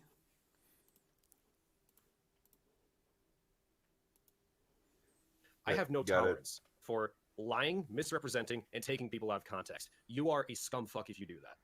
And I don't respect you. I don't think anyone should respect you if you do that. You took I don't MauLerr out of respect him context. You either. took me out of context. People have taken Rags out of context numerous times in the past. I mean, I'm just done with this shit. I think you're a fucking scum shit if you do this. So one of the tweets he's got is, I wonder if they noticed that we were mocking the fact that Wolf was unable to say for himself why it's a problem that Ray was forced diversity, and then played a clip Okay. of MauLerr. Wait. Then they played a clip of MauLerr and Rags arguing it for him. So, Jack, like, I'll make this really simple for you because this is clearly hard. We were playing a clip for context of the clip that you provided of EFAP to correct the context of the EFAP clip, and then, as we've just done, played Wolf's argument in full for forced diversity and then explained it to you. We can't do anything else at this point if you don't understand. Sorry. We let him talk for 3 minutes, 2 It's minutes. just That was Wolf, that in was one not ear, me, out the Rags, after other. that. I You still don't corrected get context the on one argument clip you're and then another making one. beyond how it was Well, just hold on. I summarized. think he might be mentioning the clip that they used specifically, the one where, you know, Rags joked, she has the Force. The one that we went back and eventually watched. But the first thing I asked was but- the implication of the clip, which is that we didn't know what to say.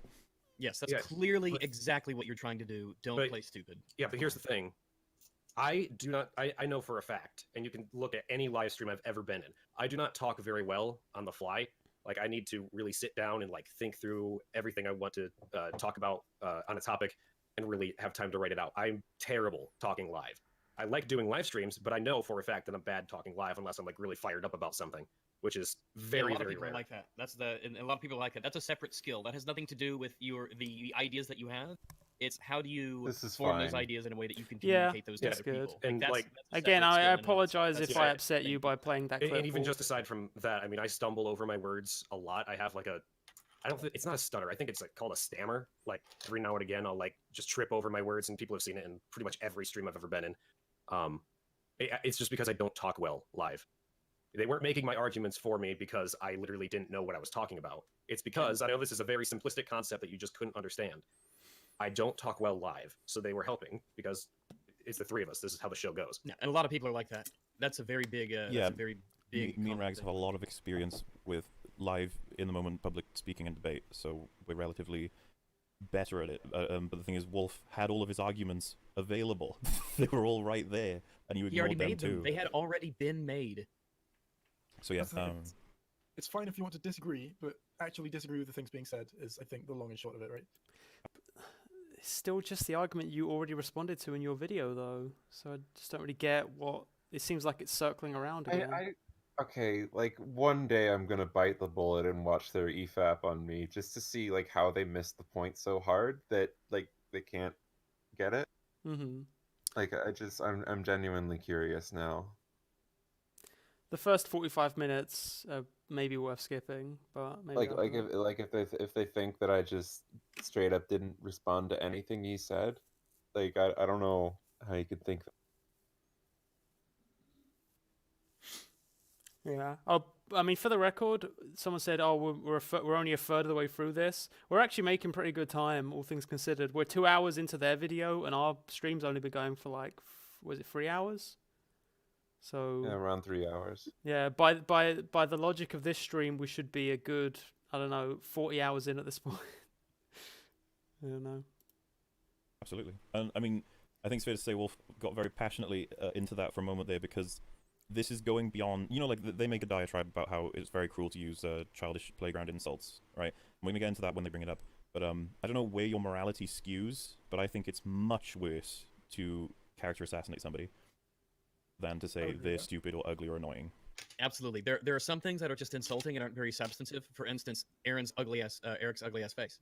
However, there are things that are very substantive, like you're slimy and disingenuous, and you're dishonest, and you're lying because you're trying to push your point or a narrative instead of relying on what the truth is and what the facts actually are. Like, those are different. I don't care if someone calls me, you know, a faggot. I don't care if somebody calls me. We call ourselves that. Yeah, All the time. I would much rather people call me those things than call me something that has to do with my character, like a liar, something like that, because that speaks to who you are as a person and the behaviors that you actually do. What a And big Also, I'm not boy. 12. And he said, tactile means how something feels to play. How something feels to play. I still want. What the fuck does that mean?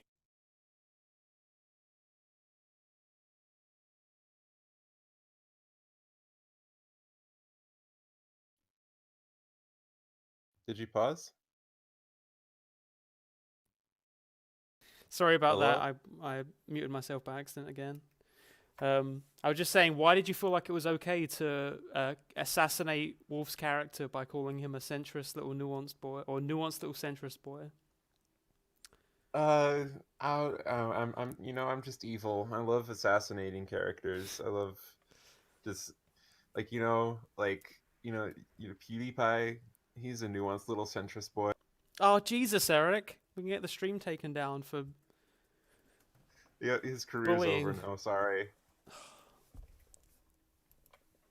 Jack. Yeah, you're still gonna have to clarify. Tactile add the doesn't. thing that I put Tactile in the means chat? feel in a physical sense, You don't like have on to, your but actual I'd fingers. It's appreciate a it if you feeling. did. And he's actually said as well. So for anyone wondering why we're not bringing him on, he's actually said himself he's not going to want to do a 4-on-1. So Yeah, it doesn't matter. Both parties are not willing as it stands. We will sort something out in the future, more than likely. But I'm always willing we've to have got a so chat, much more to MAULER. get through anyway. I just want an actual So, chat. I'm Also, ignore his Twitter now. comment. The interesting fact: America's most common fears. The first one is public speaking.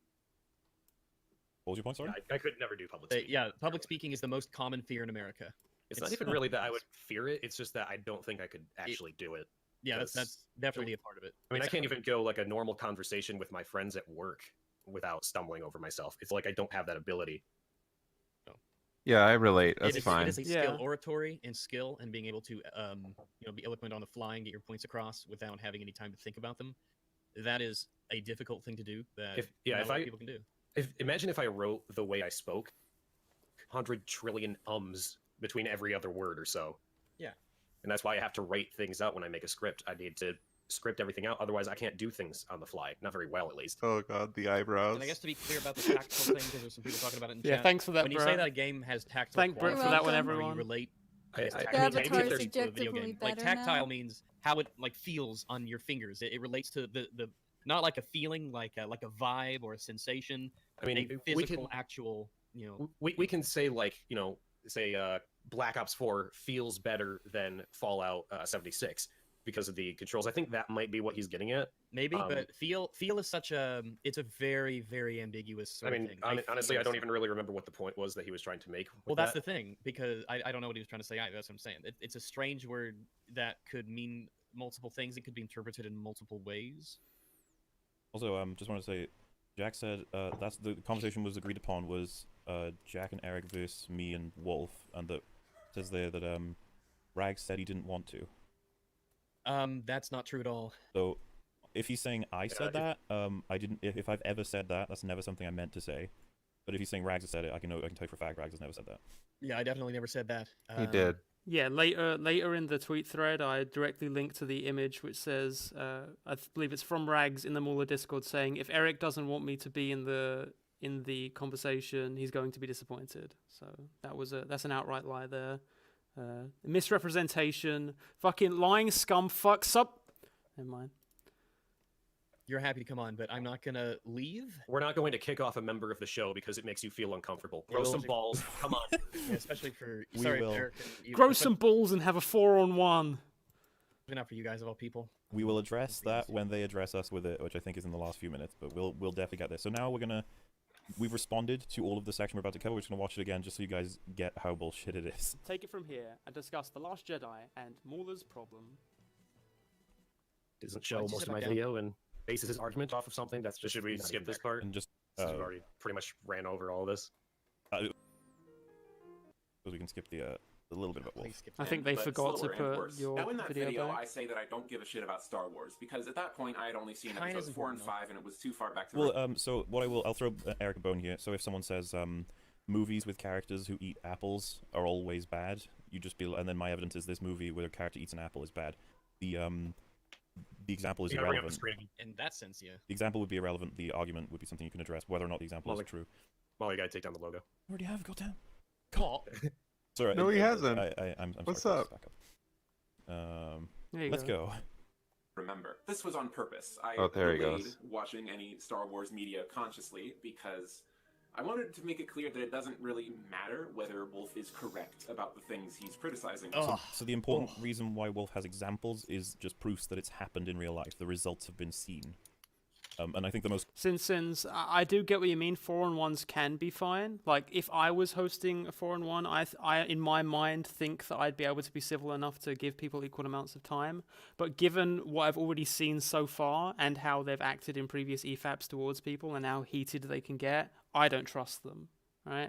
So on that basis, I would want some level of I don't want a moderator. I just want an equal, balanced discussion. And if that's not going to happen, then I feel like it'd be a bit pointless. That's my perspective. Like, potent one would be the Kingdom Come Deliverance one. And You know, it doesn't matter if I don't have examples that the Earth is flat because Eric is wrong. It's flat. I know because I said so. I would say that if he was, this is going to sound really dumb as soon as I start saying it, but if he was right, he would be right. As in, if he was right about his overall point, he would be right that the examples don't make it better. Because when you make a general point, the fact that you've got examples doesn't mean your general point is true. And I feel that's what he believes. But like, that's what he's trying to say here. To again, hopefully throw an additional. That's bone, what my video was about. What I think that you think you've done is listen to Wolf fully and decided he never made an argument. Even if the argument is presented and it's bad, you've decided that if the argument is presented and it's bad, it's not worth responding to, and thus you haven't shown it. But anyone can do that to anyone and then claim they're not taking it out of context. As in, you know, Jay makes a huge argument for exactly why Thanos did what he does in Infinity War, and then my response to him is showing his opening where he says, I'm going to make a lot of arguments for Thanos, and I go, he doesn't really make any good arguments. It's all pretty bad, to be perfectly honest with you, and that's it. And it's unfair. At the very least, you should be able to sort of agree, please, that it's just unfair to not present the bad argument if you think it's a bad argument. You can tell me it's a bad argument. I mean, you're wrong, but you can say that. It's when you say that I don't have an argument when I factually, demonstrably do that we have an issue. Yeah, hopefully that makes more sense. A lot of people in the chat seem concerned about me. Apparently, I sound like I'm dying. You do sound a little ill. Are you okay? I am ill. I was hoping people wouldn't notice, but apparently they have. I've just taken painkillers, so hopefully it'll get better soon. People are also I saying that now shouldn't that have Eric's said. on screen, I shouldn't have said he's done making new points at any point in the video. That was a bit silly. Like all of his points from that point onward are like superficial. They're just about things he doesn't like. And my video does like indirectly respond to that, like because I respond to that with the Ghostbusters example, like where I say that like I assume it's terrible because Wolf said so, and it doesn't like matter whether he's right about that or not. Like it's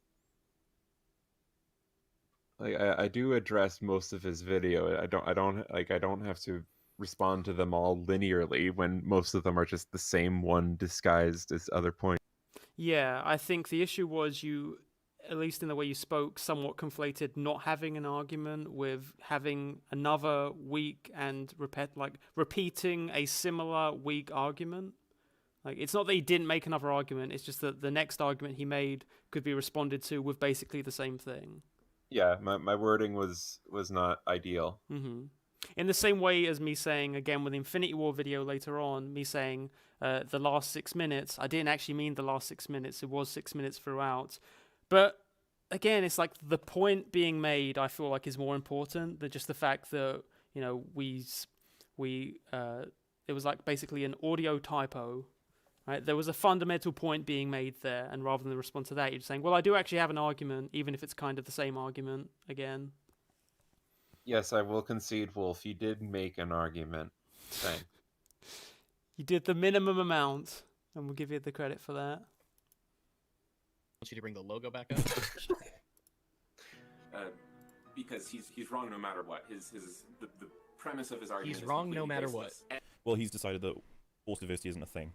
The Wolf can't even be right. That's what I said earlier. If you walk in saying that the other person is wrong no matter what, Like, intrinsically. By he's wrong no matter what. Like, honestly, why even have a discussion? Like, by that, this is because I was following, like, I wasn't following a script. I was following like a selection of of bullets. Like I had my script on my phone, but my phone was like out of reach, so I had to like kind of memorize the points that I make in each paragraph. So like it does come off as very aimless, and at that point I do word that very poorly. He's wrong no matter what. I meant like he's wrong no matter like whether he's right that Rey is a bad character or not. So I'm very sorry. Yeah, it's not that he's wrong no matter what in terms of like his argument as a whole. It's that regardless of whether, you know, he's right about the individual movies being good or bad with this thing.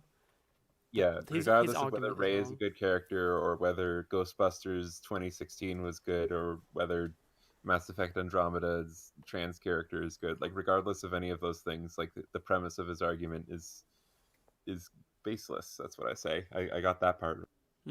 Gotcha.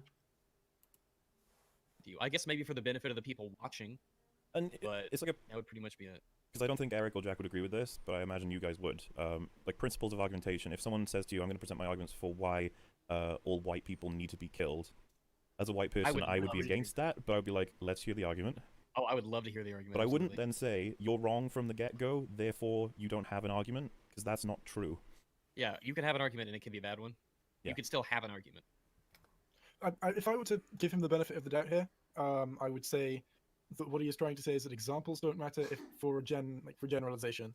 If I wanted to say, you know, Oh yeah, if we've I- already if I was agreed honest- with that. I mean, incidentally, I will say that in just conversational language, saying someone has a really weak argument, often you will say you don't really have an argument. Like, that's just the thing people will say. Like, you really don't have an argument. Not because you literally don't have an argument, but because the argument you're giving is weak. Right? That's a fairly common thing. But I'm not excusing the fact that maybe the language could have been cleared up there. Yeah, the language was not ideal, but like I do think it's very funny that they've they've latched on to me saying that he didn't have an argument instead of my points, which Yeah. That's the defense. Like, you can't say that he didn't say something, whether or not what he said was good or not, but you can't say he Use never that said anything. word. He said he demonstrably said things. It's kind of becomes like tone policing. most dogs can't talk at all. Like they can just bark. So Yeah, we've got to give him that. And even then, if it's if there's one tendency against another, then a lot of it will come down to how prevalent are the examples. Yeah. Because the amount of examples make it make it general. They make it the tendency. It's good to have examples, but you don't have to like debunk every individual example to make a point about to disagree with a general point. Someone just highlighted that I forgot to put Simpson's channel description. I'm sorting that out. You guys talk about something. So, since you're wrong on Arrival, it's a terrible move. Yeah. No, it's Wait. good. That's the end of it. I gotta You're, go. you're wrong no matter what. No, oh, shut up. We're gonna have this debate No eventually. matter what. Like he disagrees even with you, so next got an week. argument. oh, I love Arrival. Well, is updated. I'm just going to deny that she made. Arrival is pretty good. Arrival is incredibly good. Actually, Arrival's objectively bad, and I'd like to have a debate about that. I mean, it has a humanities major saving the world. How could it be bad? I don't like the way they handle linguistics in that film to a certain extent. As someone who was at the time studying linguistics, I guess it felt weird that she was explaining really basic concepts in linguistics and to other people that were kind of in the know in that field. But then you kind of get that in Interstellar too, where they're explaining how a black hole works to people that should clearly know this stuff, but it just feels like clumsy film writing stuff. But I'm not here to talk about Arrival. I still think it's a good movie. I like the little alien men. They are funny. Any arguments at the end of it, and then claim I'm right, and that will be how the debate will go, and I will win based on my superior logic and facts Beautiful. And your rhino milk. and my rhino milk. All right then. He never defines forced diversity as anything more narrow than diversity present in things he doesn't like. How do you know what I like and do not like? I was gonna say, do you actually? I'm trying to think of how you could counter that statement with just one reference. So, The Shawshank Redemption. Yeah, there's I diversity in the never film, said Wolf he likes it, so- dislikes all things with diversity in them. I transparently did not say those sentences. Like, Also, is he trying to make the argument that you couldn't discern that he dislikes The Force Awakens? I feel like we know that Wolf doesn't like The Force Awakens. That's something we can conclude. I don't know. I mean, like, I'm basing it off of what you say in the video. Like,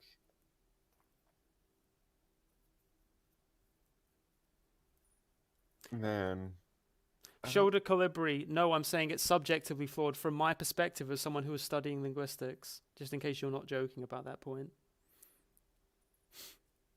Yeah. That's out. I mean, it's one of the best films ever made. So What is? The Shawshank Redemption. Oh yeah, absolutely. I was gonna say, Morgan like, Freeman's if we're character is being not black in the book, but he is in the movie, and I love Morgan Freeman, and I love that movie. benefit of the doubt, he doesn't know that you like that, and that would be considered forced diversity, but that does break his point. No, I'm not going to give him benefit of the doubt because he's making. Hold on. I'm not going to give him that because he's making an assumption based on something that he doesn't understand, and he doesn't know anything about that. Yeah, I He suppose you could wouldn't say it know. goes both ways. He's made a definitive statement where he doesn't have enough information to do so. That's just a disingenuous claim. My statement is in this video that he's made. Like, throughout the course of this video, Wolf does not define force diversity any more narrowly than diversity that happens to be present in things he doesn't like. And that, like, I'm not making any generalized statements there. It's based off of his video. It begins and ends where the video begins and ends. Right. And at the end of the day, him saying he likes The Shawshank Redemption, even though it contradicts that perspective, is an argument against his video because he didn't give enough nuance to his position to clarify that. Yeah. Such as, Wolf doesn't like Beetles the cat, and then I go, Wolf hates all cats. Beatles. I don't fucking know, tickles. Georgie. It's Georgie? Georgie, yeah. Save But Georgie. Hashtag save Georgie. Because I ain't surprised that of course you have a cat. Of course you I have a cat. have. Yeah, of course you have a cat too. I don't consider cats horribly worthless. I just prefer dogs. I do. Oh. What? No, you're objectively wrong. I had a cat for 19 years, and she was my favorite pet ever. I currently have a cat. I like cats enough. You will never be right. I love that cat. Yeah, I remember all the time I go around and I see all the seeing eye cats and bump sniffing cats and paramedic cats and yeah. I never said they were Right. particularly useful in I every. never said they were useful. I just said they're nice said pets. they were useful. Dogs are the only animal that can do that. That doesn't mean that literally all other Rats. pets are Yeah, what about terrible. rhinos, Rags? They can't do that, and they still provide delicious You milk. could ride rhinos, and first off, you can milk rhinos. We've established this. True. Second off, People you can't could use sniff the them for meat. bombs. You Humans can't milk a yeah, dog, though. Rhinos, they just send rhinos You in can plane technically tails and milk a just dog. bake 'em. You can ride rhinos into battle. I saw it in the Black Panther movie. That is, Wakanada is a place in Africa, right? It's real. It's all real. Isn't he a Jedi Wakanada? Probably. I don't know. Sorry, Eric. We're coming back to you. Sorry about that. Onto the entire I spaced out there for like a minute. Did he say anything? No, he didn't. Okay. That was just their spat about cats. Okay. video point by point. Of course you have a cat. You have to make arguments. Yeah, I You- zoomed into my face. That means I'm right. It's funny. H-Bomber Guy does this a lot. I think, Jay, you probably use this style a little bit, right? Oh yeah, I totally do that. But Nothing. I Yeah, think Jay, when I do it, I think Oh my god. It was I Jack's totally idea get to my move time into to to zoom into my face. Yeah, sorry. Most of those little like tiny editing choices there are me, not Eric. Sorry. The only editing I did was the cuts. I Mhm. think. Yeah. I'm sorry that it's objectively made my video worse that I slowly zoom in on Eric's face at one point. That's a good point of criticism. So, someone in the chat said, "Holy shit, is this Chris Chan's brother?" Don't be so mean to Chris Oh. Chan and Eric. I'm not mean to Chris Chan. I'm okay with. Well, I'm not exactly. Christina. Okay with Chris It, Chan. it is more of an Christian- insult to Chris Christina. Chan to imply he's Christian's related to Eric. Contribution to Chris- Shrek Retold was innumerably When's important. that was the best part of the whole. I laughed my ass off when that came on. I had no idea what was Yeah. happening. Well, it's Chris Chan. You never know exactly what's happening. That's true. do that. But hey, That now was good, I've by the made way, my Shrek arguments, I can Retold. watch every single Star Wars movie, which I did. I watched every mainline Star Wars film, episodes 1 through 8. Oh, I haven't And- seen and this part I yet. actually like Oh. them a lot. I'm sorry I dissed them in the video. They're actually pretty good. So the best I one. wonder if he means all of them are pretty good by that or not. Because even He like, said they are. all I'm suggesting is you're welcome to like sequels, you're welcome to like OT, you're welcome to like prequels. I find it rare that someone would like all of them because they're so different, you know. As, Yeah. there are plenty of people who like all of them. like I said, rare. I'm not saying it's impossible. Most people have an opinion. I would say that Attack of the Clones is the only one that I legitimately find just boring to watch. They're all like fun. I would say other than that. Would you feel similarly, Eric, or? I like the first two prequels are like I really dislike them, but it's for purely aesthetic reasons. Like it's just that I find them boring. You didn't like the aesthetics of episode 1? Oh, not really. It's although like I am much quicker to defend episode 1 than I am to defend episode 2. Because it has like an explicit scene dedicated to Ben-Hur homage, which is just great. And also I think it's very thematically important, like Qui-Gon and Obi-Wan's to show their reaction to seeing like the slavery on Tatooine. Because intentionally or not, probably not, it acts as a very fine counterpoint to Rose and Finn on Canto Bight. Yeah. Like in that they just accept it as a thing that exists. Yeah, they just and they only rescue Anakin because he's genetically superior. While like Rose and Finn on Canto Bight, like that arc is a lot more optimistic. Yeah. And it shows like the progression that the series, like that the universe has gone throughout its chronological length. Midichlorians are actually a really good like thing to think about because you can probably compare them to a lot of the pseudoscience that you had, around the colonial era. Well, especially when you're talking about it's like it's not right is the other thing. Like it turns out like the Last Jedi is all about how that actually isn't true. How like that was all just pseudoscience. Yeah, like, it was just vanity. Exactly. It was like look at the shape of their skulls type shit was going on. Yeah, like Qui-Gon and Obi-Wan rescued Anakin because he had a desirable skull shape. That's basically what happens in that movie. God. And this can make a good video. I'm waiting until H-Bomb does it. Yeah, that's fair. On which would be the best set and which would be the worst set, you know what I mean? There are people who just like pretty much anything. Like my dad with movies, he likes basically just every movie. He goes to a movie, he's probably gonna. Yeah, that's fair enough. I guess, yeah, all I'm asking is, Eric, did you like all of them? Because I think he puts Phantom Menace at the bottom. I'm curious if you like that one. But the second best was episode 3, Revenge. Oh, sorry, I skipped ahead. Or at least it jumped for me. Yeah, he said the best was The Last Jedi. Sorry, I dissed them in the video. They're actually. Wait, he's not allowed to like The Last Jedi. That's a no-no. Yeah, your arguments are invalid because you like Last Jedi, Eric. That's something that we do inside here. Yeah, apparently. One was The Last Jedi, obviously, but the second best was episode 3, Revenge of the Sith. I like that one a lot. And then the entire original trilogy comes next. Like I had very similar positive feelings for all 3 of them. But Return of the Jedi was my favorite. It's closely followed by A New Hope and then Empire Strikes Back. Didn't like. That's an unusual order to put the OT in. It's interesting, isn't it? This lineup. Oh, you like this bit, Eric, about this lineup, like how he. Look, I am almost positive that he did that just to spite everyone that says that the Empire Strikes Back is the best one. Yeah, because I cannot. I like Empire. Return of the Jedi for me is my. But are you sure you didn't put 5 at the bottom of the original trilogy just to spite Wolf? I just think A New Hope is better, and then Return of the Jedi is better in turn. Like, it's not like I do have very similar feelings towards all 3 though. Like it's just it was not to troll anyone. These are my real feelings. Just to clarify that, Wolf, we're not here just to upset you. Favorite in the whole saga above Empire, but Empire is an objectively better made movie. I don't care if it's. I don't believe in that. Yeah, they think that's bullshit. So no, I don't really care about the placement itself, but the fact that he put The Last Jedi and Revenge of the Sith, 2 of the most hated films. Well, Revenge of the Sith. Yeah, Revenge of the Sith.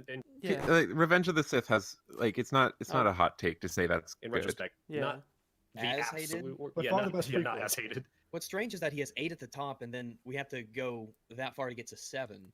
Oh, he justifies why that is. Yeah, I think he's about to explain it. Followed by A New Hope and then Empire Strikes Back. Didn't like The Force Awakens all that much. That one comes last.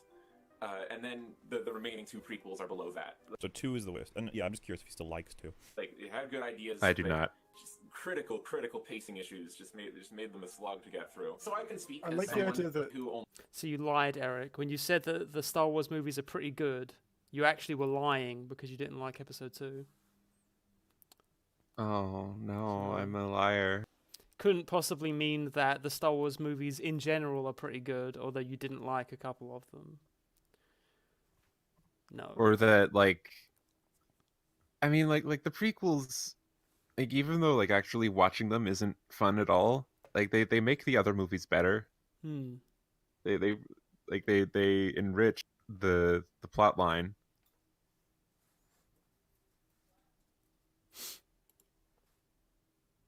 I like that the idea that- pacing is his biggest problem, not everything else. Well, I like the idea that the biggest problem is the pacing, yet he loves The Last Jedi. Yeah, I was about to say. Like- Interesting. It's fine to like The Last Jedi, but it definitely doesn't have the best pacing. Well, now you have to talk about what is pacing. How do we objectively decide what is good pacing versus bad pacing as a whole? And again, he doesn't subscribe to that. Well, you know what? I'm not going to make entirely objective arguments here, but I would say it would be very easy to argue. He's that if seen you the have something video. that feels very climactic. Like MauLerr has seen the video, and yet he just said that. Wait, what is it? What was MauLer's exact wording there? He said like, "Oh, now we need to decide what good pacing is." And yes, we do. It's just like I didn't go into it at that moment. It's possible for me to say why I thought the pacing was bad. It's because like it's because like it ends like the last 30 minutes is like one giant incomprehensible action sequence that feels like it lasts forever. Hmm. And it's like right on the tail end of like really cool dramatic stuff, and like I lose it all. But like he's seen the video, and yet he thinks like I can't make that claim because I think like that it's ultimately up to the person watching the movie to say why the 30-minute ending action sequence is good or bad. Like,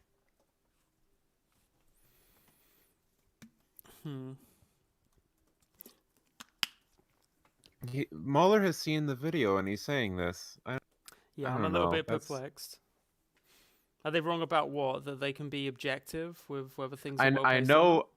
Yeah. I am absolutely certain that after the conversation we had, he would not say that. Like that. Right. Okay. I know that at least. That's good you clarified that at least. Tactic, and then you have falling action and then rising action again. That's definitely strange pacing, at least, and I would Sure. consider it. But if I'm I Eric would and I consider can it bad say pacing. you think that's strange pacing, I think it's perfect pacing. I mean, maybe that would be his response. I mean, it's fine if he thinks that if that pacing works for him. Well, but, we know you how that Eric is at how good Eric is at identifying arguments. So, I don't know who. Why is Rags Just to make it there? perfectly clear, myself and Like, Eric what is he agreed to go in at? for discussion Because with he's a Wolf good and friend of thereby Mauler. making it an even discussion. That is not the nature of this show. All I will say Sorry. in response to that is, what would your response be to me and Rags, or Rags and Wolf with you two? Is it the same, or do you have something against Rags? That's the important part. No, I do have actually, something it is against because Rags. I hate Rags. Mhm. Like, it is like I had to pick one, and it's him. Like he's one of the only people on this platform that I just genuinely have no respect for. Yeah, I mean it goes on multiple levels. Like on a personal level, I think we would both say that Rags is probably the least useful person in that conversation. Like I think Rags just And descends also- into bullshit really quickly. Yeah, his existence is descending into bullshit. That's how he works.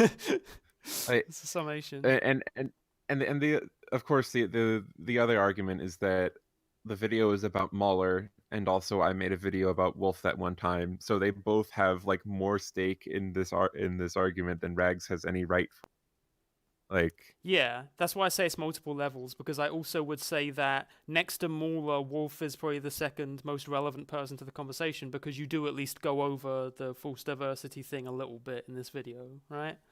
And it'd yeah, be good to clear the air and also there. like I would want to like go over that, because like I didn't go onto EFAP back then. Like we probably would reach that discussion. Gotcha, right. And I was planning on that. That's why Wolf was part of it in our agreement. Yeah, and then the thing that would be most important for me is the fact that I just want a balanced conversation. So I take all the arguments for why specifically it should be MAULER and Wolf, but on a personal level, the only thing that really bothers me is that I want things to be balanced, at least until I like trust people enough to just be able to hang out on stream regardless of if I agree or disagree. But not only am I not friends with these people, they all actively hate me, so, you know. Although, like, MauLer's argument, like, I think like it took a very long time for him to really make this clear. It's because like if he had it his way, he wouldn't have you on EFAP at all. It's just that that's a tradition that they have. Yeah, that's a standard they've set. Although he has. That's why. To my so that's why you can only go onto EFAP, and because it's EFAP, Rags has to be there, which is a very roundabout way of saying you'd need your friends to back you up, or else you can't do a debate. To my understanding, like MAULER can totally correct me on this, but the last time we talked about that, MAULER specifically said that I would be allowed on EFAP, like with MAULER, Wolf, and Rags if I wanted, but he would not personally engage. So I think at this point, it's like literally impossible for me to have a conversation with MAULER about our disagreements in these various different things. Like he just wouldn't even speak in an EFAP that I was on. So yeah, he's not gonna. Like I asked him about it again when we talked. It's not like a PR thing. Like he doesn't want to talk with you privately either. Yeah. Like it's not about like public image or like that he doesn't want to send the message that anyone who talks shit about him can get on a stream with him. Like it's not about that. He just has a personal distaste for you. Yeah, and that's fine for the same reason that it's fine that Eric has his personal issue with Rags. You know, it just means that the conversation can't take place because I'm not willing to do a 3v1, especially when the only person really relevant to the conversation refuses to speak. So, also, Medark, you made the argument at some point that their objective criticism's fine because that's their subjective opinion that objective criticism exists. And yeah, but that's circular reasoning. Like subjective, they're saying subjective. If I'm saying subjectively, I agree, they believe objective criticism exists. That is not an argument for the existence of objective criticism. That's just saying that's what they believe, right? If I say some people believe in God, that's not an argument for the existence of God. I guess it could be an argument theoretically, but I doubt you'd say it was a strong argument. If multiverse theory is true, then there is a universe where multiverse theory isn't true. Correct. So that's why objective criticism does in fact exist. So I'm leading them with that question, so I know the answer. Eric has literally deliberately said in the past that he doesn't like Rags. Yeah. He also included you in that. But yes, I got booted out of that, unfortunately. I'm trying to get the impression that we're not very much. There's no. We're not going to concede that. The nature of the show is it's the three of us and then a guest or two. We're not going to kick off one of our. I suppose if we just want to talk about it now, feel comfortable about it. Unless they provide a very, very rational reason for why Rags can't be here, which I think is going to be impossible considering the playground insults does not trump out of context mischaracterizations. So even if I considered that a leg to stand on, it's already been lost by doing something worse to us back. So you can't come up with a... Saying quality is only made up of preferences and no other variables devalues all their effort. No, it doesn't, in fact. You can put a lot of effort... I would say that you can talk about the amount of effort someone put into something, and that wouldn't automatically devalue the act of putting effort into something just because I say it's fundamentally subjective. In fact, it goes the other way because you could put a lot of effort into making something that seems really bad. And if we're only talking about like objective critique, I don't get to say that thing was like, oh, there was a lot of effort put into it, and that's really good, because objectively that thing is bad. So if I spend a lot of time researching how children draw things, and then I draw like the perfect like scribbly kids drawing, by subjective standards, I would say, oh, look, that's really cool that they put their effort in. And it's like, look, it's like a really accurate children's drawing. But by objective standards, that drawing is still bad. So all I can say is that drawing is really bad, right? In fact, I can put more value into the effort people put into things if I value subjective critique, because I don't need to set these standards and just say, you didn't meet this standard, therefore bad. Ranty, but whatever. reasonable reason for why Rags shouldn't be here. And then my olive branch will be that you can choose who you would prefer to remain as silent as they can. As in, like, you say, we want to be addressing, you know, MAULER only, Wolf only. You're not going to choose Rags, but if you did, Rags only and the others, we prefer they stay out of the conversation unless absolutely relevant. I will give you that. Even then, I don't like that. I will even, and I don't know if Wolf and Rags will agree with this, but I would even extend to you that I would not use a singular swear word or insult if you were desperately demanding it. Not that I would definitely use. Go without swearing. Yeah, I can go without insults too. What I'm trying to say is we will accommodate you to an extent, but we're not. You don't control this yourselves. We'll... I mean, honestly, maybe you two should man up. I know it's a little difficult since neither of you seem to know what gender you are, but maybe stop being cowards and trying to kick off a member of the show. Just come on, Not a good look. since you both made videos utterly misrepresenting us, taking us out of context, and deliberately lying about us. Stick by what you say. Don't try to pussy out of it because you don't want to stand by your... The length that they go to make an even debate sound like an unreasonable request is so funny. I don't know. The only alternative is just saying... Oh, sorry, go. Say it. Sir, this is our emotional support racist. Also, someone's pointing out that MAULER makes distinctions between objective and subjective. Like, he says that subjective opinions are still valid. So, for instance, you could still subjectively say that you liked the person's, like, fake children's drawing, even though it's objectively bad. Yes, but MAULER has pretty definitively stated that, like, the objective critique is, like, the one true critique. The objective critique is the one, whereas subjective, that's just your feelings. Like, you can talk about them if you want, but, like, one is the truth, and one is just your opinions on it, right? One is very clearly valued over the other. The fact that people talk subjectively a lot of the time in their critiques is a big part of the reason that MAULER doesn't like other people's critiques before he started making his. He likes being objective. I used to think that Wolf was the most civil one here. Yeah. I think in this particular EFAP, he's probably the least civil. Yeah, when it comes to, like, members of Team Rocket, like, I think now my favorite is MAULER. He's I don't know why he's hanging out with these bozos. He can do better. He honestly can do better. Mm-hmm. I would agree. Your own words. Get Jared. Yeah, we'll get Jared on. Jared could be the mediator.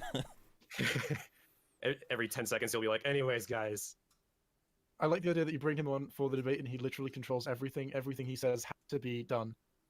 Like, he's in charge of it. I want to see what would happen. I want Jared to debate them one-on-two. Maybe I feel like Jared would assassinate them. Maybe we'll get Jared to mediate the. I don't know who Jared is.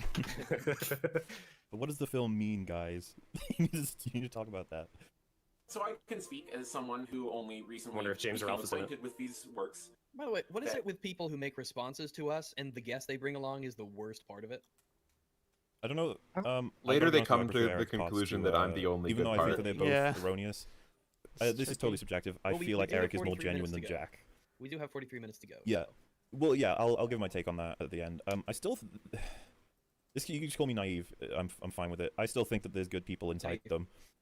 And they did try. They've just monumentally failed. I wish there was a good person inside Eric me. Doesn't recognize how shitty he is. So Hey-o! I think he's right there. Also, someone in chat said. Someone in chat said interesting that you say claim playground insults and then you say the cowards and make fun of the gender. Playground insults was referring to us. But we will get to the morality of that if you really are curious on why it's okay to use playground insults. Yeah, I can't believe I'm saying that. It seems like that person was more pointing out like the fact that they're literally just uncritically referring to their own manner of speaking as playground insults and not really considering it any further than that. Like, hey, maybe the fact that you're using playground insults as such a regular part of your speech is an issue in itself, but who knows? Fine with making fun of their gender or lack thereof. This is so very interesting. This guy in chat says you're criticizing both of them. They're criticizing both of you. Rags is irrelevant, and you're using you guys are using me as a shield to avoid discussing with them. We've literally offered them to be on the show, but we're not going to kick off a host. That's weird. I don't know. I think this is just like it really just exemplifies the low intelligence of both these people and their idiot audiences. Rags could be low IQ. Muted for the. Well, I'm not saying he should be. I wouldn't be okay with it. What I'm saying is, in the scenario in which Rags was here but muted, that would be more acceptable because I don't like it. It doesn't sit well with me that he's being forced out for no reason. That I don't like it. If you want to argue like from a, I don't know, he's my friend. Like he's a member of the podcast. There's no reason why I should do that. It is absolutely asinine to expect that we are going to kick off one of the hosts of the podcast because you don't want him to be there and you don't have any valid reason for it beyond. I mean, did he mention him in this video? I haven't seen the whole video. Well, they've already used me as a way to dishonestly imply. I like how Wolf kind of stopped himself from saying beyond the fact that you want a balanced discussion. Yeah, beyond that unreasonable request, I guess. We can't articulate the reasons why we say the things we do. Or that Rags is used because Wolf can't articulate. See, guys, I'm enjoying being here. It's great, right? But I feel like you guys are all talking a lot too much. It's making me really uncomfortable. So can you all just leave? I would prefer it if I was just on the stream by myself. And you can debate Jay. I'll debate myself. All along, Sins wasn't a guest. He's actually the owner. He's a majority stakeholder in the EFAP company, Incorporated. Jay is technically he's our business manager. He gets us, really. Yeah. Guys, he really owns us. Or I'll fire you. The three of us are diversity hires. That's true. This is true. Gas mask people are underrepresented. I used to have a gas mask avatar when I was 12. I used to call myself Sins when I was 1. Got you. But my gas mask avatar was far worse because I unironically my gas mask avatar was in a fedora. So I know. So that was your first mistake. Anyway. Oh no, I made just loads of mistakes way before that. Yep. Gotcha. I'll tell you what, chat. Brit's still moderating, but I'm gonna leave you to it for 1 second because I got to pee real bad. Be good.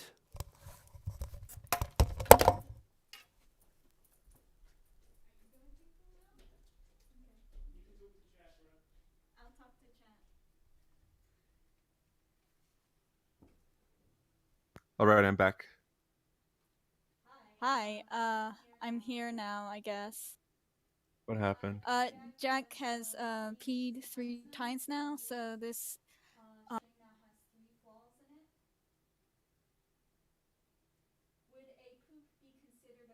I'm losing you.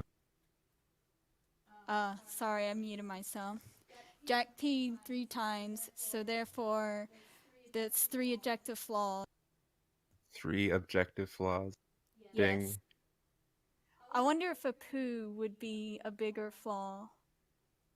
I mean, it would be more time.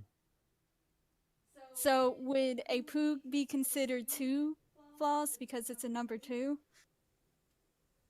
Okay, this has gone too far. I'm sorry. That pun was enough. Sorry. Nah. Anyway, this has been going well. I Howdy. love the part. Oh, you're back. You come back before I see you on the stream. It's like I'm a magical man. Okay. You ready to get going again? Yeah. I'm not going to say that, Jay. I'm just going to say that makes sense. That's all I'm saying. I do like the face they have paused on you right now. Someone said, "Where is Wolf?" he's there. Well, listen, Wolf couldn't be here today. Wait, on stream it kind of looks like they have, like you're looking dismissively at Wolf. Oh, it looks like I'm looking we needed someone wistfully at him. from the intellectual gaming community to represent this Captain podcast. Tonal Loke. Captain Tonal Loke. Beautiful. So I can speak as someone who only recently became acquainted with these works, that the Star Wars films are actually good. They are #EricTaxonApproves. However, there was another motive to me finally watching these films. See, our old pal MauLerr has a 5-hour-long critique of The Last Jedi on his channel. And I wanted to give him a fair shake. So No, you didn't. I watched the whole thing. So there you go, MauLerr. Someone actually watched one of your critiques. I don't believe that at all. I don't believe you, Eric. I actually think don't he has believe evidence that he's done it later. I'm happy to believe that he has. He still makes the same mistakes that he makes with I Wolf. did it twice. Mistakes in quotation marks. I'm being as nice as I can. Look, You said we might I call watched you it naive. twice, you fuckers. you're welcome to. You did the best you could. I watched it twice, all the way through. Yeah, I mean, on a personal level, definitely, like, their inhospitability to our video is definitely a shame. Their lack of faith is disturbing because collectively Eric has watched at least 10 hours of MAULER, and I've watched over 20 hours, so we're all a bit disappointed. by how this has gone, but so it goes. The alternative would just be acknowledging that we make some valid points. I'm gonna run out of stamina really soon. Okay, we'll keep going. Let's wait until they're done with my segment, and then we can take a break and maybe continue some other time. Honestly, that'd be hell, I'll fine. call myself naive. It's just so that we it's so that it's said. It's not like they can prove that they haven't been malicious, and we can't prove that. I mean, we kind of can. I mean, I don't at face value. I don't trust Eric. He has not does this feel demonstrated familiar, he's- guys? Do you remember anyone else who did shit like this? I did. In a certain individual situation. But yeah, so it's a joke. It's fine. The part where he says, "Hey, Mola, someone actually watched your video," but you didn't expect that to happen. But I have to highlight a bit of a funny. He's almost like accidentally implied that I wouldn't expect my critics to watch the video, and he's saying I actually did, and I'm like, Eric, that's like the base requirement for criticizing my video. You watch my stuff. What the hell? I mean, that is kind of the it's joke. funny, Eric. I agree. Yeah. It's a nice little delivery there. It's good that we got a quick it like undercuts 5-minute itself when you really think analysis what of a you've just joke you said. made offhandedly. I said individual situation. People think I'm talking about Quentin. But you are, aren't you? I thought you were. Just I thought you referencing were. him. No, Brett Keane. We've never covered Brett Keane. Oh, I don't know enough about. I thought that was what you were referencing. No, I'm referencing how we've seen this before on EFAP. Oh, well, we've also seen this on DP. The God, whole, like, Mauler is so I obsessed only with want to Quentin. talk to the amazing atheist. Yeah, the argument that we'll gang up on them or whatever. It's just I don't know. Come on, guys, really. For the record, it's something that I kind of you could. Quentin is also incredibly dreamy. Yeah, Quentin's a cute boy. He's gotten cute over the last year too. Yeah, it's like, oh shit, this is public. I forgot. It's okay. We can publicly call Quentin cute. He's really cute. Could say is admirable about certain people. Like there's, let's say it was Eric, Jack, H-Bomber Guy, Sean, and 7 other people, Lindsay Ellis and Dan Olson, all of them in a chat, and then they said, "Okay, Mauler, Mister, you can objectively judge a movie. Come into this chat." I'd be like, "Sure." I just don't know how much I'd be able to get in with that many people there. But I mean, I would give it a shot. So yeah, come on. We have a with the three precedent us here. of letting people on who we've disagreed with, and they've been outnumbered. Yeah, check and out the one of TRO them's- video, I guess, is what Yeah, we like can the say. TRO video. Check out the Sins video and check out the person in the call with us right now. Yeah, I mean he's a majority shareholder in EFAP Industries now, so. Look at that, you guys do gag up on your guests. I'm just gonna go for a minute. I will be right back. Just Okay. gonna... So if by gang up on your guests you mean we've provided points, or backed up a fellow point, it's just like, sure. But my definition of gang up is a little bit more specific and harsher than that. I mean, like the fact that having 3 people here is automatically a gang up if there's less than 3 on the other side. Like, I don't know what to tell you at that point. That's just not how I would define it myself. That's how most Anyway, people would define a balanced let's discussion, carry but on. I don't know. Would you say you subjectively believe See, that I'll not to tell be a Mauler. gang up? Yeah, I mean, that could be a subjective opinion. I feel like most people understand that when you're referring to an unbalanced discussion, you're referring to a discussion where the sides are unbalanced. But I guess it could be his opinion that actually just means when someone's being a dick on one side. I don't know. Also, I mean, there's precedent for there being basically one-on-ones because I think when Mauler had his thing with Just Right, technically that was a 1-on-2, but mostly it was Mauler and Just Right speaking. So, like, if there's still precedent there. If Mauler just wants to do a 1-on-1 with me, then, you know, he could do that. But for various reasons, he doesn't want to, so I don't know. Someone in the chat pointed out, at least Just Right had the guts to take on both you and me, like, on the fly. Like, we didn't even expect that he was going to watch that stream. Absolutely. And TRO did it with me and Rags. But he said about you and Fallout 76. I don't know what he said about me and Fallout 76. I mean, can we imagine how bad I don't it's know. probably I gonna mean, be? I think my video was pretty good for a first one of its kind. So. It's doing pretty good, too. Yeah, it's doing pretty good. Hello. Another motive to me finally watching these films. See, our old pal MauLerr has Who a said I liked Fallout 5-hour-long 76? You said what, sorry? Who said I liked Fallout 76? What? That's an Is it hot-towered? That is an odd takeaway for somebody to think that I liked Fallout 76. Yeah, I personally wouldn't have assumed that from your video, Yeah. personally. Lies, tell me sweet little lies. I can't get over that video. I love that. Oh, he was joking. Okay, he was joking. Okay. Peak At this of point, the we have last to make sure. You know, Yeah, we gotta make sure. It's kind of gone beyond the pale with this. We don't know what's a joke and what's serious Yeah, we anymore. actually do. Yeah. See, our old pal MauLerr has a 5-hour-long critique of The Last Jedi on his channel, and I wanted to give him a fair shake. So I watched the whole thing. So there you go, MauLerr. Someone actually watched one of your critiques all the way through. Someone? It seems like a million or so people might have done that. Nah, they just clicked on and off. It was clickbait, Well, really. I'm sure you can tell from your audience retention how many people finished it. That's just audience lies, you mean? YouTube analytics are just lies, Jade. You know that? Lies and slander. All I'll admit it. I was all 1 million views. All right, so assuming that people went from first to second to third, they didn't just skip to the third. That means 980 people watched them. Well, I mean, I just recommended that a whole bunch of people skip to the third. He was making it funny. He's like, haha, no one would watch it. I mean, he's not going to empathize with somebody who enjoys it. That's very clear. So, from his perspective, why would anyone watch it? Sure. When people talk about his stuff and like why they enjoy watching it, like it's nearly always like in a passive context. Like, I will say it is like a flaw of mine that I have a terrible attention span, but I don't think anyone has an attention span that good. And I can tell because everyone who says they like it say they like it like as a podcast. Yeah. The people I've talked to, this is only anecdotal, I'll totally admit that, but the people I've talked to who have watched MauLer's stuff always say something like, I like watching it to fall asleep to. Like, I like half listening to it as I'm doing chores or something. Like, that's valid, but you're not really getting most of MauLer's points there. Yeah, he does have a nice voice. It's a very pleasant voice. But I feel like MauLer's aiming for a bit more than being a sleep aid. So that's the basis that we're criticizing his content. Not just as, you know, an artistic choice to be this soothing, long-winded thing. Because again, as an artistic choice, it's totally valid. It's something we talk about in the video. It's just ASMR film review. MauLerr should switch to ASMR. He might do better with that. And then he's like, why is there 1 million views on it? None of this makes sense. And then they're like, aha, it's because MauLerr's tricking people into thinking he's an in-depth critic, which is the point of this video. MauLerr, are you buying views? Are you sub-botting? Literally buying the bots from Rags and the views from Jay, so why are you guys...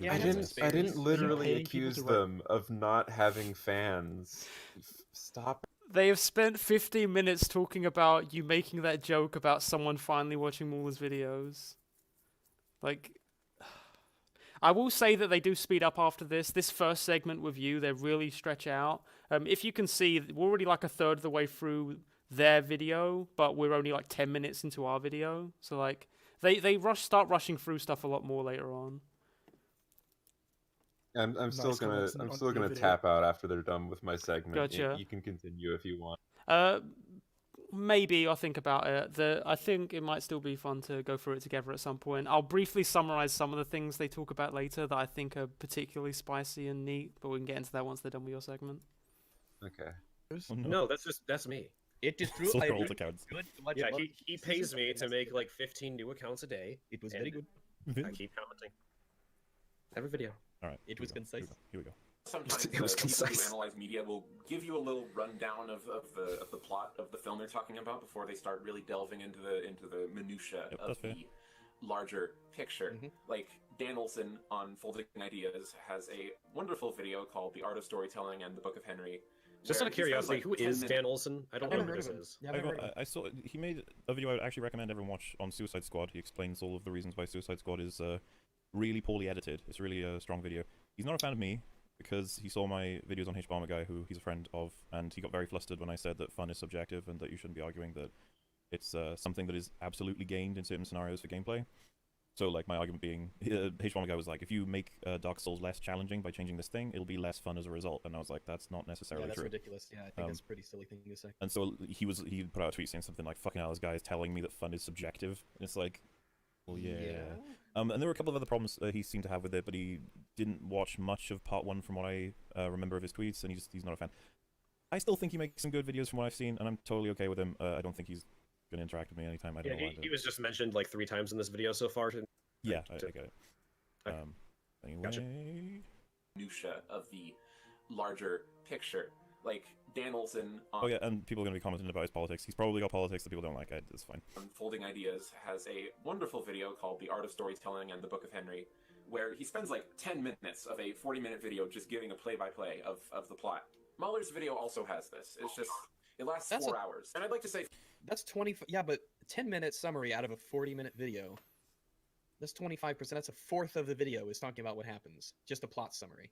That's a lot. So, like... That this is a gonna be lot. recurring You're theme of correct. their criticisms that I do too much plot summary. I don't know when to address it as a whole. I think we'll let them make the criticism a few more times just so it sets in as to what exactly they're saying, because I've spoken to Jay about it yesterday, I think, but calling what I do plot summary to me feels a little bit just like oversimplistic. a little bit, yeah. Like I wish I was given a bit more benefit of benefit of the text. I don't know. Just look at what I do when I'm doing a plot summary, and if all you can draw from it is something that you feel you could get from Wikipedia, I guess that's fine as interpretation, but I'll explain the purpose of it when we get to more of the criticisms. For anyone curious as to what he has to say, you can skip like halfway into part 3 of the analysis, and you'll miss nothing. Like really, Wow. So like one of the parts I'm really proud of is the end of part 1, breaking down what they did to Luke, and he's suggesting you skip over it. As much as I understand that he is saying skip the plot summary and go to the summary, which is a lot of people might want to do that with my videos. That's fine. I would personally say even if you want to do that, it's worth checking out the Luke bit. And then if you hate the way it's written, Eric, and you think you should be skipped anyway, that's fine. I'm just saying that there's so much in. What was the? Do you remember what the Luke bit was? I'm trying to think. Moral hand waving over Mark Hamill. Oh like, right, okay. It's the same bullshit. It's like this actor wasn't happy with how the character was treated. This has never happened before. Yeah, there's a lot of weird psychoanalysis with Mark Hamill. Like, Mark Hamill definitely has disagreements with the cast and crew, but, like, the number of times they'll just be like, look, in this interview, at one point he stopped smiling, and it's like, you do realize how grueling the circuit is for, like, getting interviewed prior to a major release, right? Like, you're going to be able to find dozens of clips of actors not looking as enthusiastic, and to psychoanalyze and also, that, like, it's fine. It's fine for it's fine for an actor to not like their character, but like that's the actor's job. That's what, like, the actor isn't the director. Mm-hmm. I won't say that's not an argument. I'll just say that just seems like kind of a weak argument that like Mark Hamill's take is in any way. Yeah. We can never say that anything isn't an argument because technically they do say words. Yeah, I think that's the main thing that we've gotten out of this portion so far is that the most disingenuous thing we did was we said they didn't have an argument when in actuality what we meant to say was they had a very weak argument. There was in fact words that were said. The difference is that the words that were said that we go through over the course of this video were weak. And we still criticize the things that they said. It's just that we said they don't have an argument when we meant they have a weak argument, which is also a part of the video, because that's what we are criticizing. There's a lot. There's so much in there. It's like the majority of the 5 hours. And if you go to 1 hour, 8 minutes of part 3, you find a part where me and MauLer became friends. A beautiful little time capsule.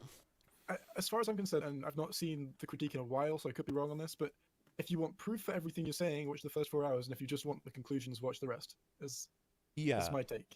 The summary, I'll be saying things that on their own would require proof, but they assume that you've seen the previous 4 hours. So, I mean, he's right insofar as if you literally just want to know what you think, then you'll get a lot of it from just the last part. I mean, I've watched the videos multiple times because I know in a single viewing I can't glean everything that there. There's just so much. There's so much that's being talked about. So many things that are discussed and compared with one another. So many justifications for the scenes. The idea that if you just skip to 4/5 of the way through and you won't miss anything. Why is the Admiral wearing a ball gown? In what universe? But yeah, we'll keep going. The analysis, and you'll miss nothing. Like, he's spending that. Like, if you're the kind of person that by what Rags just said, you're thinking, oh, what's an example of like a really strong argument for why this film is objectively bad?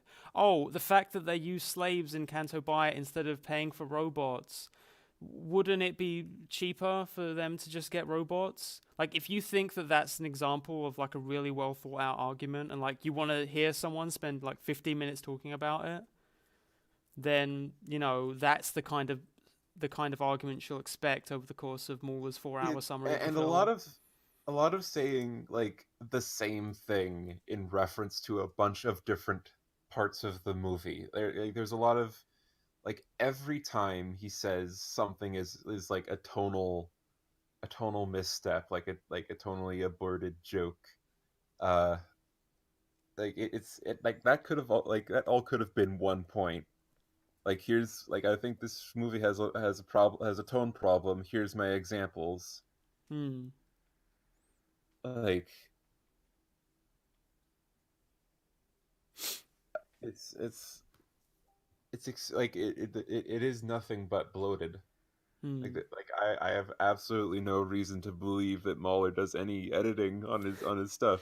I really don't think he does full redrafts. Yeah, I really don't agree. I really am skeptical of the notion that he does full redrafts of his work, considering how much of it would just be summarizing the film again. Like there's only so many ways that you can summarize what happens in the film, and then occasionally butt in to say the bomber ships are silly because they look like gravity's happening, even though it would only have to be magnetic fields to work. It's because they should have used Y wings. That's the criticism. Like, okay, so I remember there was a comment where a guy was saying, like, "Oh, I love your video, MauLER. Even when we came out of the film, my son was saying, why didn't they have Y wings?" And I think that just proves how misguided this film's production was. So yes, the fact that a small child wishes that there was a special type of ship that isn't in the movie is a very strong argument for why a film had misguided production. It can't just be a creative choice that they didn't want to put that ship in it, right? Because that ship looks kind of boring. I don't know.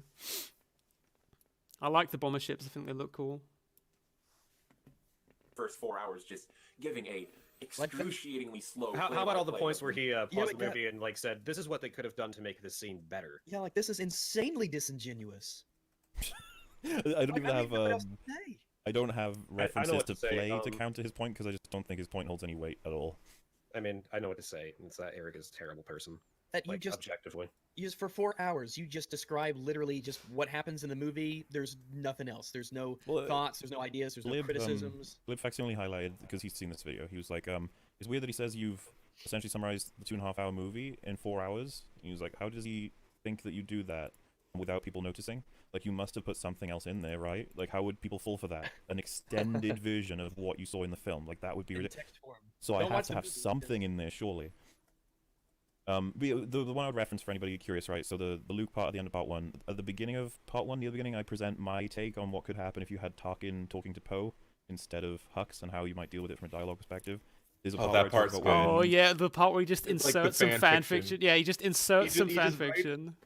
He writes some fan fiction because he doesn't like a joke. Like, oh, if you haven't seen it, it's in the first part. It's kind of near the beginning. Mm-hmm. He doesn't like that Poe does like the crank call on Hux.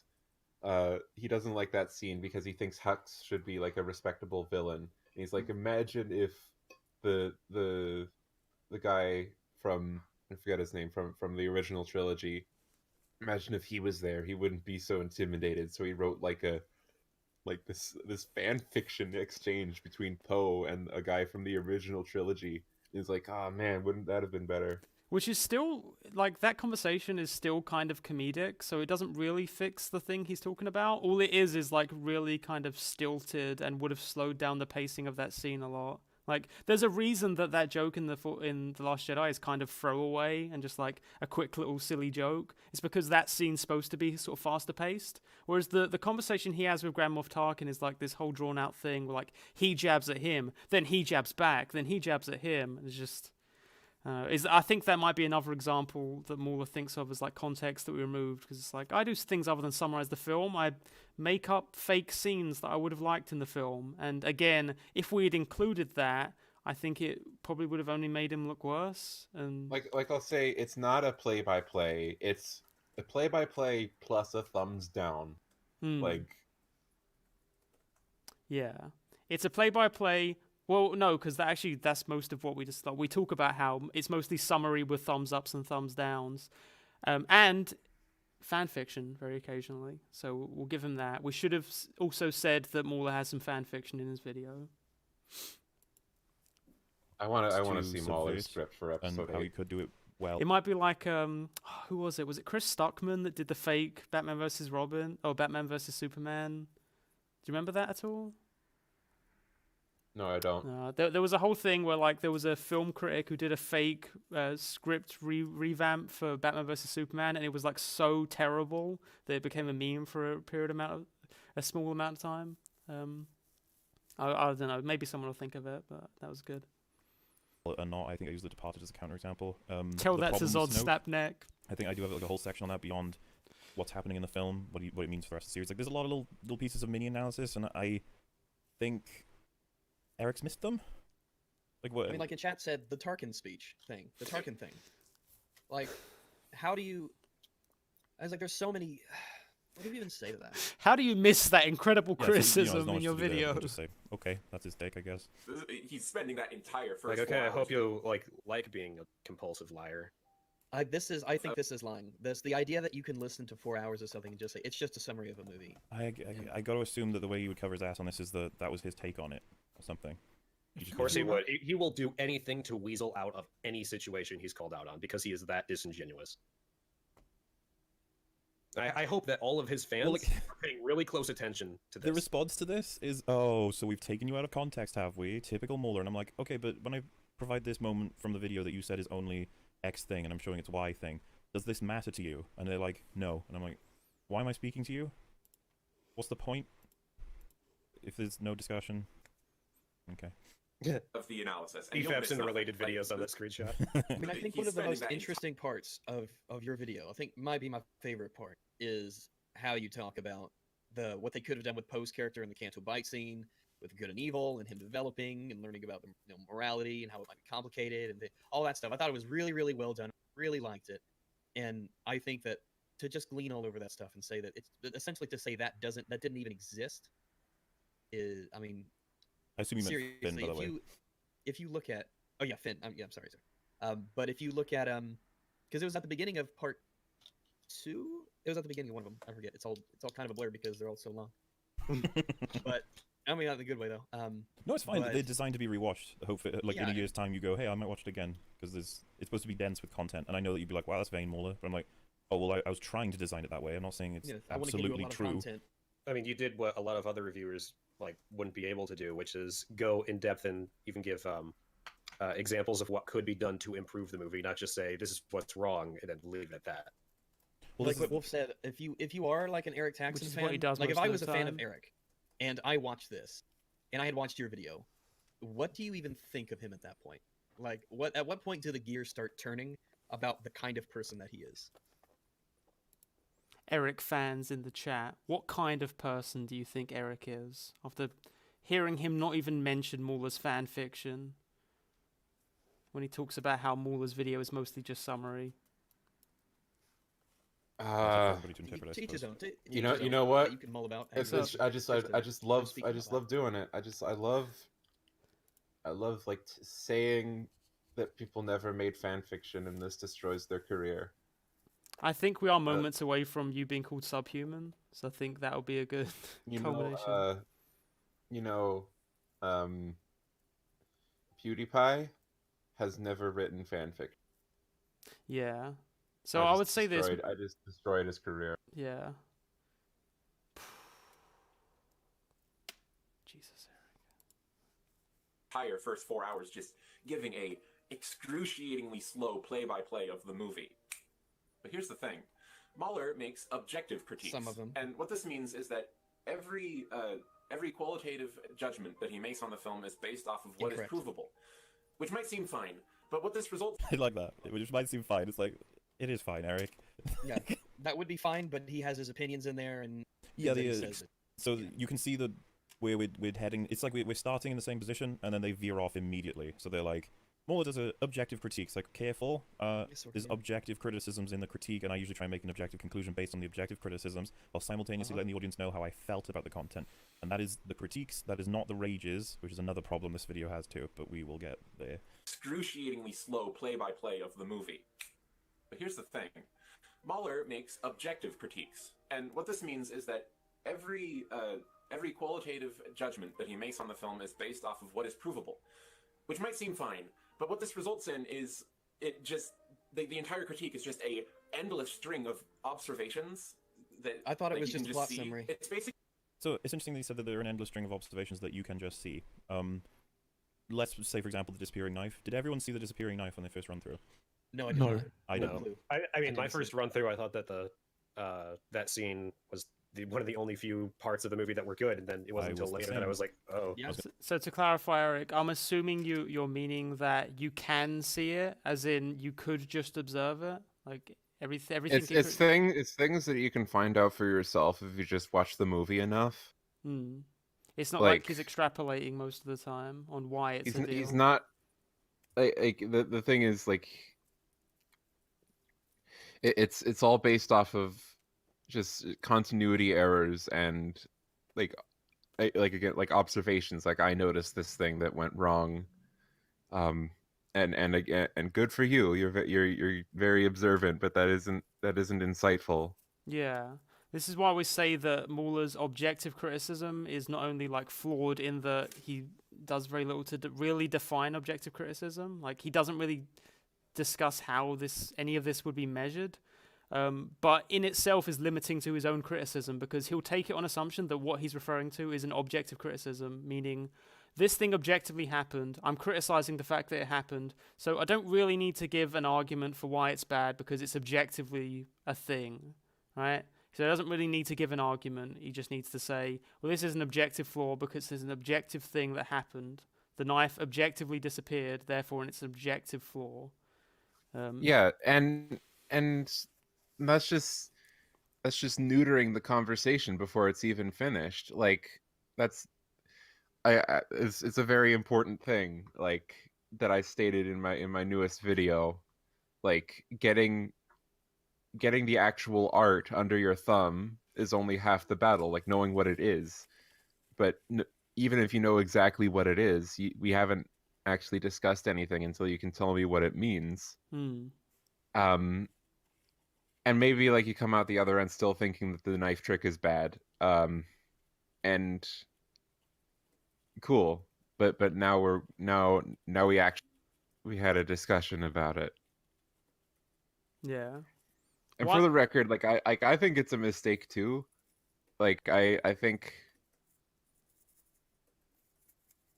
but I think the rest of the choreography is fine, even though it's a bit surreal, because I think that entire scene, like how it like culminates to Rey and Kylo standing with like all the fireballs dropping around them, it has a very surreal quality to it, and I think like the choreography accentuates that. And then I think like after I say, like, someone could make a case for the knife disappearing, like contributing to that atmosphere. I don't know, like. Yeah, I mean, on a personal level, all I would say is that it just doesn't affect the scene for me whether or not that knife goes missing. To me, it just looked as if maybe someone had dropped it at some point. Like it looked like in the shot someone had just dropped it. That's all I really. That's all I would take away from that scene. But also that's why I don't want to talk about The Last Jedi with MauLer. Like that's why I recommended those films.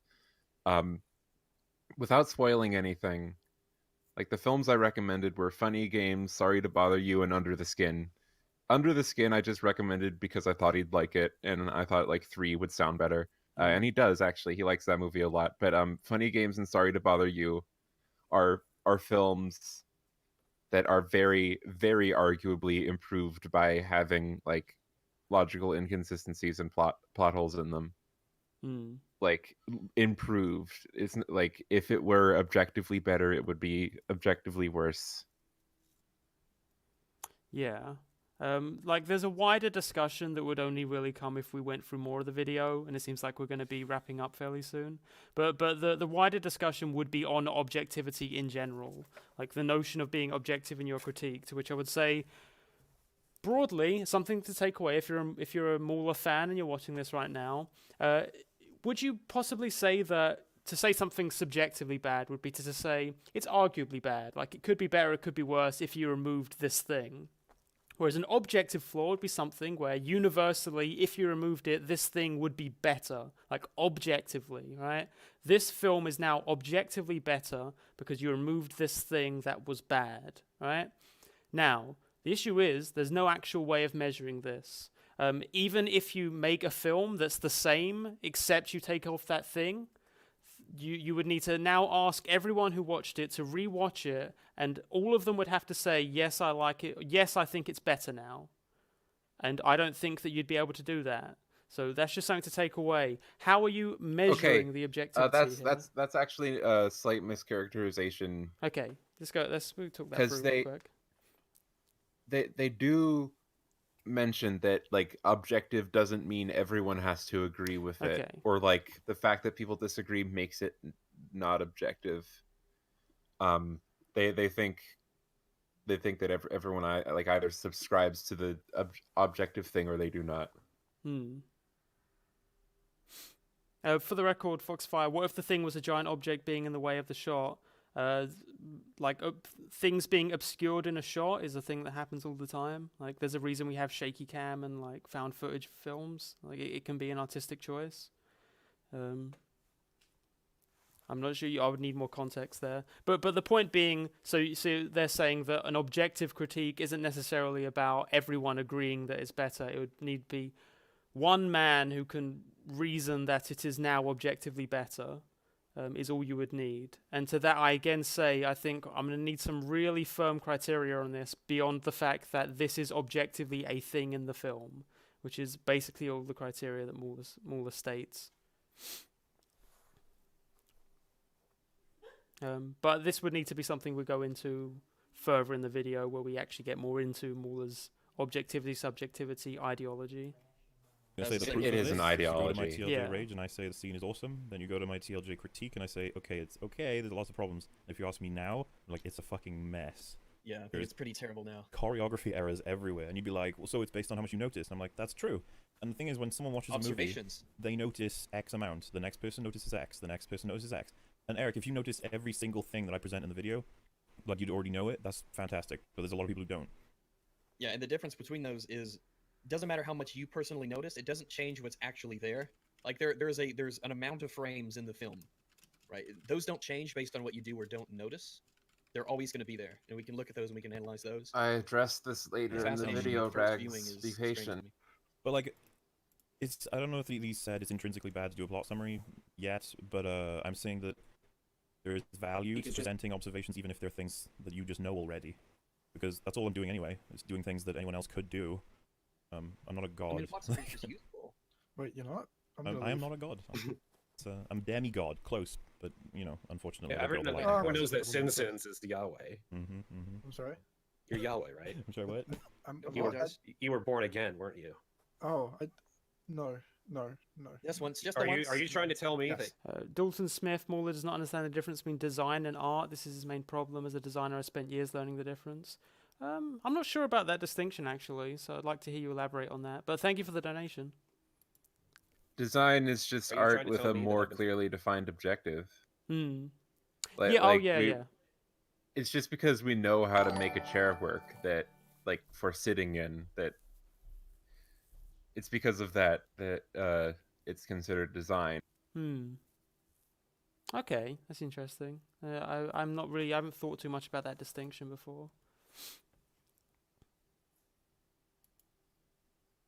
Following a false god my whole life. Oh, we did it. We did it. Jack on Twitter said, at the current rate, MAULER's response covered by 53-minute video is going to be just over 12.5 hours long. I wish I was kidding. Well done. Good job. You've pointed out what EFAP is. Congratulations, Jack. Congratulations. You did it. A show that's called Every Frame a Pause will be long. Good job. You're a bright one. Excellent. So smart, Jack. You got us. We've been dismantled. We've dismiss. That almost like heals the heartbreak I now feel knowing that Sin wasn't actually God. I was gonna say it's like interesting my whole world's just rocked. How the opposite ends look at it though, because we're like, okay, so we need to be very explicit. We need to have references. We need to show you where they've been stumbled. I'm going to use that word. Where they've stumbled and how they've stumbled. And then their reaction is, "You're taking too long." But they're right. It would definitely be better if you just said. I mean, the biggest tangent they went on was when they elaborated on Wolf's argument, and I don't feel like we gained anything from that elaboration. So I don't really know.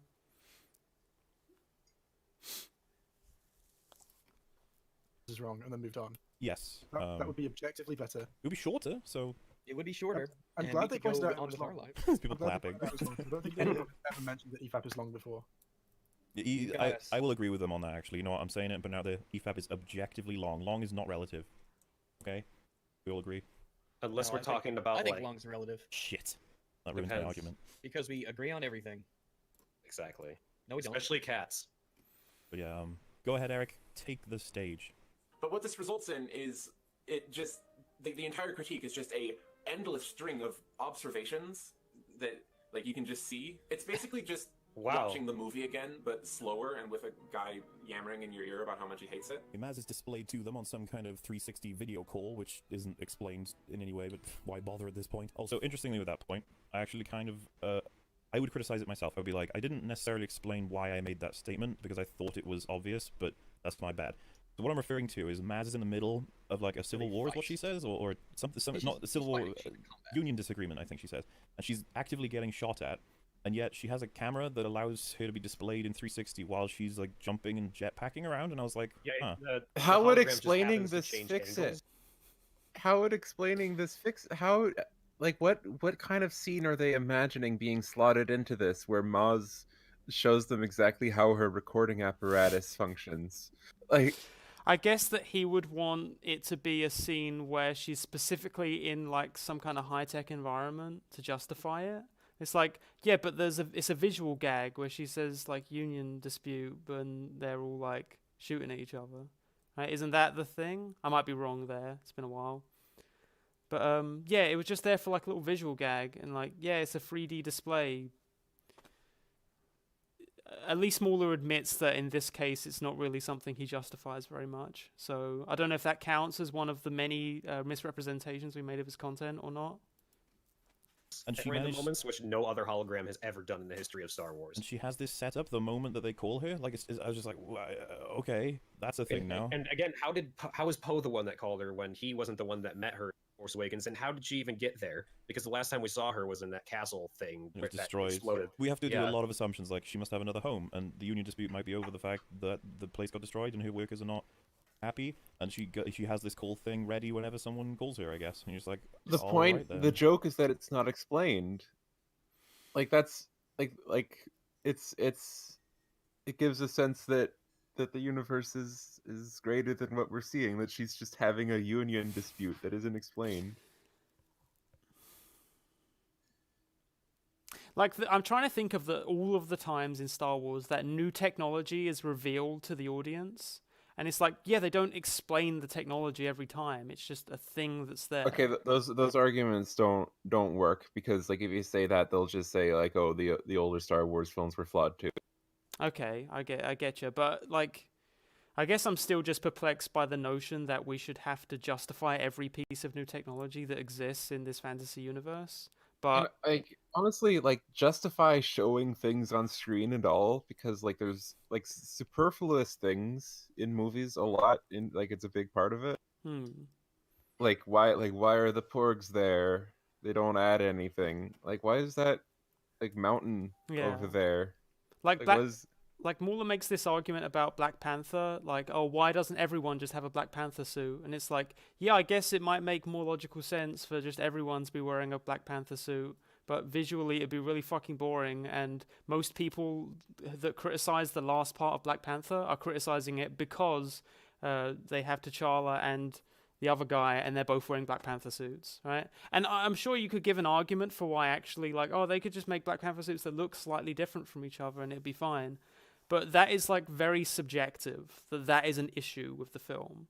And in the case of the Black Panther video, I guess that could be one of his subjective nitpicks that isn't his objective points. But he doesn't distinguish between the two, and later on in the EFAP, he claims that both exist in this unbridled video, and it should be for the audience to figure that out, I guess.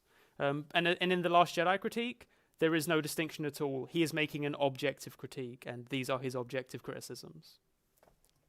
I mean, doesn't he say there's also subjective criticism in that as well? Like in the Last Jedi critique? Yeah, I mean, I think I must have heard him say something like that. It could be, but that'd be even more of a problem because one of the big points of criticism for why we're being so disingenuous with our video was that we said we sort of pushed together his unbridled videos and his and his real critique videos when the unbridled Despite videos them being very, very similar in content. Yeah, exactly. Our argument was that they're very similar in content and form.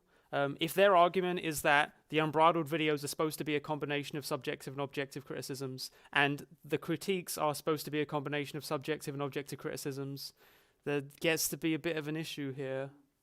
I don't know. They never explain the red arm. See, I understood that's what you were going for, but have you considered that this is a nitpick, which means your entire critique is... Oh, yeah. Well, this is the irony, right? So I'm making a small nitpick that is technically what I'm doing. I'm mainly just asking a question of, how the hell does any of that work? But fine, we'll move on. You're just asking questions. Essentially, it's strange. It's an odd thing to And have this so, like Quinton, they've taken this and have been like, look what MauLer does. And I'm like, you're nitpicking me. That's not all that I do. This is, and just like how I nitpick the film, it's not all the film offers, but I do cover what the film fucking offers. I don't not do that. We're not going to say their whole video is really bad because they just said this one thing. It's just a piling up. Yeah, and there's some things they've said we've agreed with already.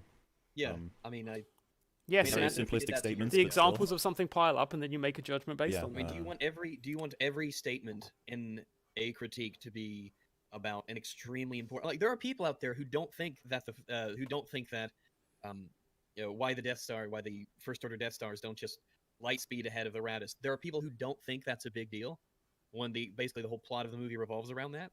I think that's a colossal failure of the story.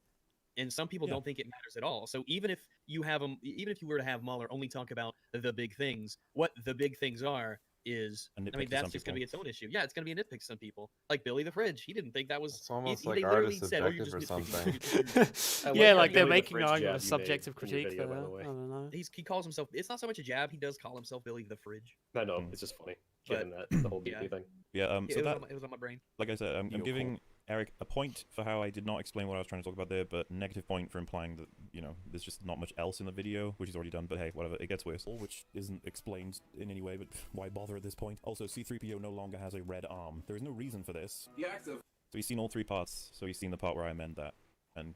I don't know, he might have just gotten a clip from people.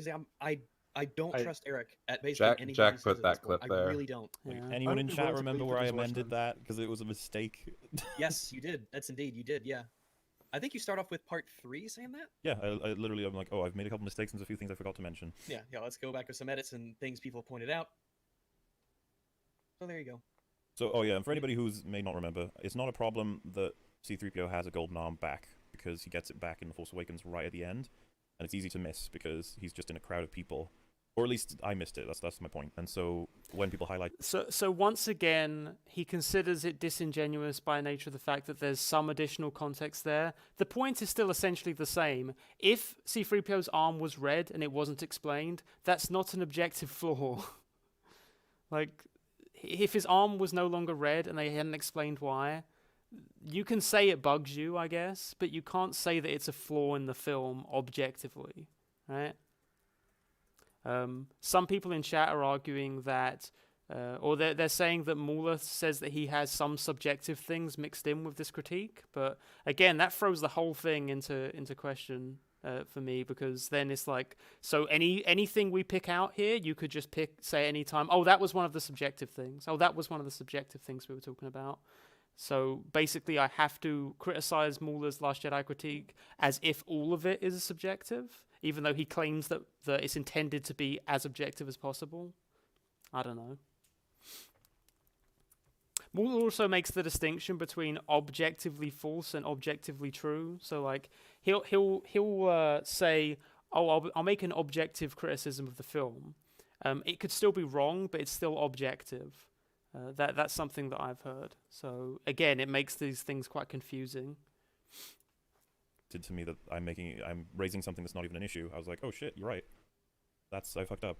And so this is, people like MauLer doesn't take criticism. I use that as a citation, and they're like, no, you accept small errors, sure. You don't accept that you make videos that are way too long, they're bloated, and they counter the main points you're actually making. And I'm like, you have to prove those things beyond that's how you feel about my videos, and that's what this video is supposed to be. And this is partially, a reason for why we're responding. This is supposed to stand now as my response to an in-depth version of that claim. At least they tried. I guess it turns out Jack and Eric are willing to go on the stream with you guys. He's not going because he said that Rack is being disrespectful. I give as I get. Was that? I'm sorry, but it was in the stream.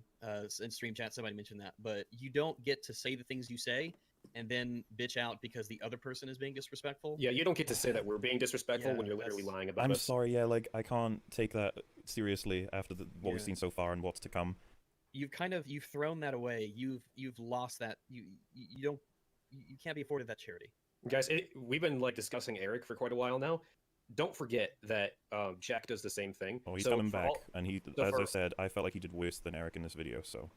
Yeah, just so all the Jack and Eric fans that happen to be watching this either live or on the recorded one on the MauLer channel, don't forget that both of these people are making these really disingenuous claims, and I want you to really pay attention to these people, and if you're a fan of them, I think you should really reevaluate why you're a fan, and if you should even stay subscribed, because this is... Think about it, guys. This is ridiculous. Okay, guys, you gotta think really hard. Are you sure you want to be in our audience? Even when he was going to address Wolf's... Are you sure that you don't like Wolf, Rags, and MauLer more than us? Because if you've been watching this and you think this Rags, Wolf, and MauLer guys seem really hospitable, really fun folks, then you can hop right over and betray us. More offensive comments in his Fallen Kingdom review. Shinobi actually put a disclaimer saying that between the time of editing his video and releasing it, Wolf had released a video explaining that he feels slightly different on potential past things that he'd said in videos. Shinobi put that in the video, as if to say, like, Wolf has actually commented on this from here on. I want that to be known. Shinobi had more integrity than these two. And Shinobi went ballistic after that stream. But even then, at least he had apparently more integrity than these two. So let's push on, Mr. Eric. It's just a endless string of observations that like you can just see. It's basically just watching the movie again, but slower and with a guy yammering in your ear about how much he hates it. Gwen says, I'd like to hear more about my origami vagina. Explained in any way, but why bother at this point? Also, C-3PO no longer has a red arm. There's no reason for this. The act of watching all three of these parts all the way through. Actually, sorry, I forgot as well. I actually move on to why I think that's an issue. Because you could be like, why is it changing color an issue? And I said that it can represent the merchandise issue, yeah. It'll give a tell for why they would have done it in the first place, if there's absolutely no plot reason for it, which is... in another, like forced diversity, forced merchandising would be another thing. Yeah. And you could and be as we know, a lot of things happen in movies because of like for no reason. Like it's actually quite common. Like not every aspect of something needs to directly tie into the plot. Like I think that the fact that he just conflated forced diversity with forced merchandising is like very eye-opening there. Because it's, again, not really that much of an issue, at least objectively. Forced merchandising, really not an issue because, you know, when I'm watching a Marvel movie and the characters randomly have, like, weird, like, their suits look a little bit different now, so that when they make merchandise, it will now be, like, the Iron Man free version of the merchandise, or it will be the, you know, the... in Infinity War, basically, a bunch of people get new-looking suits. I don't mind that. I think it's like a fun thing. Like, yeah, whether or not it's done well or not, it's subjective. Would The Last Jedi be worse if there were no porgs, or would it be better? I like the porgs. I think they break up the tension of the scenes quite well. But... I mean, like MauLer seems to imply that it would be worse. Mm. I mean, it would be better with them out. Like they make the movie worse. Because they don't supply anything to the plot besides looking cute. Eric, I just wanted to point out, can you see like you and Wolf right now in the stream? This is my favorite part of the stream. Oh, I'm calming him down. I'm giving him little pats. Oh, nice. But MauLer, if you read all of the comics, then you'll know why it happens, which means it's good. That's true. For anybody who didn't know, for anybody who criticizes The Last Jedi unfairly, you can get the DLC in a Lego game, and you can get a C-3PO novel that explains the Red Arm. Okay? So stop complaining. It is a uniquely unpleasant experience. He speaks so much, and yet run away, so Georgie. We need to away from Pennywise. Oh. He said he speaks so much and says so little. I was like, oh man, let's hang on to that point. And like the tragic thing is that he does have points in amongst all of the observations. Like he does have actual grievances with the film. It's just like it's so padded out that I appreciate the fact that he managed to say that. He at least was able to say there are points made. Jeez. Round of applause. So Thank you hard. for at least saying that. Things were said. That must have been so difficult to do. Just to, not that you were even right or correct, but that you just made points. Chat, I want to see you all type G for Georgie. We need G for Georgie. We need to respect that this cat is a true survivor. He's like a Navy SEAL of felines. G for Georgie, everyone. Is Georgie around right now? No, she's not. Oh, okay. Well, sometimes like she hides away in my room, and I'm not there, right? okay, I gotcha.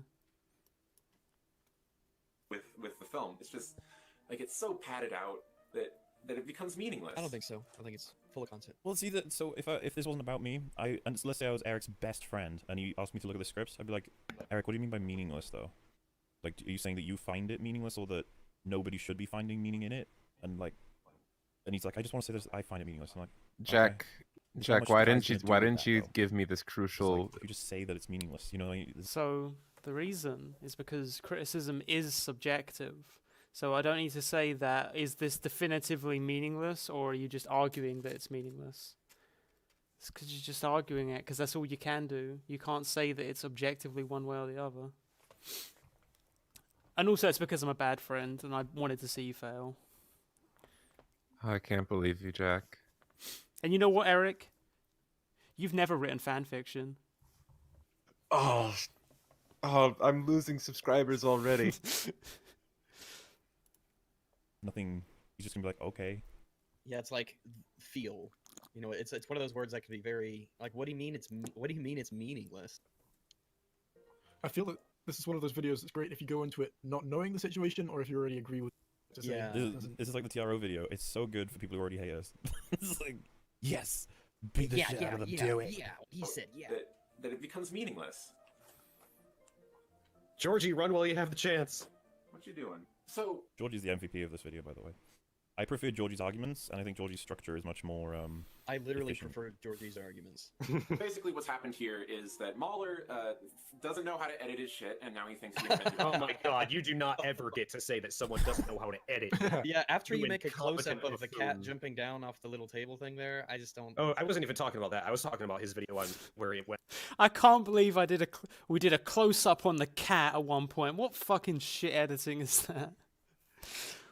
What terrible editing. Oh my god. I think they're talking about like the editing in the video they responded to.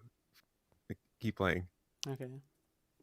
Into a fifth dimension with like 6 different things playing over top of it with like neon lights. Yeah, but well, if you're Like, addressing you- it objectively, you're not thinking about the theme that was applicable to that moment. The theme of having an epileptic seizure. Got it. I'm glad you got it. That's interesting. Yeah, I can't like I can't But yeah, believe I got them so bad with I'm like still my learning weird stuff, so I editing. don't think I'm a great editor. But my goal as an editor is to have a visual Just that's wait until relevant you to what take I'm your saying. I shirt don't off. nail that at all times, but Yeah, Oh, and that's what also I'm like trying I'm to do not with the Fallout talking video, about like and I his hadn't really- visual editing. I meant like the editing of his scripts. Yeah. I mean, his visual editing is like super straightforward. Yeah, like his visual editing is strictly functional. And it's fine. Hmm. Man, I wonder what they'd think of my new video.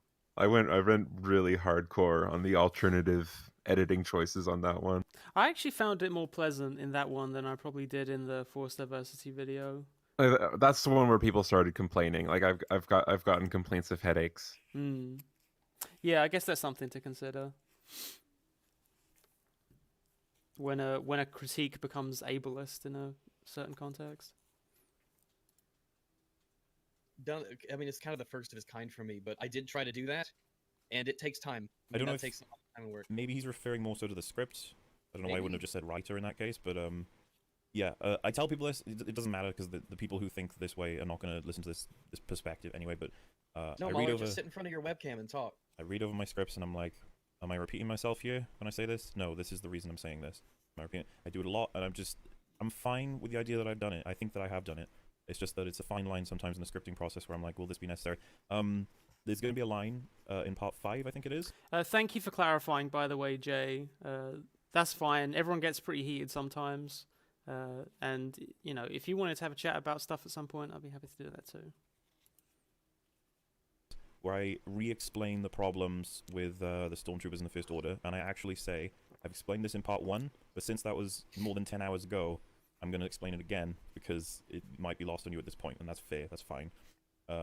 Just running over a few details. So if you repeat yourself there, be like, I did just to make sure that people are hearing it. But you know what? I'll throw in a skip option now, knowing how people feel about listening to a thing they've heard already. Yep, this is the pattern that underlies all of MauLer's content. So did you want to call it here then? Yeah, like just like just a social stamina thing. That's like fine. I'm just running out. I think you've done pretty well. It's been like 5.5 hours. Good night. Alright. I'm not particularly attached to the idea of continuing with this. If you go on without me, I'll be fine, but also I will like do more of this with you if we give like a day or so to buffer up. Okay, that's fine. If I were to watch more of this, and then we come back together, would you want to just go from where I leave off tonight, or would you want me to go back, or would you want me to like leave it so that we can all both watch it later? You can give me a summary when I come back. Okay, that's fine. So I think I'll probably go for maybe another 30 minutes. And I might listen too. Okay, gotcha. Right, well, thanks for joining me, Eric. I really appreciate that. But also, no matter what, I want to be here for my segments. Oh yeah, absolutely. I'm definitely, considering how long it's taking them, I don't think I'm gonna be able to get to your next segment by. Okay. Okay, but yeah, thanks again for joining us. Everyone, say bye to Eric in the chat. Say bye to Eric and say goodbye to Georgie. I love all of you. I can't believe you're all still fans after like this great dishonesty has been exposed of me, but apparently like my fans, they stick with me through thick and thin. Get out of here, you fucking scum fuck, lying, dishonest piece of shit. Yeah, that's me. I've never written fan fiction. You've never written fan fiction. Goodbye. Good night. Night, bud. I'm your bud. I just say bud like colloquially. Don't read too much into it, but. Oh, okay. You are my bud. Goodbye. Is he out of the call? That fucking guy. Jesus Christ. Okay, folks. I don't know. I'm getting kind of hungry. Sorry to disappoint everyone, but I think I might actually call it here too. We can maybe rearrange like a thing for later in the weekend. So I think I'm going to bounce out too. So if you have any last minute super chats, you've got to throw them in now, I'm afraid. I hope we've illustrated so far the levels of dishonesty on display here. When we come back, we'll get into things like them thinking I'm saying MAULER should talk more about politics because I mentioned feminist literary theory. Even though feminist literary theory is not the same as feminism as a political ideology. And we actually get into the fact that they don't know what literary theory is. And I'm called a racist because they don't know how IQ is judged, or like the discussions around IQ. There's a lot of fun stuff to look forward to, and we can look forward to that. But yeah, I'm getting a little bit sleepy, so I might just call it here. We have made it, what is that, nearly halfway? I'm going to say we've made it about a third of the way through the thing as a whole. Isn't that whole thing like 10 hours long, and we're about 3 hours in? Because this is only part 1 of 2. But I'd like to thank you. Thanks for giving a super chat. SSBB is number 1. Thank you everyone for joining us so far. It's been a lot of fun, even if we haven't quite got into the meat of the argument so far. This has been a bit of a preamble, some would say. Thank you, Nerdy Metalhead. You're my new favorite leftist YouTuber. You deserve to work along Lindsay Ellis, H-Bomber Guy, and keep being awesome. Oh, thank you for that, buddy. I really appreciate that. I have spoken briefly of H-Bomber Guy in the stream we went on during his whole trans Donkey Kong thing, and it was good to chat with him. And I would love to work with him in the future. And Lindsay Ellis, I am a huge admirer of, so being able to hang out with her would definitely be nice. But yeah, I'll let you guys know on social media. You can like follow me on the Twitter if you would like to stay updated on when we do another stream, because I'll post it there. Other than that, I guess I'll see you next time. I'll probably upload this on my live stream channel because I don't know. I think it's been pretty fun, and it'd be good for people to review later on. Other than that, Corn's in the chat, very nice, and I'll see you guys another time. I'm currently employed by CNN.